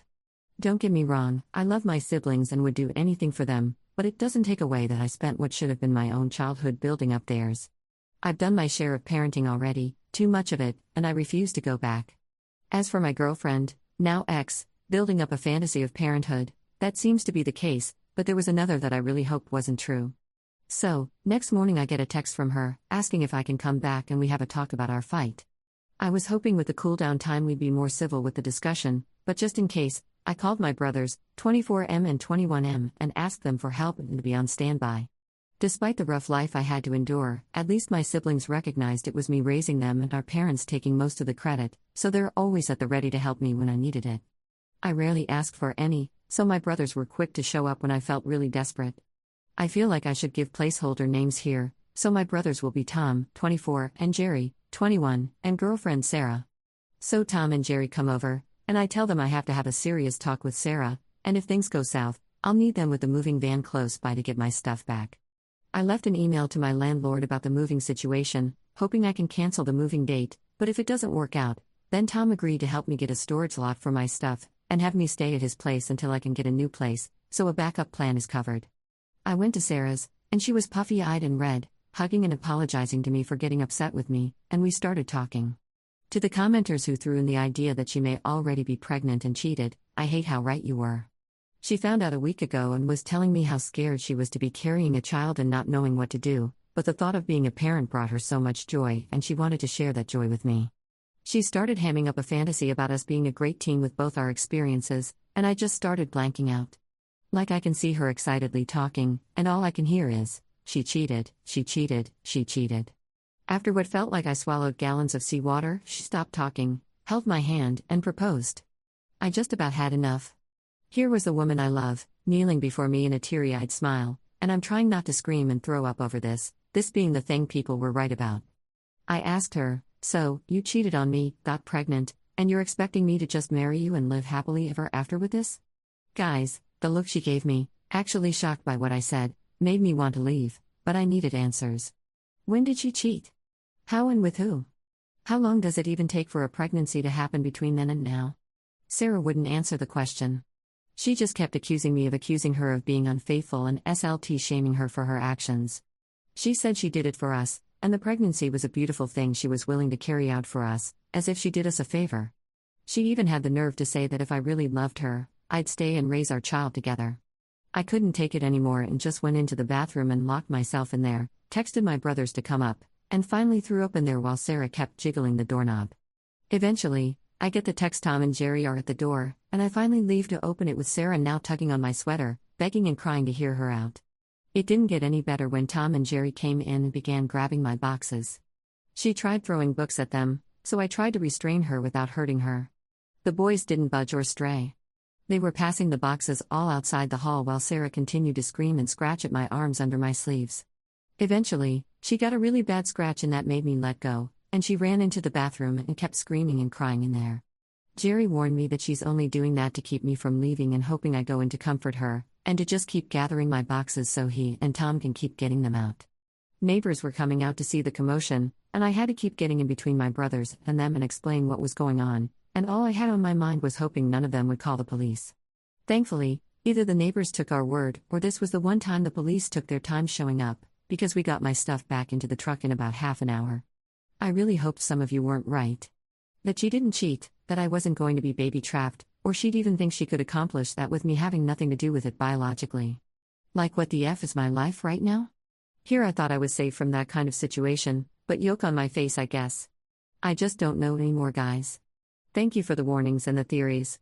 Despite them all keeping me from sleeping, they kept me on edge for all the right reasons, and being an overthinker, I'm glad I was prepared for this outcome. I'm glad Tom and Jerry were there at the ready, because who knows what could have happened if I did this alone. Even Jerry brought that up, knowing how hesitant I was asking for help. Great moment for an I told you so mate, but I know they both mean well. Especially Tom bringing his dog over for emergency cuddles while we wait for my landlord to get back to me. Until then, Jerry says he can stay over for a couple days until we know what we're gonna do next. So I guess the packing is in between a halt and still ongoing until my outcome is decided by my landlord. Again, thanks so much you guys. I'll be sure to update once we know what the next course of action is, but for now I just want to lay down and cry with this giant, lovable ball of fur that takes up half the mattress. Top/relevant comments. Commenter. Great job getting out, and you raised your brothers right. Your ex is insane. I would get ahead of her lies, because she is going to claim you agreed to have her get pregnant by some man the old-fashioned way and then raise the baby with her. She's going to tell everyone you abandoned her, poor and pregnant, and worried about living alone. You need to tell everyone she cheated, and that you left her upon finding out. You don't have to mention the pregnancy. Op's response. To think I'll have to take these measures. I take back everything I said about it not being possible for me to get baby trapped. I'll be sure to do this before taking a break from my phone. Op to another commenter. Hi, thank you for this advice. I got my phone back from Jerry, who was screenshotting all the spam messages for a paper trail, including taking pictures of the scratches on my arms and the ruined neck hole of my sweater from where she was pulling me. He brought up how he didn't trust she wouldn't delete the spam messages right after, so he was watching it like a hawk while Tom and his dog kept me company. Commenter 2. So, you cheated on me, got pregnant, and you're expecting me to just marry you and live happily ever after with this? No way is this real, but if it is, she's backcrap. You dodged, and I'm so sorry it all came out from left field. Op's response. I've been told by all the siblings that I lecture like a teacher when stressed. It's like when something bad or inconvenient happens, I mentally bullet point it to try and make sense of what's happening. Looking back, I think I almost found the insanity kind of funny, but not in a haha way. But oh my god, Reddit was right, what the F is this telenovela crap right now? Kinda way. Second update 9 days later. Editor's note, Op had information here that was included in the previous posts, so I'm fast forwarding to the new information. So for starters, my landlord got back to me and cancelled the move out, so I can remain in my current apartment. Jerry has been really attentive, and honestly, sometimes it did feel a little weird while he stayed over this whole time. For one thing, he piles a bunch of my plushies on me when I'd fall asleep. You really don't realize how much you have until it's piled all over you. I would cry a lot just laying there on the mattress with no energy to build the bed frame back, and many times he came by to just hold me while I sobbed. I mean, here's the same kid I had to hold while he cried over his first breakup, and here he is having the nerve to grow 2 feet taller than me, turning the tables. He really is just the sweetest. I feel bad for depending on him so much, even getting nervous whenever we had to go to work in case Sarah attempted to show up, so every day I came back to the apartment felt like I could breathe easily again. Tom wasn't a fan of how shut in we were, being like caged animals, constantly cursing Sarah under his breath whenever he had the chance to visit. During all of this, they kept a watchful eye on her socials. She blocked them both, but not an account Jerry had for just digital art, and if there's one thing he stood by the most since being in grade school, it's to never throw the first punch. So there he was, monitoring any steps she was going to take with evidence in hand if she was going to spin a different tale. But before that could happen, you guys were once again right about what she'd try next, because yeah, she went to our parents about the situation. They both called me, and I brought Tom and Jerry in tow, only to find Sarah crying tears of joy as she went to try and hug me while our parents were excited for us. What the F? She told them we were engaged, and she had the gall to show up with a ring and everything. The damn thing was from her side of the family she never took outside of its box. Tom and Jerry had to block her away from me, and it was unsettling watching her act like everything was normal, holding her belly and acting like the innocent expecting fiancé. Tom pushed me into the kitchen as Jerry took out his phone. I was kept in there, trying not to have an anxiety attack, while I could hear Jerry yelling over Sarah as he showed our parents all the evidence he collected. Dad came into the kitchen and pulled my sleeves up, looking like he was going to throw up seeing the scratches. He marched back to the living room, and now he was shouting at Sarah. This part happened so fast. She came into the kitchen with our parents and Jerry chasing after her, and Tom swung me into the corner of the kitchen, shouting, "Stay the F away from her." Keeping himself between me and Sarah, holding on to me like a scared child. Again, oh how the tables have turned. My mom came in like a bat out of hell, grabbing Sarah by the hair to drag her out, with Dad and Jerry keeping Sarah from falling. Sarah kept screaming for me to help her until I heard the door slam. Sarah banged and screamed at the door for a good while before we heard her car speeding off the driveway. After she was gone, our mother tried to scold me for getting involved with her, but Jerry and Dad already had enough and yelled at her to shut up, so she just left for her room, pouting like a child. I swear, even in a situation like this, none of us wanted to deal with narcissism next, so the three of us took her self-time out as a chance to leave. Even after all of that happening, Jerry still held on to the evidence and kept waiting. Sure enough, Sarah made the post he was waiting for, spinning a tale of me running away from an agreed pregnancy and leaving her alone as a single mother, even going so far as to bash my brothers for ganging up on her and threatening to harm her. On cue, Jerry posted the screenshots of her spam messages admitting to the cheating and basically trying to baby trap me, pictures of my injuries and ruined sweater, and even got the doorbell cam from our parents' house of her showing up days after and getting kicked out, and screaming at the door, with what actually happened in paragraphs. Then he went back to her post and spammed the comment section replies with the pictures and links to the post. Even some of the people in the comments were already questioning her story, since a lot of them knew she and I were child-free, but those ready to take her side were quickly given a reality check. He even edited his post to provide the link to her post and went right back to screenshotting everything before she had the chance to delete her post. Honestly, it scares me how on point and at the ready Jerry was with this, even going so far as already trying to find clues on the baby daddy and the night she likely cheated. Anybody need a guy in the chair? So yeah, everything's been hell for the past few weeks, but Jerry's being a total media sleuth in between helping me unpack along with Tom. Tom's been talking to a lawyer friend of his in case we gotta go the legal route. Jerry's now getting office supplies and organizing a folder like his next scrapbook project. But until we decide to do that, we're keeping an eye out, especially our mother. She and Dad may not have been reliable growing up, but if it's physical defense or getting the gossip train going, she's our best bet to see if she can further sink Sarah's ship to keep her from doing any more harm. Thanks again to everyone who's been keeping up with me on this, and I'm sorry to those of you who've been asking for updates or just didn't get a reply. I've been feeling mentally drained from all of this, and really, if it wasn't for my brothers taking the wheel here, I probably would have buckled to it all. I thought I knew better on what to do, but I really do suck at taking my own advice when it comes to crazy. /relevant comments. Commenter.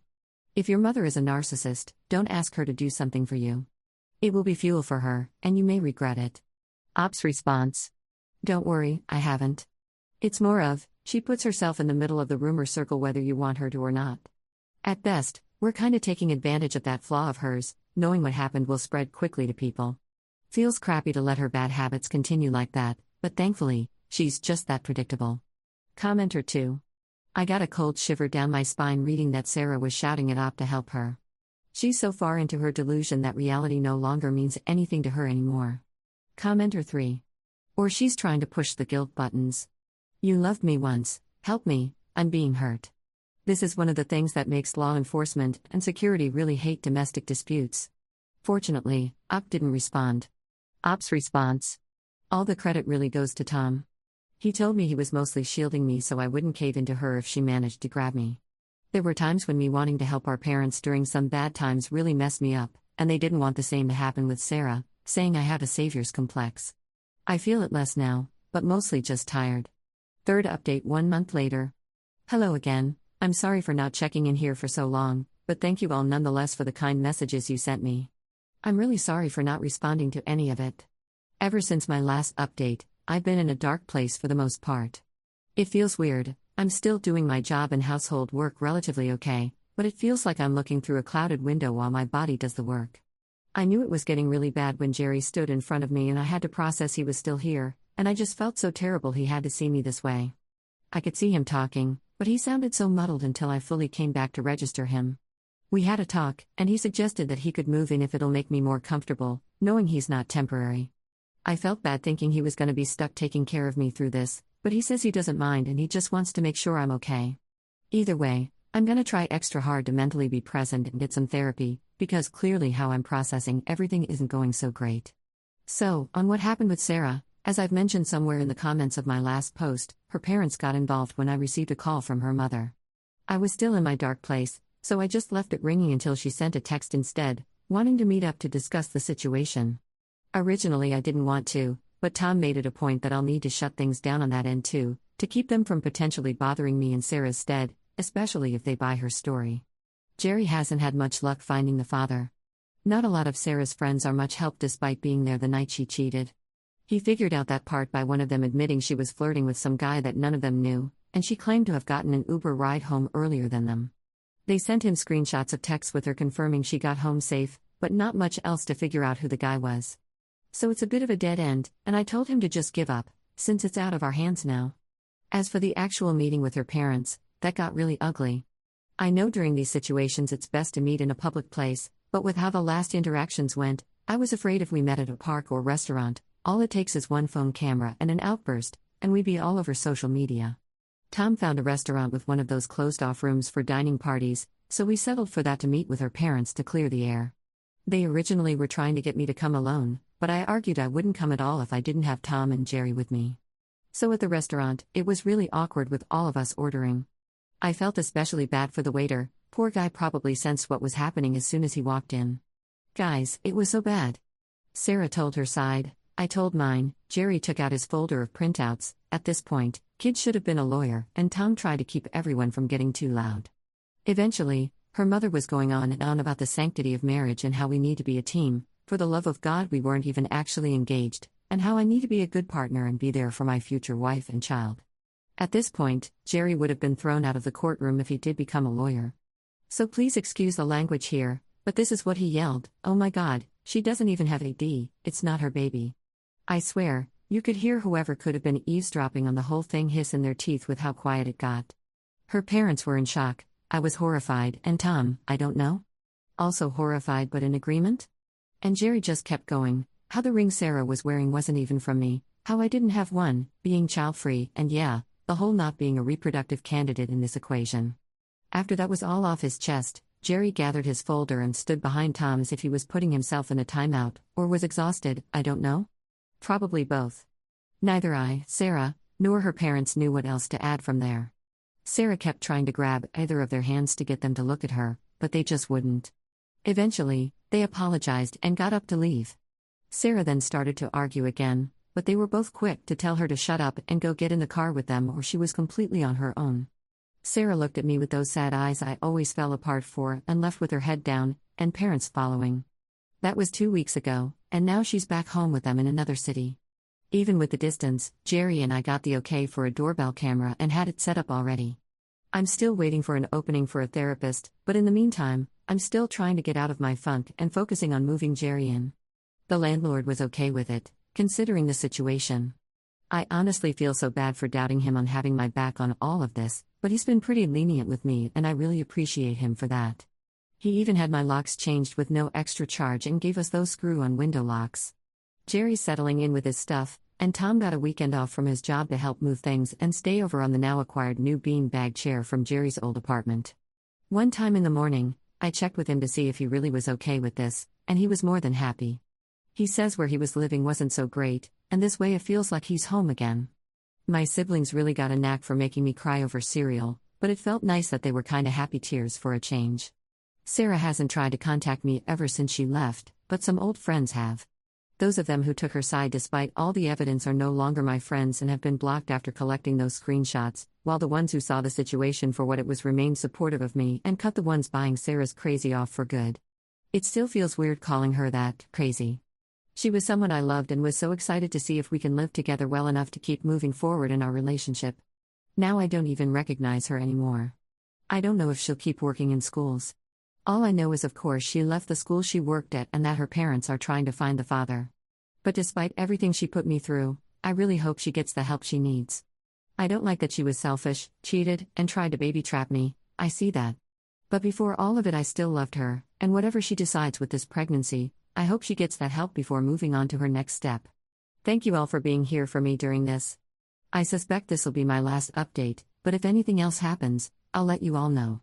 Jerry keeps the folder in a locked drawer with only us and Tom having a key to it, and he still checks on things online from time to time if he needs to update anything, so I hope with this being potentially over, it means he can be on the screens less. I fear he may be hurting his eyes more than he should. Please be safe, and take care of yourselves everyone. Top/relevant comments. Commenter. I'm so sorry that you have gone through this. I know it is traumatic, and you pay a massive psychological toll from it. Glad you are looking to get your mental health in order. I am glad you and your brother have come together and are stronger for it. People are allowed to change their mind. However, she should have said that she had changed her mind. It most likely would have ended the relationship. Cheating is never the answer for any person. There is no excuse, drunk, drugged, or otherwise. Cheating is selfish, and the aftermath leaves the innocent party shattered and questioning everything. Then she tried to baby trap you. Unreal. Glad you were able to get her out of your life. Take the time to heal and recover from all of this. Ops response. I will thank you, for what it's worth. Until I get an opening for a therapy session, I've been keeping myself occupied with busy work, like trying to organize some of Jerry's stuff in the common room or putting up things on his walls. That was an especially odd way he got me to come out of one of my bad spells, since he asked if I wanted to decorate his wall with his hanging stuff because I was staring at it for so long. Kept me busy and relaxed working on that, and it helped me actively talk to him on the progress. Opt to a deleted commenter. I wonder that too. For the most part, I, along with my brothers, was more focused on getting myself out of this situation and keeping her from manipulating me to go along with whatever it was she was planning. For now, I just want to remain no contact with her. Maybe someday there'll be an answer, but for now I just don't want it. I'm thankful to Tom and Jerry for being such a great duo, having my back on everything. Story 8. My mother-in-law and father-in-law engaged in some truly questionable behavior around our daughter and tried to hide it from us, and it's making me rethink whether I can leave our child to them in our will if something were to happen to us. Posted by you/concernedmother501. My 24F and my husband 24M have been together for nearly 4 years and have one child together, 2F. We decided around a year ago that we needed to sort out our will to ensure our daughter had a stable life, should something happen to us. The wills that we had written state that our daughter would go to my father, 50M, however, he has various health conditions which could mean he might not still be around if something like that were to happen. As a backup plan, we've stated that my husband's parents, 51F and 60M, would get her. Over the course of the last few years, my mother-in-law's behavior has been steadily declining. She's been acting like she's in her 20s, going out partying every weekend, doing illegal drugs, instigating arguments with my husband's siblings, etc. I believe she's developed a bit of empty nest syndrome, which has led to these situations, although my husband said she was an alcoholic when he was growing up. About a year ago, she had been out partying on the Friday night and did some illegal stuff. Then the next morning she was watching our daughter for us. She hadn't told us that she wasn't sober when we dropped our daughter off, and we only found out at pickup because she said to my husband, "Oh yeah, I had a fun time last night, I got to do coke." To say we were angry was an understatement. My husband was the one to pick up our daughter, so he explained to her that we would have rather she told us. We wouldn't have gone out, but there would have been someone sober watching our daughter.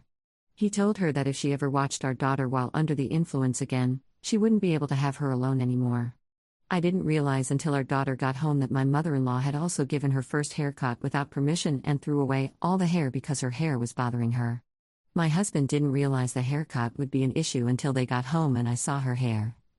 I was livid, but my mother-in-law feigned ignorance, saying she didn't realize first haircuts were a thing and that she didn't take off much. Our daughter went from having nose-length hair to microbangs. Taking into account that she had been doing coke the night before, she'd been drinking alcohol during the day, and she had scissors so close to our daughter's eyes pushed me over the edge. I lost it. It turned into a huge argument between me and my husband, mostly because he originally tried to say it was him that cut her hair. When I said that I knew it was my mother-in-law that did it, he started trying to defend her. He wouldn't stand up to her. It's now something that gets frequently brought up in a mocking way by my mother-in-law with a smirk on her face. Fast forward to last weekend, my mother-in-law had organized a family get-together for my father-in-law for his 60th birthday and had also invited some of his friends and work colleagues as well. They both work in the medical industry. We arrived on time, but we weren't the first there. My husband's younger brother, 20M, was first to arrive with his partner, 20F. My husband's younger brother went to the bathroom while his partner sat on the couch, which looks into the kitchen. My mother-in-law was in there, pressuring my father-in-law into taking something, to which he gave in, and she saw them take some LSD each. Shortly after, we arrived and said hello. Then my husband's older brother, 25M, and his partner, 30M, arrived. Last we talked to them, there was a bit of a fallout, so we went into the back garden to give them some space to say hello to my mother-in-law.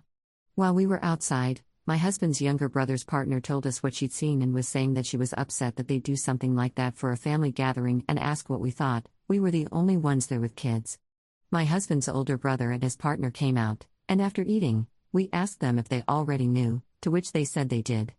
When we asked how they knew, they changed the subject, but after a little while longer of talking, they revealed that my mother-in-law had specifically told them what she and my father-in-law did, and that they were told not to tell me and my husband that my in-laws weren't sober. We were so angry that we just wanted to leave, but we also didn't want to upset my father-in-law at his birthday celebration. After people started leaving, we made an excuse to leave with them. It did take a while, as the combination of the LSD plus alcohol caused my mother-in-law to have a bit of a breakdown and start crying about how she never sees us. My husband and I have had a chat, and at this point we're not comfortable with my in-laws having our daughter alone. We don't know if they're frequently taking drugs outside of party situations, but we overall think it's disrespectful that they wouldn't want to be lucid when they see their granddaughter. They don't see her much, as we try to make plans, but they always have something else to do. On top of this, they knew we'd have an issue with them doing what they did to the extent that they told people not to tell us specifically. Additionally, my mother-in-law knew we'd had a falling out with my husband's older brother, so she might have been banking on us not talking or on him wanting to keep it to himself out of spite. Now my husband and I are assessing whether we still want them as our backup in our wills, as clearly, they've broken our trust. My husband hasn't talked to them about the weekend incident yet. He is still so angry and upset, as he's been the one defending my mother-in-law to his siblings and me the last few years. I'm trying to get some unbiased opinions, as my mother-in-law has done quite a few things in the past to make me not like her, and my own mother doesn't like her either, so I don't know whether that's clouding my judgment. Would we be overreacting by changing our wills to have our backup as my mom instead? She's not already, as she lives overseas. Thanks in advance. Top/relevant comments. Commenter. The obvious answer is no. This is your child, and it's your responsibility to ensure your child's well-being.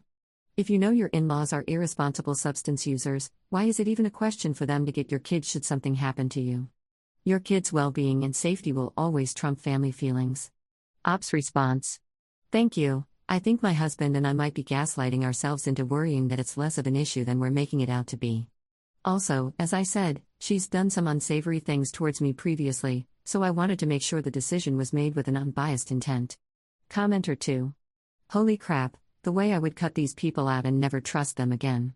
I'd make them do a piss test before and after watching my kids, if I ever let them see their grandkids again, and it would be at my house with cameras and not until my kid was old enough to call me.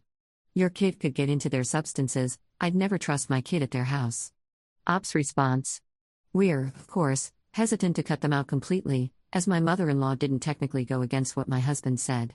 She wasn't responsible for our daughter at that time, but at the same time, she knew we wouldn't like the situation. We're definitely not going to be leaving our daughter with her anytime soon, but we just weren't sure whether changing our will over one incident over the past year would be an overreaction. Thank you for your input. Commenter 3. Think of this scenario I'd like you to imagine. You pass away, your father-in-law and mother-in-law are taking care of your child, they leave stuff around, your child finds a baggie of coke and decides to try it. Because when a person is high, they don't pay attention to where they put their stuff down. Can you imagine your child taking these drugs and dying also? Because that's what will happen if you leave your kids with a drug user. You need to cut them off 100% until they can be sober and take dope tests to be around your child. They made a choice knowing you didn't want your child around it. That tells you they don't need to be around your child. And they know they're doing wrong by getting high and lying. Ops response. I definitely hadn't thought of it that way. My mind was more on the high person wouldn't notice her if she climbed into the oven sort of mindset, but of course, the stuff being left around would be an issue too. Thank you for your input. Commenter 4. Are any of the siblings yours or your husband's with kids? If your concern is that your father is getting old, a backup could be someone more your age. Ops response. Our concern is less about his age and more about medical problems. He's got a heart condition and has already had multiple heart attacks. He's first choice because we live with him, and it wouldn't be a huge change, in that she'd stay living in this house and with the family she's grown up with. He's happy to take care of her and thinks he's capable of it, but it's more of a peace of mind thing to make sure that if he's not around, there's another good option too. Thanks for your ideas. Commenter 5. Is there a reason why you aren't considering siblings as possible guardians? With bad health on one side and safety issues on the other, neither side's grandparents are a good fit. Plus, they will be in their 70s when your daughter reaches 20. I have a cousin who was raised by our grandmother. No matter how much you love a child, at such an advanced age there are a lot of things that are simply harder or not possible. I filled in when I could, but it wasn't the same as being present at all times. Ops response. His siblings don't want kids, and I'm not that close with my older siblings. Of my younger siblings, the oldest is 17 and the youngest is 11, so they're not exactly options at this stage. Thank you for your input though, that's a perspective we'll have to consider. Adds an edit to her post. Thank you everyone for your advice. We saw our lawyer on Monday and discussed with her what we wanted to be changed. It was really hard for my husband and he was quite depressed. He knew it had to be done for our daughter's safety, but it's just crappy that it was even something we had to consider doing. We've had our wills changed to name my mother and stepfather as our daughter's guardians if we're not around. The main thing the lawyer needed to confirm for that was whether we wanted our daughter to move to them, or them to move to here. We'd already discussed them doing the latter, so that's what will be put in. Someone suggested we specifically exclude my mother-in-law and father-in-law from being potential guardians, which we suggested to our lawyer. She said that she wouldn't advise us to include that in our will, as wills become publicly available after a person's death. She instead suggested that we leave sealed letters for our executors, outlining that we wish for my in-laws not to be her guardians and why. In that instance, the information would only become public knowledge if they tried to ignore our wishes and get custody of our daughter, as the letter could be used as evidence in court. My husband also changed his executor from my mother-in-law to a close friend. We see this friend every week for games night, and he was my husband's best man at our wedding. He's got a good connection with our daughter. She was born the same day his mother passed, and he said that her birth gave him hope in a very dark time. Because of this connection, we know he would ensure our wishes are taken into account and she's in a safe and stable home. My in-laws still have not contacted us. Normally, my mother-in-law would ring my husband every few days to check in, but it's been over a week now and still nothing. My husband's older brother stayed when we left, so we're thinking that he probably mentioned to them that we knew about the LSD and that we were pissed. If that is the case, they're probably trying to wait out my husband's anger and hope that it blows over and he forgets about it. I know that some of you were saying that what we were asking was a no-brainer, but I honestly think this steady decline has somewhat desensitized us to the substance use. We were gaslighting ourselves into thinking that maybe it was a harmless thing and that we were overreacting, so having our thoughts validated has been a weight off our shoulders. Thanks again to everyone who commented. Your help has been hugely appreciated. Update 16 days later. This is a follow-up to a previous post where I explained about my husband and I wanting to change our wills due to in-law's drug use. We finally received the dreaded call from my mother-in-law, after only 3 weeks of no contact. She called to ask if she could have our daughter next week, as it's her friend's son's birthday. We were in the middle of dinner, so my husband said he'd call her back later. We finished up, and my father watched our daughter while we went to a separate room to talk to my mother-in-law. The conversation started with my husband saying that he wouldn't be comfortable with her having our daughter unsupervised, to which she responded that she understood, no questions asked. He started explaining to her that we didn't appreciate the drug use when we were over for my father-in-law's birthday, and that we knew she had said specifically not to tell us.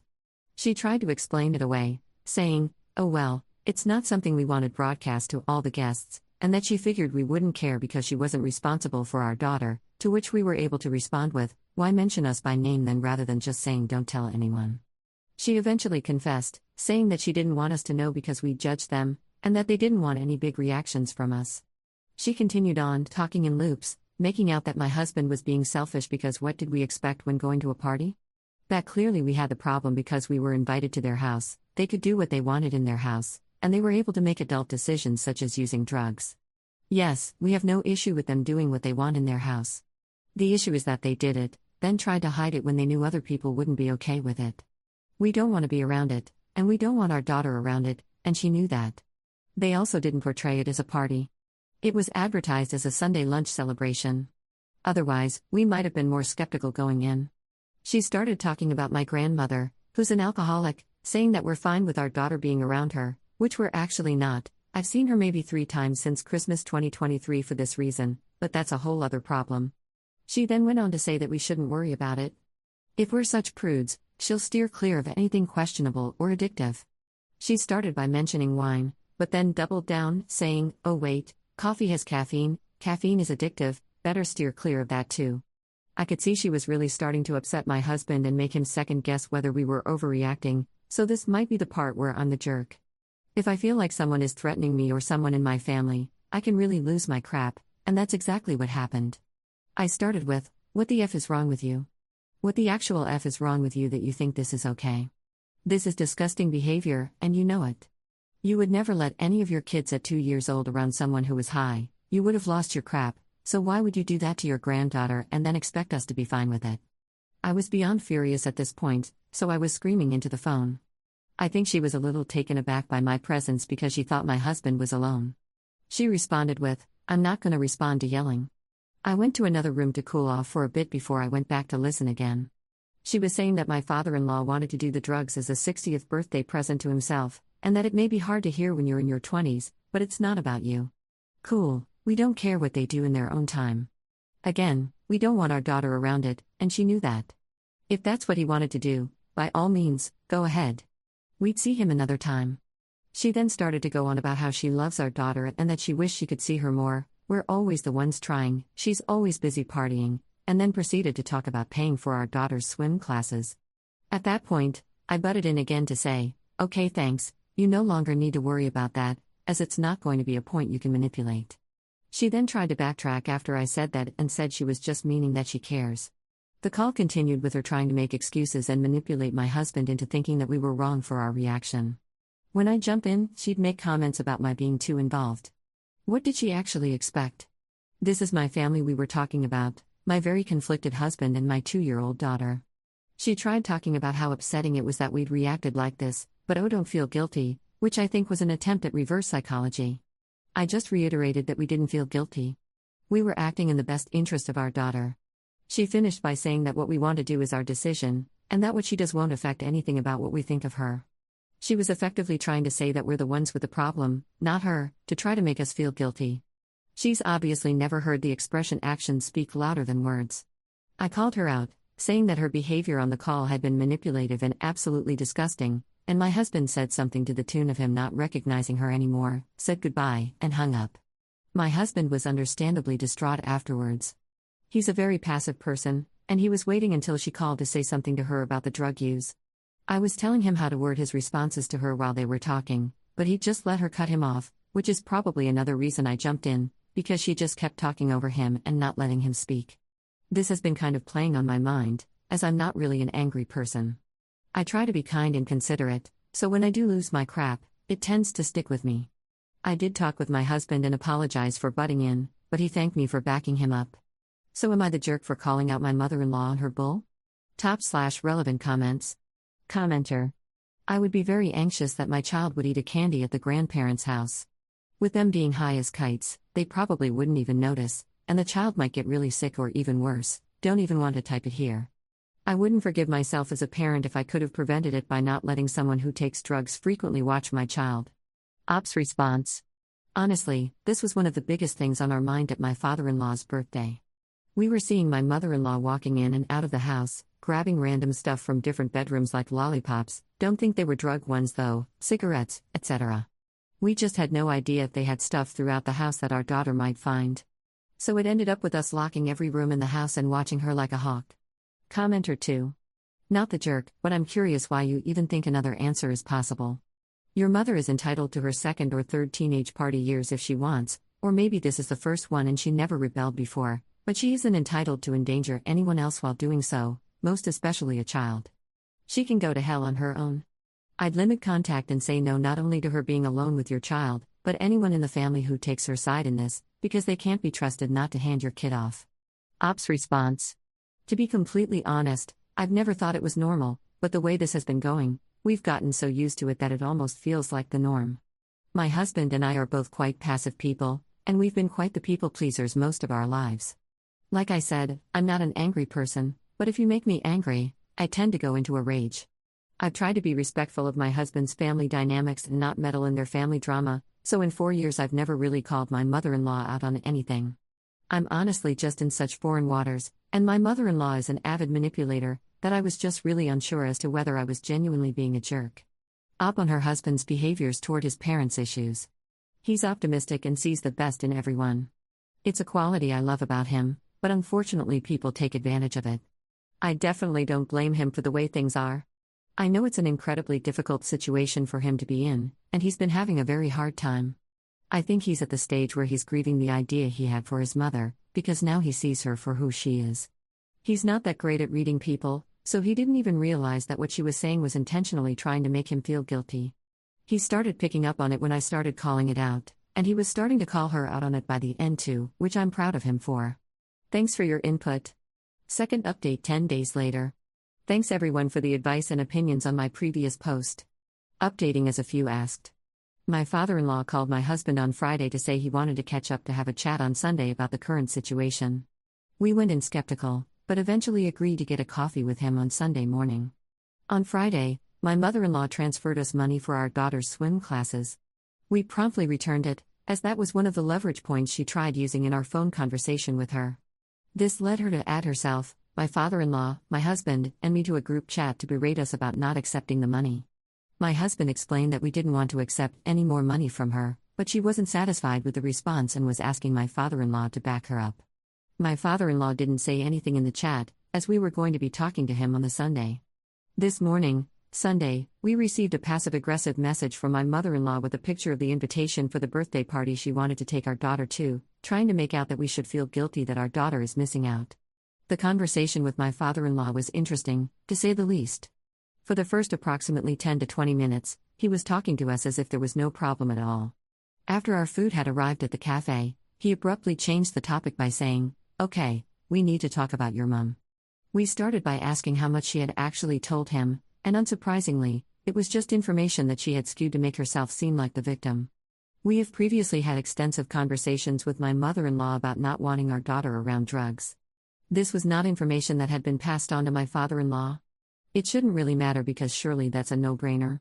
My father-in-law also hadn't been made aware of the fact that our older brother-in-law was told not to tell us, specifically by name.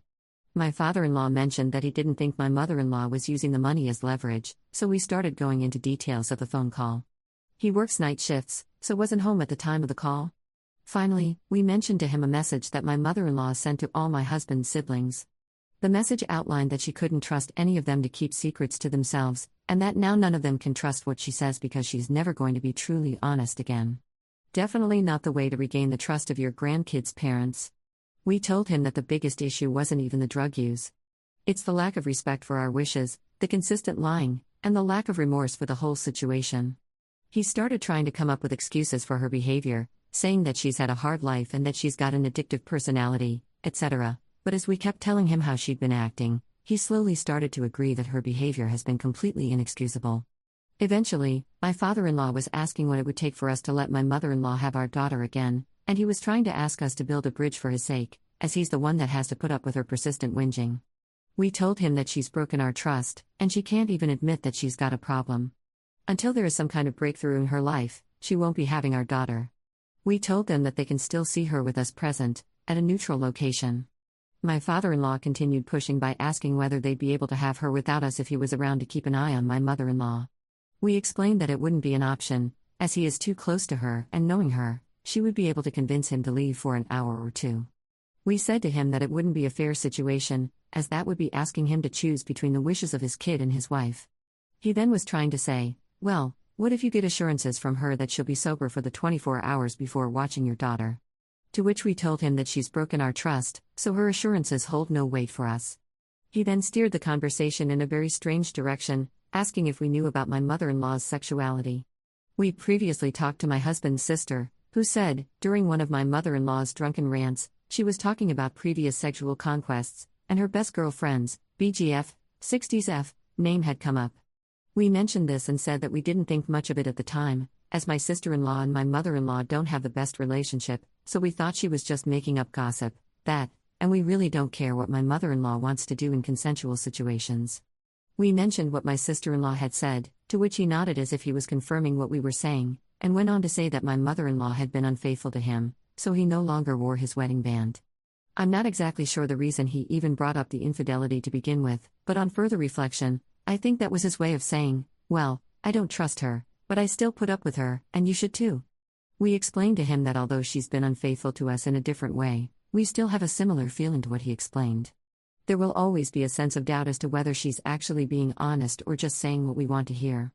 By the end of our conversation, he seemed like he fully understood the situation, what we are upset about, and what my mother-in-law had been doing.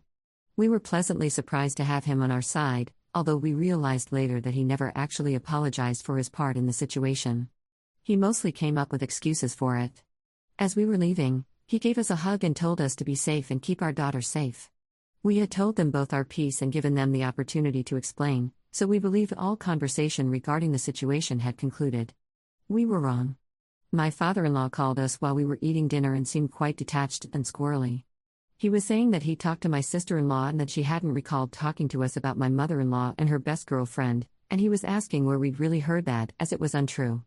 We reiterated that it was something we heard from my sister-in-law and we'd only brought it up because he'd asked.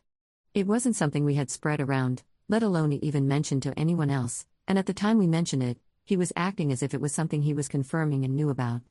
This line of conversation led to, well, clearly there's been a lack of open, honest communication, and we just need to bridge the issue and get back to normal.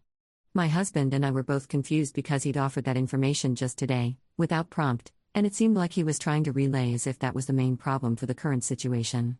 My husband told my father-in-law that he was confused as to how that had anything to do with the current situation and why we're upset. He didn't really have a good response for that and started going on a tangent about how it was unfair that we would judge them for what they do when we don't judge my parents for the decisions they make. When my husband and I first found out I was pregnant, we weren't married yet and our families hadn't met, so my mother-in-law and father-in-law invited my dad and stepmother over for drinks and lunch so they could get to know each other. Dad and stepmom were there most of the day, right up until after dinner, so they did go through a bit of wine. But they were also eating, and Dad didn't have as much as stepmom, as he knew he had to drive. This was one of the things my father-in-law brought up as being something we should judge my dad for, as he'd been drinking and drove home. He doesn't actually know what our reaction was at the time, and that was over 3 years ago.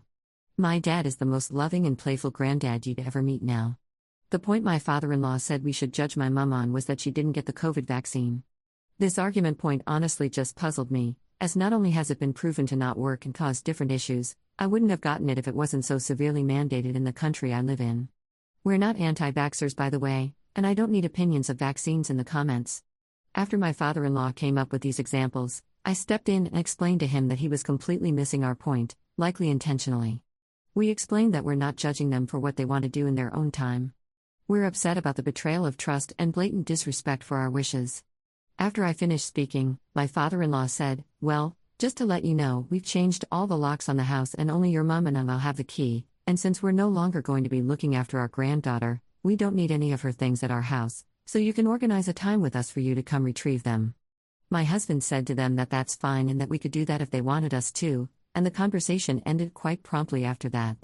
During the entire phone call, we could hear my mother-in-law in the background. We couldn't hear exactly what she was saying, but we think she was just telling him what to say.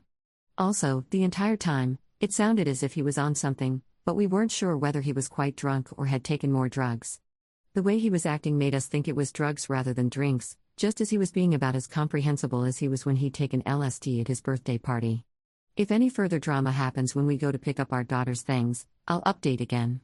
But honestly, we're just hoping that we can sort it without issues because we're so beyond wanting to worry about this. If you're still reading, thanks for making it to the end. /relevant comments. Commenter. Anti-vaxxer worried about grandma doing coke is a weird twist you threw in there. Yes, grandma shouldn't do coke and have the children. Not the jerk. But what the F do you mean the COVID vax doesn't work? May God help your poor effing kid. Commenter 2. You're wrong about vaccines, by the way. Commenter 3. Sources on that COVID vaccine thing from multiple reputable sites, or you have just lost me entirely. Good luck with all of you being insanely messy, I guess. Editor's note. Ops' last post was made on November 30, 2025. She has since deleted her account, so no new updates will come from that account. Story 9. I stopped a drunk girl from being pulled into a car by 2 random men, but my boyfriend is upset and called it stupid and dangerous. Posted by you/Betty Moppet. Editor's note. I'm starting this video with the transcriptions of the text messages Op had with her boyfriend that she included with her post, before getting into the written portion, because it'll provide better context that way. Also, the comments included in this story are few in this one, but they are rather long. David, don't ever effing do that again, Sophia. Do you hear me? They could have seriously hurt you. Genuinely, do you not realize how effing fast that could have gone south? Sophia, I'm fine, I was being careful. I barely even talked to them, I was focused on her. David, and if they turned on you, then what? Answer me, please. Baby, you are one girl against 2 guys, what the actual F were you thinking? Sophia, I had my mace with me. She was also just one girl against 2 creeps she clearly didn't know. She could barely walk straight. Was I supposed to just leave her there? David, in a situation like that, yes. Walk away and call the cops. Or effing call me at least. Sophia, while they're actively trying to get her into their car? Yeah, the police would have been super helpful in the hour it would have taken them to get there. David, you can drop the sarcasm. You're not listening to me at all. Sophia, I am. I just don't agree. If I did nothing and something happened to her, I'd never be able to live with myself. David, and you think I'd be able to live with myself knowing you were attacked because you decided to play hero? Sophia, someone needed to help her. David, yes, but not you. Sophia, then who? David, I don't effing care. Not you. Sophia, I can't believe you're saying this right now. David, you really think Mace is some great equalizer between men and women? Be serious, Sophia, there were two of them. I don't care how strong you think you've gotten in the gym lately, you're still a woman. They could have easily overpowered you or worse. Sophia, you think I don't know that? David, then why are you sitting here arguing with me? Just promise you won't do that again. Sophia, stop acting like I'm naive, I've literally dealt with stuff like this my entire life. Also, bringing the gym into this is so random, like? Clearly, I was not planning on fighting them. I pretended I knew her, and that was it. David, yes, and doing that was effing dangerous and stupid. It's simple, I'm just asking you to not do that again. I don't know why we need to have this back and forth for, like damn. Sophia, yeah, I'm not doing that. If it was me, I'd hope someone would step in too. David, okay, but let's be real, you wouldn't even put yourself in a position like that to begin with. It's so effing irresponsible. Out there drunk to that level by herself at night. She is so lucky you were there. Sophia, what the hell, David? Put herself in what position? So you're blaming her now. David, I'm not. You never drink to that point, is all I'm saying. Sophia, and even if I did, it wouldn't make a difference because the two literal predators would still be the ones in the wrong? David, I know, baby. Sophia, you have zero clue how she got to be like that either. She could have been drugged for all we know. David, I agree, my love. That's not what I meant. Sorry it came out wrong, I'm just really frustrated right now. Doesn't seem like you're taking me seriously. Sophia, I'm taking you seriously, and I do understand your worry. I'm just saying I had to do something. I knew the risk, and I took as many precautions as I could without just leaving her there. I really hope you do the same. David, no, you think you knew the risk. Even I would not confront two guys alone in a situation like that. It's dangerous, full stop. Sophia, so you would have just left her there? David, I would have called the cops and let them do their job, like I said. Sophia, and if they didn't get there in time? David, then it would be out of my hands at that point. I know that's not what you want to hear, but it's the truth. Of course I would be worried for her, and I would make sure they follow up. But confrontation in a potentially dangerous situation like that would not help anything. Sophia, I don't even know what to say. David, I'm just speaking purely logically. Escalating could put her in even more danger. Sophia, more danger than being driven away by two strangers when she was drunk? Okay. David, baby, enough, please. I'm guessing you're mad at me now? Sophia, no, just shocked you feel this way. But honestly, I'm kinda over talking about it with you. She could have been raped or killed if I left her. David, and tell me what would have happened to you if they called your bluff? Your safety comes first. Sophia, let's just drop it. I called because I was feeling shaken up, but this conversation isn't helping at all. David, I'm just expressing how I feel, but okay, we can drop it if you want. I'm sorry I'm not helping the way you need me to. I want to be here for you. I guess I'm just freaked out still by how things could have gone. I'm realizing now too that it's probably close to home because of what happened with Amy, but I just want you to understand how badly this could have ended. Sophia, I already acknowledged that. Multiple times. And I'd really appreciate it if you didn't bring her into this. David, sorry, I'm not trying to upset you. It was an emotional decision made in the heat of the moment, which I totally understand. I just want you to think more rationally about it so it doesn't happen again next time. At the end of the day, your safety is what matters most to me. If that makes me selfish or a villain, then so be it. I seriously don't want you doing this ever again though. Like I said, it's dangerous and stupid. I need to hear you say that you won't. I don't want to constantly worry every time you're out alone, now that you're picking fights with random men twice your size. All it takes is one guy having a bad day, taking what you say or do as a challenge, and that's it. Sophia, can we please just drop it? I'm emotionally at my limit now. David, Alright, fine. Sorry. Texting stops and resumes at 1:37 a.m. David, are we okay? Sophia, honestly, I don't know. I think I need some time. David, baby, I'm sorry. I wasn't trying to upset you. Please talk to me. Sophia, I'm just struggling with some things you said. David, can you tell me what in particular? I apologized earlier for the other thing. I'm just trying to understand. If you're angry, you can tell me. I don't want you to be upset with me. Sophia, I'm really tired and I'm still trying to process what happened. I'm a little upset, but I think we should just talk tomorrow once things are calmer. David, okay. I'm still a little frustrated too, but I understand. I love you so much, and I'm just glad you're okay. Sophia, love you too. David, can we FaceTime in like 20 minutes on my break? We don't have to talk about this at all, I just want to see your face a little before you sleep. I miss you. Sophia, I'd rather do it tomorrow if that's okay. I'm kinda drained right now. David, okay. I feel like you're punishing me now or something. I was just worried about you. Sophia, I'm not punishing you, David. I'm genuinely just tired. David, you're pushing me away. Sophia, I'm not, I promise. David, can we FaceTime or no? I've been looking forward to seeing you all day. Sophia, okay, I'll call after I shower. David, alright, my love, thank you. Start of Ops written portion of the post. Okay, so this happened last week and I'm realizing how much it's still bothering me. Looking for an unbiased sanity check because I think it's honestly changed the way I view my boyfriend a little, and I'm sort of spiraling. I'm 24F, he's 30M. I work in an office in the middle of a city, and it's common that a ton of people will hit up bars after work. I was working late last week and hadn't had time to eat all day. It was dark, and I was eating in my car before heading home when I saw two men walk a clearly drunk woman into the parking garage. Each guy was holding onto one of her arms to keep her upright. She looked like she could barely walk. I was immediately on edge because 1, the guys looked completely sober, and 2, she looked like she was trying to pull away from them. The whole time I kept hearing them saying things like, "You're fine. You know us. We're taking you home, don't worry. We're helping you." Her words were really slurred, but she kept repeating variations of "No, I want to go back and where are we going?" At one point, her phone started ringing, but one of them grabbed it and put it in his pocket. The other one took out his keys and beeped the car a couple down from me, and honestly, in that moment, I just panicked. I got up kinda suddenly, which I think startled them because they both stopped walking immediately and just stared at me. I looked right at her and said in an angry tone, "Random name, I've been looking for you all night. Where the hell are you going?"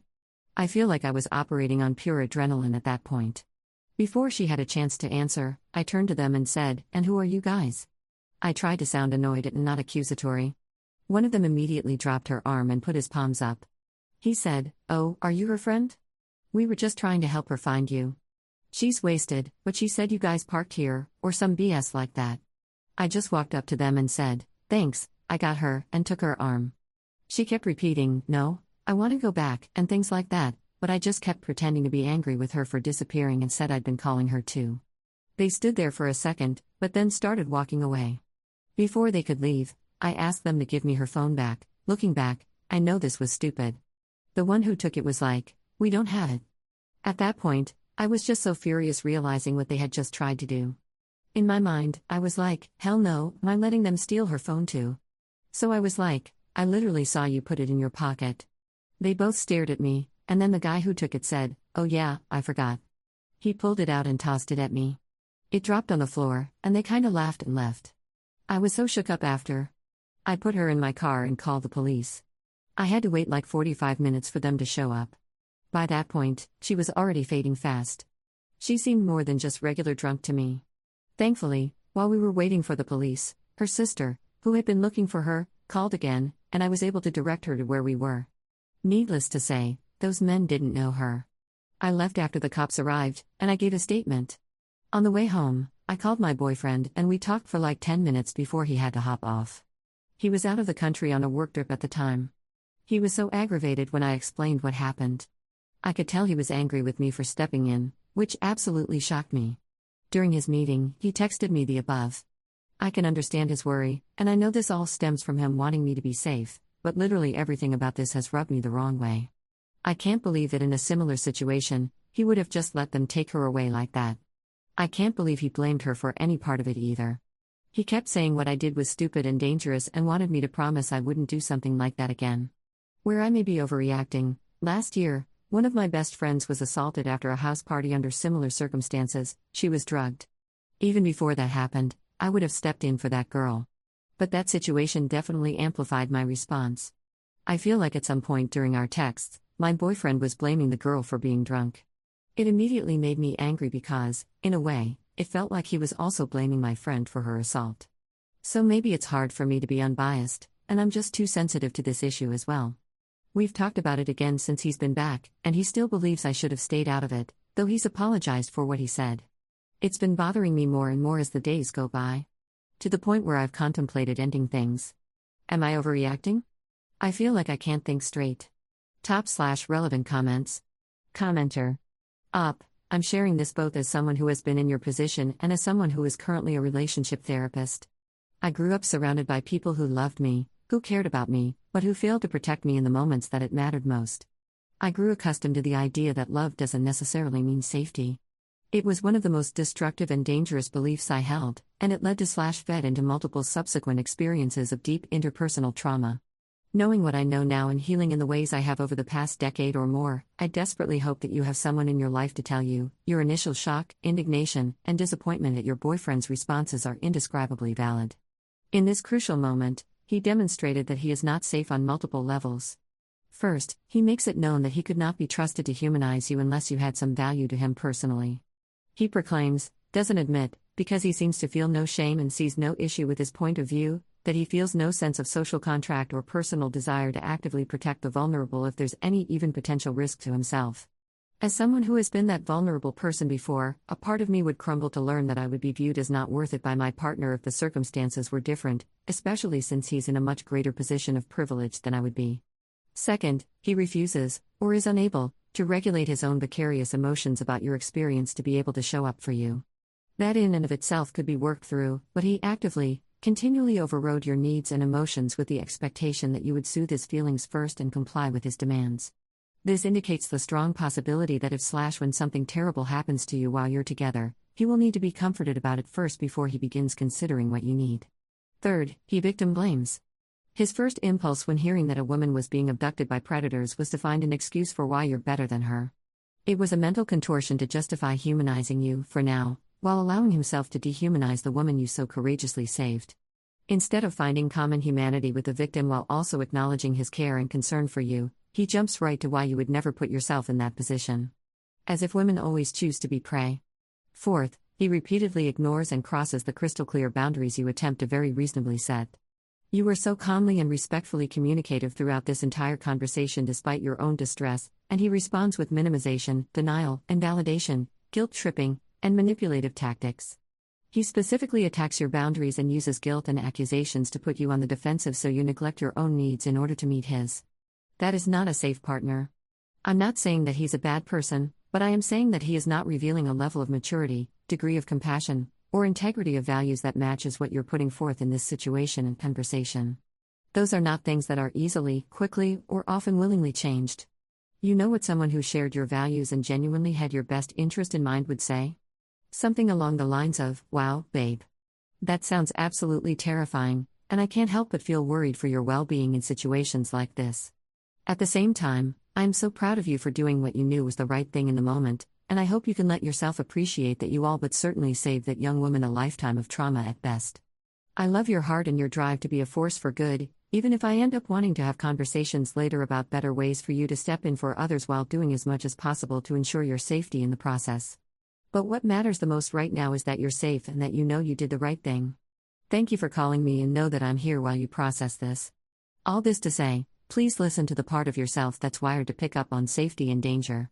We can talk ourselves into so much by second-guessing our own intuitive responses, especially if we grew up in dysfunctional families. If your alarm is going off, it's very likely for a reason. Wishing you all the best, and hoping more people in the world move like you do. Ops response. Your example of how our conversation could have gone literally made me tear up. Thank you. I didn't expect him to be perfect in his response, and I know his worry for me drove a lot of what he said and did in the heat of it all that night. But in the moment, it just felt like I was being punished for doing my absolute best to keep someone else safe. I didn't ask or want to be in that situation, and neither did she. But once I was there, I simply could not sit still and let it happen. I had to act. When I called him, I wasn't looking for praise. I just wanted a bit of comfort from someone I love and who loves me. I do understand he could have just said that as a knee-jerk reaction, since both of our emotions were running high that night, and I'm hoping that's the case. But it still genuinely shocked me. I really hope our talk tomorrow goes well, and that we can both hear each other. Commenter. I want to lead my follow-up by acknowledging how courageous, clever, and compassionate you were in a crisis moment. You did something a lot of people like to imagine they would do in a situation like that, but many would lose their nerve or freeze. In that moment, you showed the best side of humanity. I hope the pride can coexist with everything else you're feeling. And I completely understand the tangled mess of feelings you're sorting through right now. I've had experiences where I found myself struggling to reconcile my image of the person I know and love with the person they revealed themselves to be in a critical moment. It's disorienting, and it rattles your foundation when those two versions of the same person are impossible to reconcile. I do hope you don't let him off the hook for how he spoke to you. Partners make requests, not demands. Partners don't curse one another out when someone is distraught and was just in an unsafe situation. He was not only unsupportive, he was disrespectful, invalidating, and belittling. He was the one throwing a tantrum, but he framed himself as the logical one who was just telling you harsh, objective truths about your situation. He framed your brilliant decision-making as an irrational, emotional impulse. He prioritizes his frustration over your emotional safety. He calls you stupid. He tramples the most basic and reasonable boundaries without remorse. He only demonstrates care about getting his wants met without any regard for your needs. Consider if those are the attributes you want in someone you may build a life with. I'm so glad that you exist, Up. The world is brighter, kinder, and safer for it. Update 2 days later. Unfortunately, the convo did not go as I'd hoped, and I don't know if another one will even be productive. I think the bottom line is he doesn't trust or believe that I truly understand the risk. He thinks that he better understands this type of danger because he's a man and knows the lengths they could go to. He apologized for his tone, even though he feels I should be more understanding because of how freaked out he was at the time. He also apologized for the way he blamed her, but then he still made a comment about personal responsibility later, so I don't know. I can tell he thinks this situation and what happened to my friend are radically different, and that I'm biased because I think this girl was drugged too. For me, whether she was drugged or not isn't the point. He kept telling me that I was punishing him for being worried, and that I needed to accept that he will always prioritize my safety over a stranger's, which honestly is not unlike some comments I've seen here. A lot more was said, but I think I'm still just processing everything and kinda slowly accepting the implications of what this may mean for my relationship. I think I'm just going to take some time to let everything settle and figure out what I want and need to do. Top/relevant comments. Same commenter from the original post. I'm so sad to hear that the conversation didn't go well. It's so hard when defensiveness cuts off the avenues to a productive interaction. But it sounds like it's more than just defensiveness from him. He seems to genuinely believe that he is smarter and wiser than you without having the self-awareness or humility to reflect and consider that you have spent a lifetime needing to know exactly how dangerous some men are, and that knowledge is exactly what compelled you to intervene in the first place. Also, how could you have been more understanding while still expecting some level of accountability? You have given him so much grace in even being open to follow-up talks, but it seems like what he's really expecting is to be let off the hook entirely just because he says he was upset. That's a very toxic and dangerous precedent to set. What else might he say or do out of emotion that he will then expect you to just let slide? And how can he demand so much understanding from you while coming at you so hard for acting from a place that he believes to be purely emotional? This is someone who has insidious double standards and or has very toxic ideas about each individual's responsibility for regulating their own emotions and behaviors in a relationship. Of course, grace is appropriate at times in partnerships, but that grace needs to be preceded by accepting responsibility, expressing genuine remorse, giving a specific plan for change to prevent the hurt from reoccurring, and finding ways to make some form of restitution for the harm caused. And an apology can never be sincere when it is accompanied by the demand or expectation of forgiveness. That's just entitlement. I've mentioned in a couple of other comments that I specialize in abuse and domestic violence. I'm going to be completely candid with you here while also reiterating that I have no desire to tell you how you should conduct your own life and hold no expectation that you will assign my personal thoughts any particular level of meaning or importance in your decision-making. By far, the biggest red flag for future abuse of women by men is in the attitudes he holds. Abusers benefit tremendously from the myths and misconceptions that they do what they do because of emotion dysregulation, substance abuse, mental health issues, or their own past trauma. But those are all smokescreens that prey on compassion and encourage others to excuse and downplay the behaviors and effects of abuse. The most consistent shared factor for male abusers of women is whether or not they hold the three following attitude/value systems: superiority, misogyny, and entitlement. Your boyfriend exhibited all three in the screenshots you shared and in your conversation that followed. He exhibited superiority in how relentlessly he talked down to you, in his framing of his own perspective as logical and yours as purely emotional, and in outright calling you stupid. He demonstrated misogyny with his out-of-the-blue snipe at you for going to the gym, and especially in his victim blaming of the woman you heroically rescued, in addition to his expectation that you would obey his commands without question. And he exhibited entitlement in his willingness to issue said demands and subsequent indignance at your refusal to immediately comply, his disregard for your needs for rest by demanding that you FaceTime after you said you were already past your emotional limit, his disingenuous framing of your push for accountability as punishing him for being worried, and his overall expectation that his emotions would dictate your conduct without question.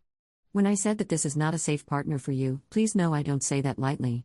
At the same time, I have been in multiple outright abusive relationships, and even when I knew that certain things weren't okay, I also couldn't help but make excuses and find justifications for my partner's behavior because I knew their context, and there were so many other seemingly wonderful facets to them that I couldn't bear the thought of rejecting or throwing away. I understand the internal turmoil and the fervent desire to be able to chalk something up as just a misunderstanding, catching someone in a bad moment, or contextualizing their behavior so that it comes across as well-intentioned but flawed. And I want to be clear that I'm not accusing your boyfriend of being outright abusive. I am, however, saying that all of the ingredients are there, and that his lack of remorse and accountability are extremely troubling. If you were my client, I would be handing you resources and starting safety planning right now in anticipation of future escalation. If any of this resonates with you, I strongly recommend reading/listening to the book Why Does He Do That? Inside the Minds of Angry and Controlling Men by Lundy Bancroft. I wish that this book were issued as curriculum for girls and women because it so clearly lays out toxic patterns and warning signs for an unsafe relationship. It's what sparked my passion and specialty in abusive relationships. Ops response: I think it's just so hard for me to hold both sides of him in my head right now. The person I've consistently known him to be is just so different from how he acted last week. I think that's what keeps pulling me back into feeling like this whole thing is just a really terrible overreaction from a high-stress situation. His apology for some of his texts felt so sincere when we talked in person. But then, when he qualified it later by saying there was a level of personal responsibility missing from the convo surrounding her, he couldn't understand why that made me instantly upset again. What you said about struggling with making justifications or excuses for your partner is just really sticking with me, I guess. Because even now, when I'm this upset about it all, I still feel like I'm being really unfair to him or am somehow mischaracterizing him or something.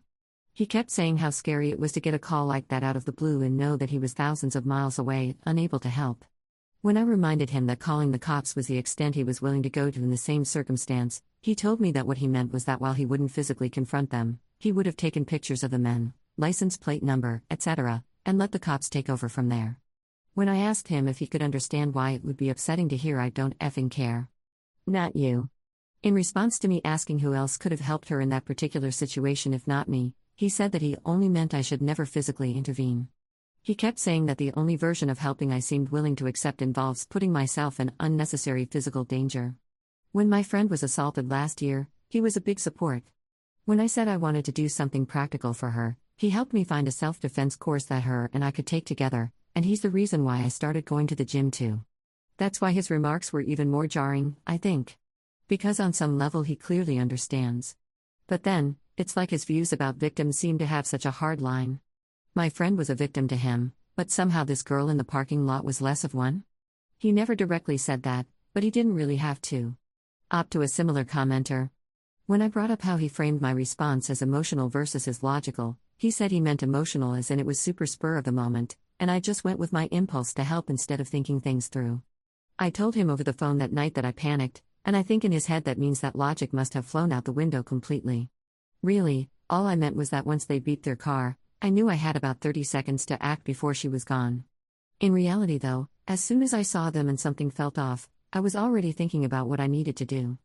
I didn't just launch myself out of the car and start spraying them with mace or something. I chose the angle I did because I thought it gave us both the best chance of getting out of that situation without them escalating it. I think he just can't comprehend that I went into that situation fully and completely understanding the risk, like you said. So many people brought up the end of our text convo too, and honestly, I wasn't even thinking about that part at all when I posted this.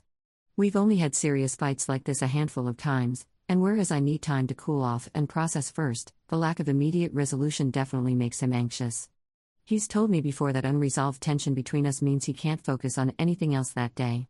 Which is why I eventually agreed to FaceTime with him. I don't think he is trying to be manipulative, but the end result is the same, I guess. Second update 2 months later. Transcription of text messages. David, this whole thing has been blown way out of proportion, you realize that? You're talking about taking a effing break because I was worried about you? Baby, I've apologized at least 1,000 times now. But I guess I'm not allowed to be worried about my girlfriend when I'm halfway across the world and she's putting herself in dangerous situations. I should have just sat there clapping and saying good job while you almost got yourself killed, right? Sophia, that's not at all what I said. But it's fine. David, no, it's not fine. It's like you hold on to one thing I say and use it against me. I'm sorry I don't word things perfectly when I'm going out of my effing mind with worry for you. Sophia, it's not the wording. It's the fact that you clearly meant what you said the first time. It's been how long since then, and it's so clear that deep down you actually do blame her. David, how? Apart from that night when I was going stupid from anxiety and messed up. Have I blamed her again? Sophia, yes. Literally last time we talked. David, what? No, I didn't. Sophia, okay. David, baby, seriously stop. I'm trying to work this out with you. Sophia, I'm tired of arguing about this. David, tell me when, then. Sophia, personal responsibility.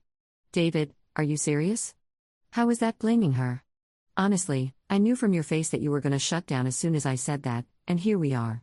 It's exactly what I was saying earlier. You're just policing my words, we can't even have a discussion about it without you shutting me out for not saying things exactly how you would. Sophia, what role does personal responsibility play in this, David? You're shifting the blame when it lies entirely with those two guys. David, I'm not. The main issue is obviously them, I don't know how many times I have to say that. But she also played a part. That doesn't make it only her fault, and it doesn't mean I'm blaming her. But acting like she couldn't have taken better precautions is just wrong. I don't know why me pointing that out is bad. She shouldn't have been there to begin with, and I'm sure she would tell you that herself. Sophia, they were the ones who brought her there? Like what the hell are we even talking about, seriously? David, please bring the temp down, Sophia. I'm just trying to talk to you. Pointing out that she could have been more careful isn't blaming her. Sophia, what is it then? David, I think you're hypersensitive to this now, and I 100% understand why. You know I do. But using that as a way to end things with me when I haven't done anything is so effing unfair, baby. Like you know how much I love you. I was there with you through all of it. Being treated like I don't get it after everything that happened really hurts. Sophia, I'm sorry, I'm not trying to hurt you. I appreciate what you did for me then. But what you're saying now is so crazy to me. Like of course I'm sensitive to this, but that doesn't make what I'm saying wrong either. I don't understand how you can know everything that happened to Amy and still think any of this. David, was Amy drinking? No, she was drugged. Sophia, do you honestly not hear how that sounds though? So she deserves more sympathy because she wasn't drinking, but that girl doesn't? David, that's not what I said. But yes, their situations are very different. Sophia, David, what the F? You don't even know if she was drinking or drugged that night. It makes no difference either way. She could have been blacked out, and it still wouldn't be her fault. David, it does make a difference though. I'm sorry, but I'm not going to lie to you about that. There's a reason you limit how much you drink when you go out. Am I wrong? How often do you even go to bars when I'm not with you? Why do we share locations?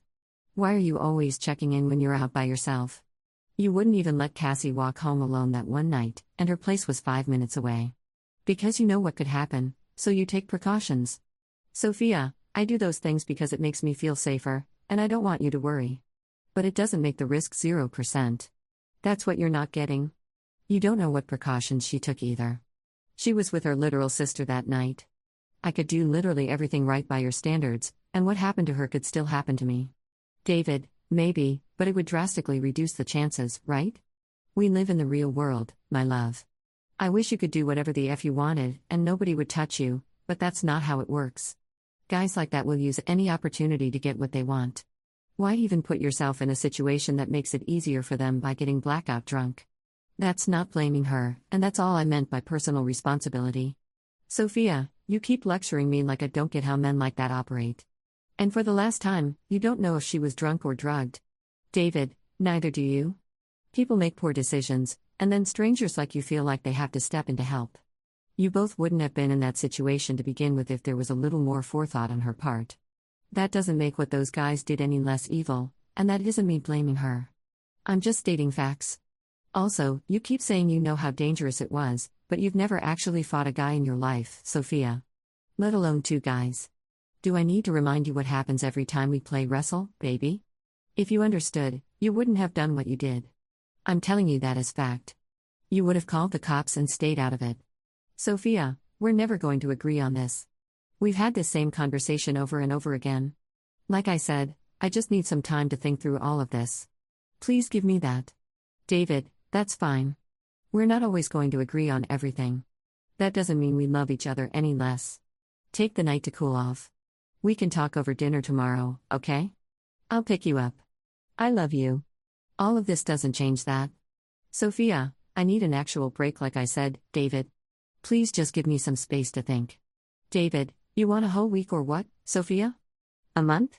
Space so you can break up with me over things you think I'm saying, instead of what I'm actually saying. Sophia, I just need a couple days like I told you. I'll text you when I'm ready to talk. I do love you, and I hope you can please give me this. David, unbelievable. So I'm just supposed to sit here indefinitely and hope you don't leave me? Baby, if you're gonna ignore me, I'll just come over. You know that. I understand how you feel, but this isn't fair to me either. So please talk to me. Start of Ops written portion of the post. Sorry it took so long for me to update. I was really overwhelmed following my last post and needed to take a big step back to process. A lot of you were so incredibly empathetic and kind, and your words really helped me when I was most doubting myself. It felt like my brain was absolute mush at the time, but thankfully I'm feeling more clear-headed now. I'm really grateful, and I tried to read as many comments/DMs as I could, but there were a lot. So here's the update: we broke up. Since posting, I had multiple conversations with him that really just re-emphasized his views on what happened that night. His initial comments were already so jarring in the moment, but the fact that he still holds those beliefs weeks later is just not something I can get over. At first I just wanted to take a break to sort my feelings out, but unfortunately things escalated with him coming to my place multiple times and refusing to leave, despite me asking for space. So it's over. I mentioned this in a comment on my last post, but when my friend was first assaulted, I leaned a lot on him because I wasn't sure how to help her work through what happened. I wanted to do something more practical to maybe give her back some of the sense of safety she lost, and he helped me find a self-defense course for me and her to take together. That's what jump-started me going to the gym as well. He was so supportive back then, and I think that's why a lot of his comments blindsided me. It's clear now that, to some degree, he has a very strict view on who qualifies as a victim and who doesn't. Even now he thinks that the only reason I confronted those two men was because I thought I could take them on physically. I don't really view what I did as purely confrontational because of how I approached them, but he firmly feels like I wouldn't have gone up to them unless I thought I could have fought them off. That isn't true. I knew what could have happened, and I chose to go in anyway. Looking back, his random comment about the gym obviously stemmed from that as well. He's told me twice now that he regrets ever suggesting that I do a self-defense class. I still feel shaken up about what happened, but it was really eye-opening seeing so many people take issue with how he spoke to me. That wasn't even my main concern at the time, but it definitely helped me reevaluate a lot that was going on in our relationship. I do miss him a lot, and some days I still catch myself wondering if I overreacted by breaking up with him, but I honestly just can't accept the things he said. I don't think he's a monster or anything, but we are clearly very incompatible on certain fundamental beliefs. I finally felt comfortable talking about this with friends IRL, and thankfully I've gotten a lot of support there as well. Not the ending I hoped for, but I think it's for the best. Thank you all again so much. Top/relevant comments. Commenter. If you don't want to talk about it, that's totally cool, of course. But how did he react to the breakup? Ops response. Sadly, not well at all. When I finally knew that I had to break up with him, I had to essentially do it multiple times because he refused to accept it. He kept saying I wasn't thinking straight because of what happened with my friend, and that I was punishing him for something someone else did. He came to my apartment and workplace several times, even though I asked him to please stop. It was really overwhelming, and I kept doubting my decision because of it. I felt like I had no space to think or even breathe. It's honestly too much to get into, but he really crossed the line one night trying to prove a point. That really helped affirm that I was doing the right thing. I'm still so shocked everything ended up this way, but I think feeling better will just come with time. Commenter 2. Oh gosh, I really hope that he didn't try to prove his theory that you couldn't fight off a man. Whatever it was, I hope you're feeling and doing much better now. I'm proud of you and am so glad you're out of that situation. He is not the ally to women he thinks he is, but you are braver than he ever could appreciate. Ops response. He did, unfortunately. But he stopped almost immediately and apologized sincerely after. It was a long night of us going back and forth, and I think he kinda just lost it in the moment. Not excusing the behavior, of course. I'm really grateful for your kind words, it honestly means a lot. I know I did the right thing, it's just still hard at times. Downvoted commenter 3. The guy was worried about you and got defensive because he does understand your position, and he does realize some of his reasoning is icky. The very real reality is they could have raped and killed you. You felt it was necessary to save this woman regardless of the danger. He wanted you to protect yourself first and foremost. This is, frankly, a dumb thing for you two to keep fighting about. It's done, it's over, let it go. I hope you stop listening to people trash him, just as I hope he's able to recognize his flawed thinking regarding her personal responsibility. I understand why you came here the first time. However, I don't think this was the correct place to come. Reddit is notoriously awful with how terrible it, as a hive, is at nuance or empathy toward positions they may disagree with. The two of you should have gone to a relationship counselor. That said, this was a validation post for you and should be removed from the sub, because you're not asking about whether you're overreacting, you're celebrating your decision with your fans. Ops response. To be honest, this continued narrative that I don't know the real reality of what could have happened to me that night is so incredibly exhausting. I knew the danger and acknowledged that fact multiple times, both to him and online here as well.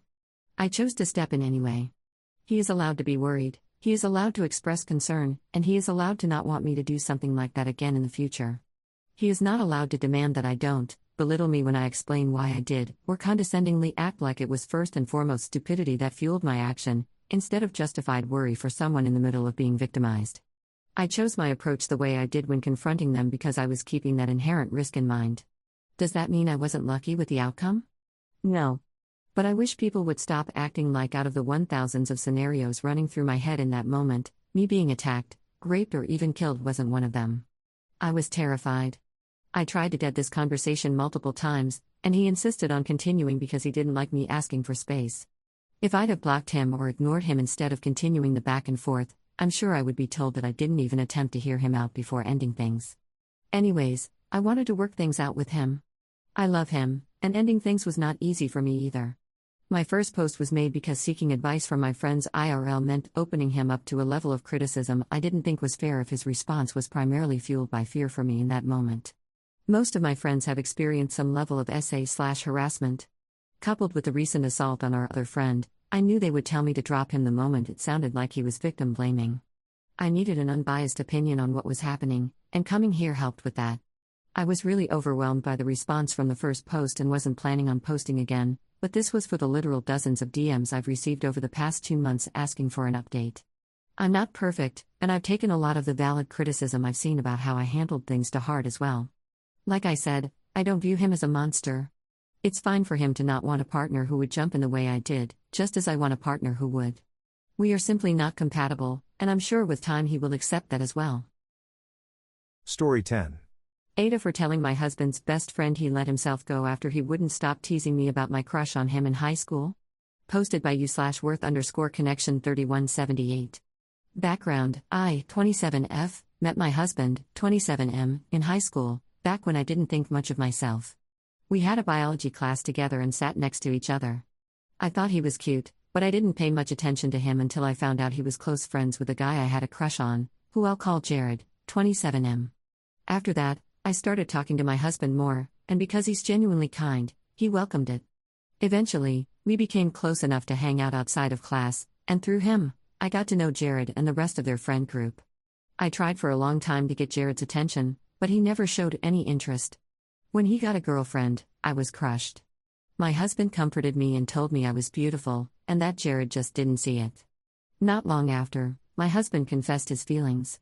Being a stupid teenage girl, I agreed to date him even though I still had leftover feelings for Jared, mostly because I wanted to feel wanted.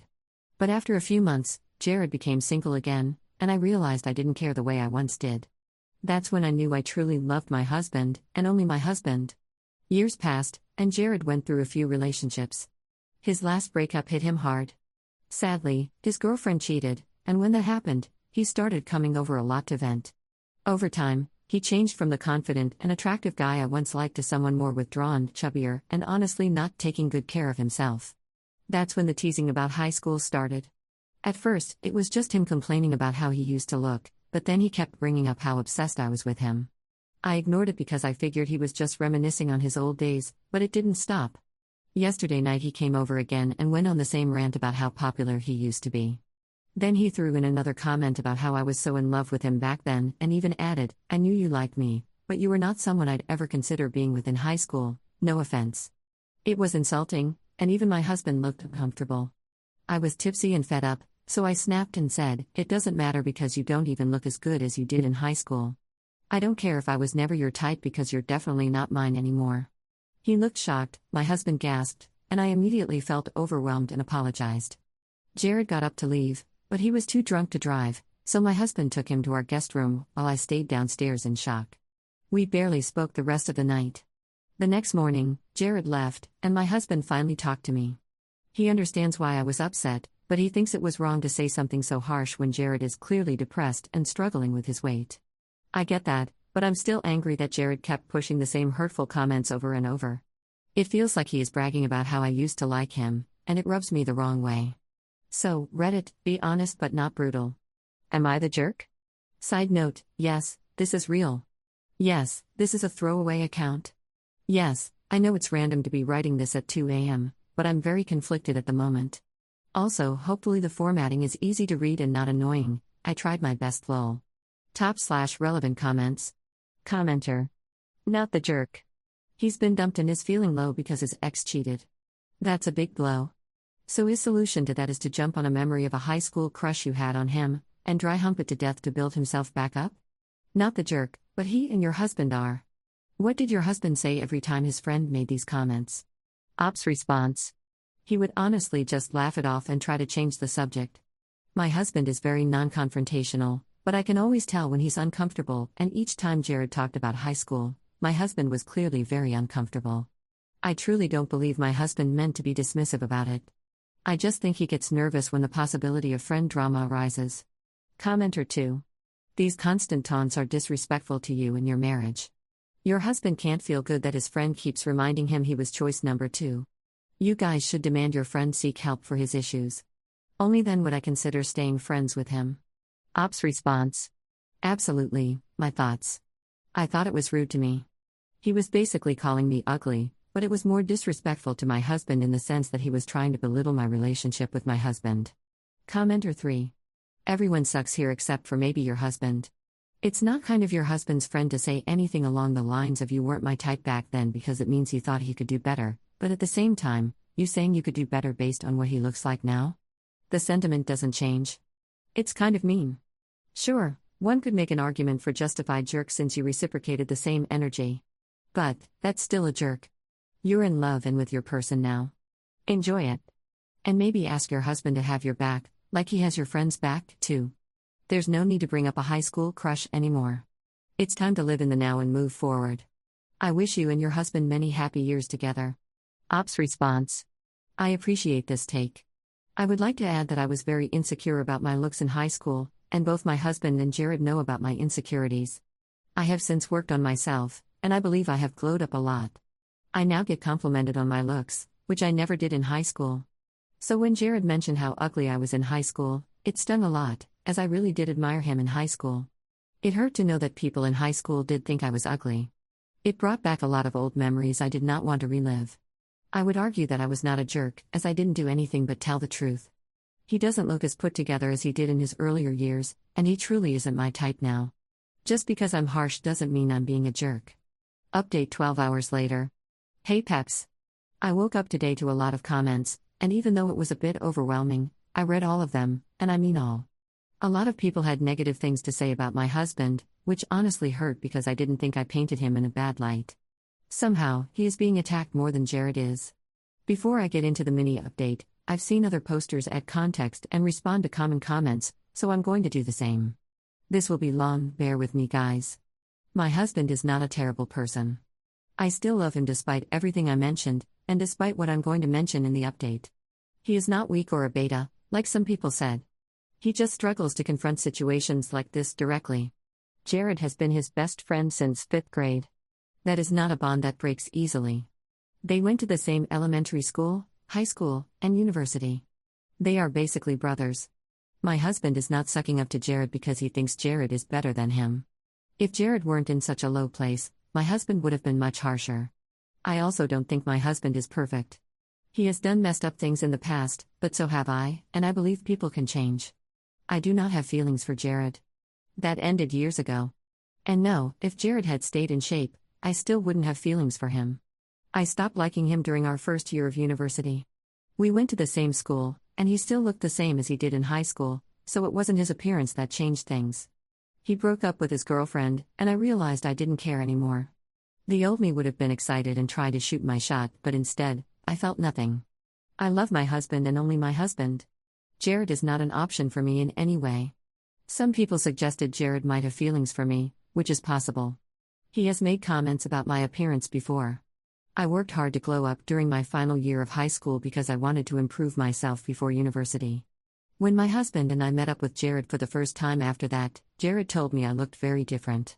He said it as a compliment. My husband agreed, because he thought Jared was just stating the obvious, not flirting. Divorce is not an option for me. I am very religious, and I take my vows seriously. They are not something I would throw away over this situation. Divorce is not always the solution. So, before you comment divorce, remember that we are real people who have real history, and it is a lot harder to divorce someone than you think it is. Update: I did not show my husband the post, even though many people suggested it. A lot of the comments felt sexist and harsh toward him, and I don't want to expose him to that. But after reading everything, I did want to talk to him about his inability to stand up for me. He told me he didn't want to isolate Jared right now. I didn't know this before, but according to my husband, Jared became a bit suicidal after the breakup with his girlfriend, and my husband was the only one who could pull him out of that downward spiral. I felt sympathy for Jared, and I told my husband that. But after reading so many comments, I realized that doesn't excuse Jared's behavior, so I pushed for more answers. I also asked my husband if it made him uncomfortable when Jared constantly brought up high school. My husband paused, and I immediately knew he was holding something back. I kept pushing until he finally told me something I never thought I would hear. During our first year of university, Jared started mentioning me more during private conversations with my husband. My husband felt proud of dating me and kept saying things like he had invested in me. That already hurt, but it got worse. He admitted that he used to brag about my body and looks to Jared, showing him pictures of me dressed up for date nights. Then it escalated. Jared ended up seeing a picture of me with no clothes on, something meant only for my husband. According to him, it was an accident because he was scrolling through his photo album and the picture popped up. My husband said that when Jared started bringing up high school, he was scared Jared might bring up what happened in university, and that I would be furious. I'm disgusted knowing Jared has seen me like that. It makes all of his comments about me so much worse. My husband is at work right now, which is why I have time to write this. I'm still processing everything, and I feel completely lost. I didn't want him to be late for work, so we weren't able to talk much. Knowing him, he is probably at work stressing right now about me knowing the truth. If it really was an accident, I feel like I can't be completely mad, but it still feels awful knowing my photos were shown without my consent. I feel betrayed, even if I don't think my husband meant for that picture to be seen. I'm still angry that he bragged about me like I was some new sports car he got a great deal on. I know this is going to make a lot of people hate him even more, but I genuinely don't think he intended for any of this to happen. I know this isn't the update most people expected. I still need to talk to my husband when he gets back from work, and I'm hoping I can invite Jared over later today for a conversation. I will try to update as soon as I can because I hate when updates take so long. I appreciate all the comments that were respectful toward me and my husband, but I do understand the outrage. Thanks for reading this long update. And thank you to everyone who commented on the original post. /relevant comments. Commenter. Please stop saying he doesn't like confrontation, as that is not true. He is 100% okay with confrontation. If he can tell you that you were too harsh, he can tell Jared to knock it off. Your husband is the one not taking his vows seriously. He promised to put you above all others and let no one come between.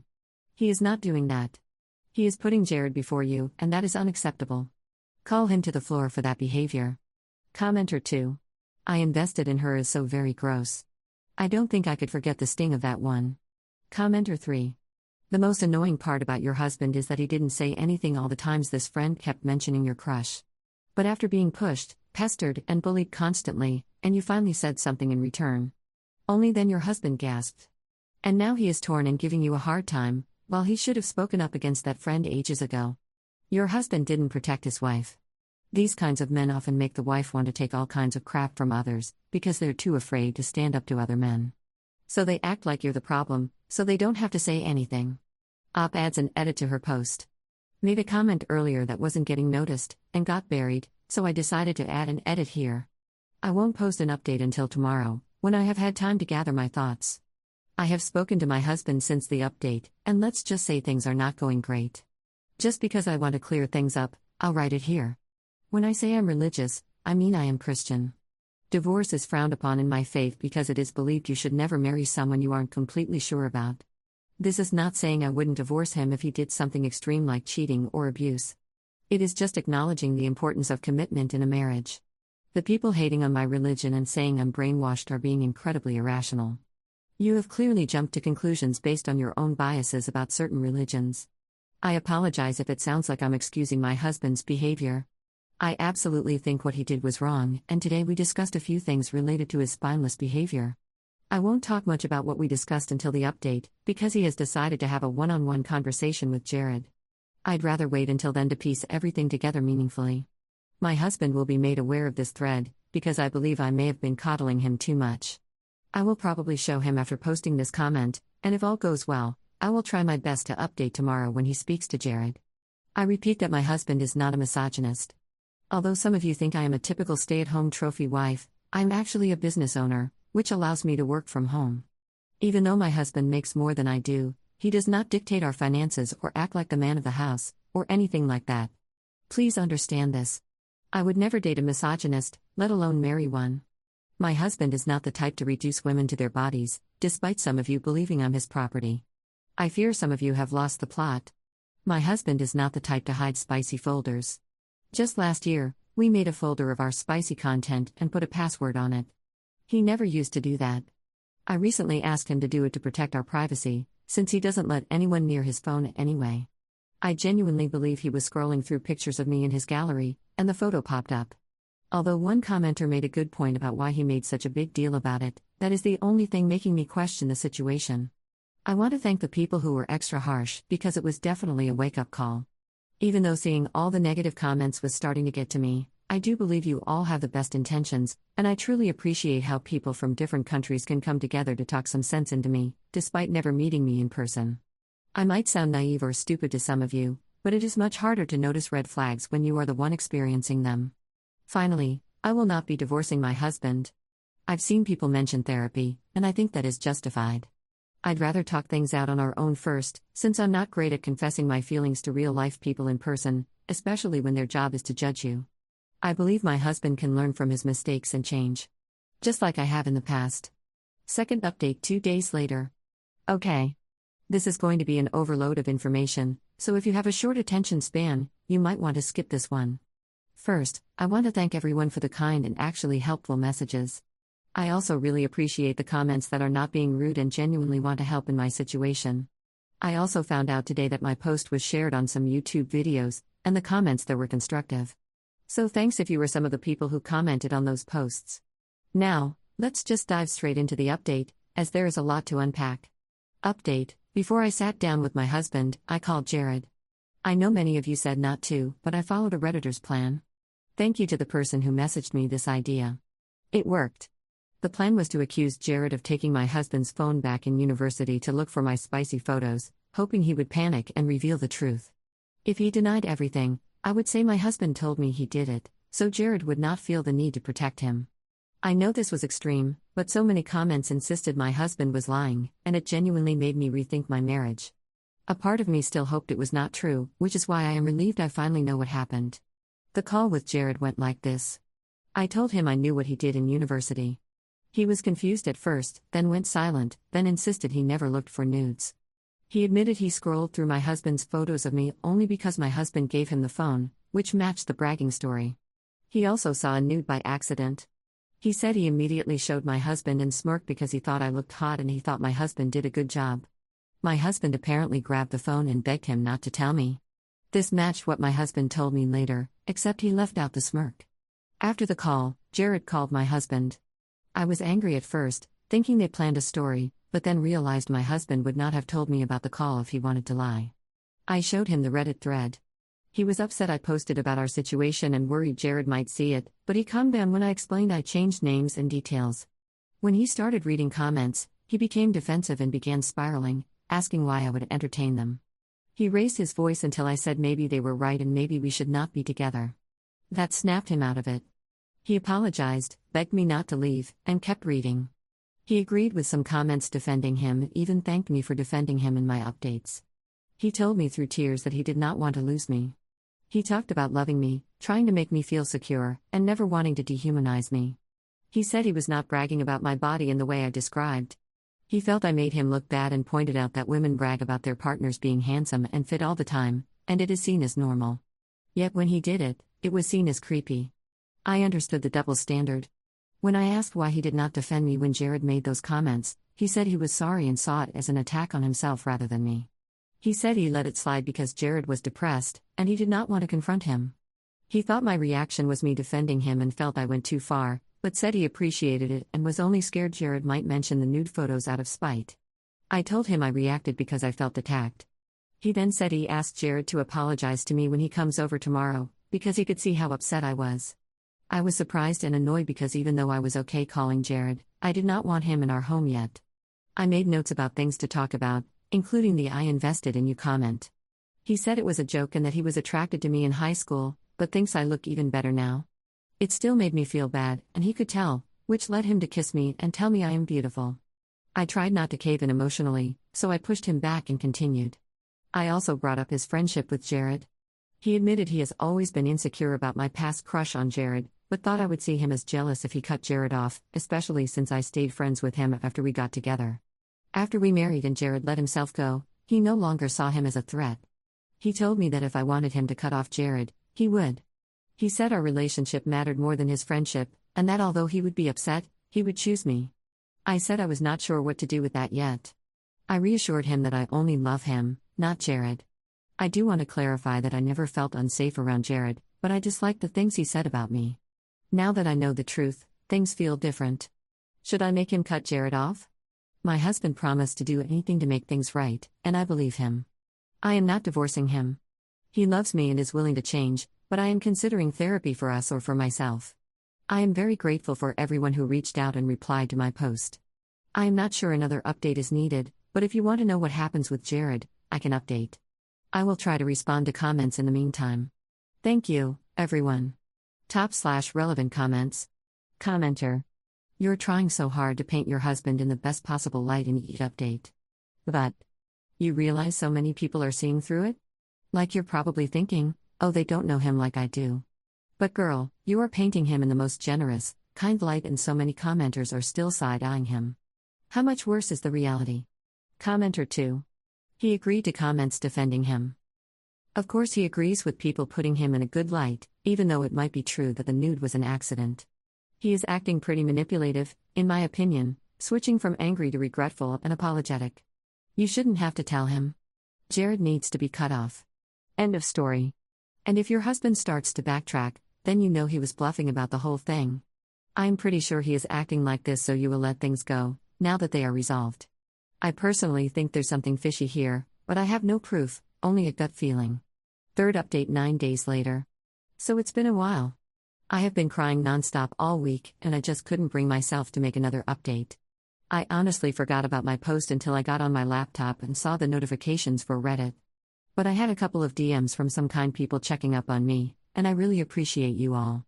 I'm going through a dark time, and kind messages truly are amazing. There is so much to unpack, and I honestly don't think anyone could predict what I'm about to say.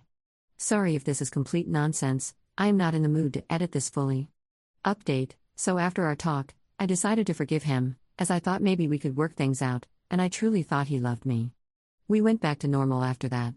I was still on the fence about whether he should cut Jared off or not, but eventually the comments got to me, and I told him to cut him off. I thought he would be upset but would eventually move on from it. Nope. He immediately got defensive again. He told me that Jared was like his brother, and he couldn't leave him in his time of need. Then he promised that we would keep a little distance from him, but continued saying that we shouldn't cut him off. I got annoyed and yelled, "It's like you're in love with him, you should always pick your wife over your friend." He got quiet. I thought he was silent because I yelled and snapped at him, but I was so wrong. He started yelling at me. In my face. Which was the first time I have ever felt unsafe around him. I was sure he would hit me, but he thankfully didn't. He kept saying slurs and kept saying, "I'm not effing gay." I made the dumb mistake of provoking him by saying, "You definitely are. I will take accountability for this, I definitely shouldn't have said this." He snapped, and I could see something inside of him break. He started yelling at me to shut the F up. He was getting so angry that he was starting to develop tears in his eyes. At first, I was scared, but then I kind of got confused. Why is he so offended, I thought. And then it dawned on me. I've seen so many movies about this exact situation. Gay Christian men marrying women to conceal the truth about their sexuality. I didn't want it to be true. I thought maybe I was overthinking, I do this a lot. I then asked him straight up, "Are you gay?" He looked terrified. Like actually terrified. I kind of got worried he was going to pass out. I asked him again, and he started crying. I have never seen him cry this hard before. I had never made him feel like he could not come to me about big things like this. He has cried on me before, and I always comforted him, because I don't believe men should bottle up their emotions. So I was confused on why he would hide something so crazy from me. I knew I couldn't freak out on him, or I would never know the truth. So despite every fiber of my body being paralyzed with disgust for his behavior and now possible lies, I calmed myself down and sat with him. He was a lot more compliant than I thought he would be. He sat with me, still visibly crying, and spilled everything. Apparently he knew he was gay since high school. Although according to him, he would tell himself he was just bisexual because he liked me as a person and liked dating me. He grew up Catholic, and because of that he has very traditional Catholic parents who are strict about their faith. His mother is so strict that she at first didn't want him to marry me because I was Christian and not Catholic. He has a brother who is also a dedicated Catholic, and so he was surrounded by very religious people. According to my husband, he told his brother in senior year that he was bisexual, and his brother struck him and told him to change his feelings or else he would tell their parents. My husband was traumatized and never told anyone else. He then, in university, realized he loved me, but he wasn't sexually attracted to me. According to him, he would sleep with me and be disgusted with himself after. This broke me. I thought that was bad, but he delivered the final blow by telling me he was in love with Jared. He is in love with his effing best friend. We were chasing the same effing guy. I couldn't take it, I just slapped him across his face and told him we were done. He didn't fight me on it, he just stood there defeated. I couldn't even look at him. All my years with him were a performance for his stupid family. I couldn't stop crying, and soon I started having a panic attack. He quickly rushed to help me. And as much as I hate to say it, he was able to calm me down for a bit. And after getting me water and making me some food, he went to bed. I stayed downstairs. I couldn't go upstairs and face him. I don't know why he dated me in the first place or went through with our marriage. I feel like he was probably lying about the nudes and wanted Jared to see them to prove that he liked women. I hate that I was being used to make him feel more masculine. I don't know how to possibly move on from this. Divorcing him would mean that everything we had built together would have been for nothing. I know I have to leave him. But I can't help but reminisce on the good times we had together. I feel like crap every day now. He left to stay with a friend. I'm sure he's with Jared. Because of course he is. I bet he didn't tell him either. I want to go over to Jared's place and tell him everything so bad and expose my husband for the crappy things he's done, but at the same time I do know how this would destroy him completely. I haven't told anyone about this. Not even my sister. My husband had begged me to not tell anyone yet. I want to say something.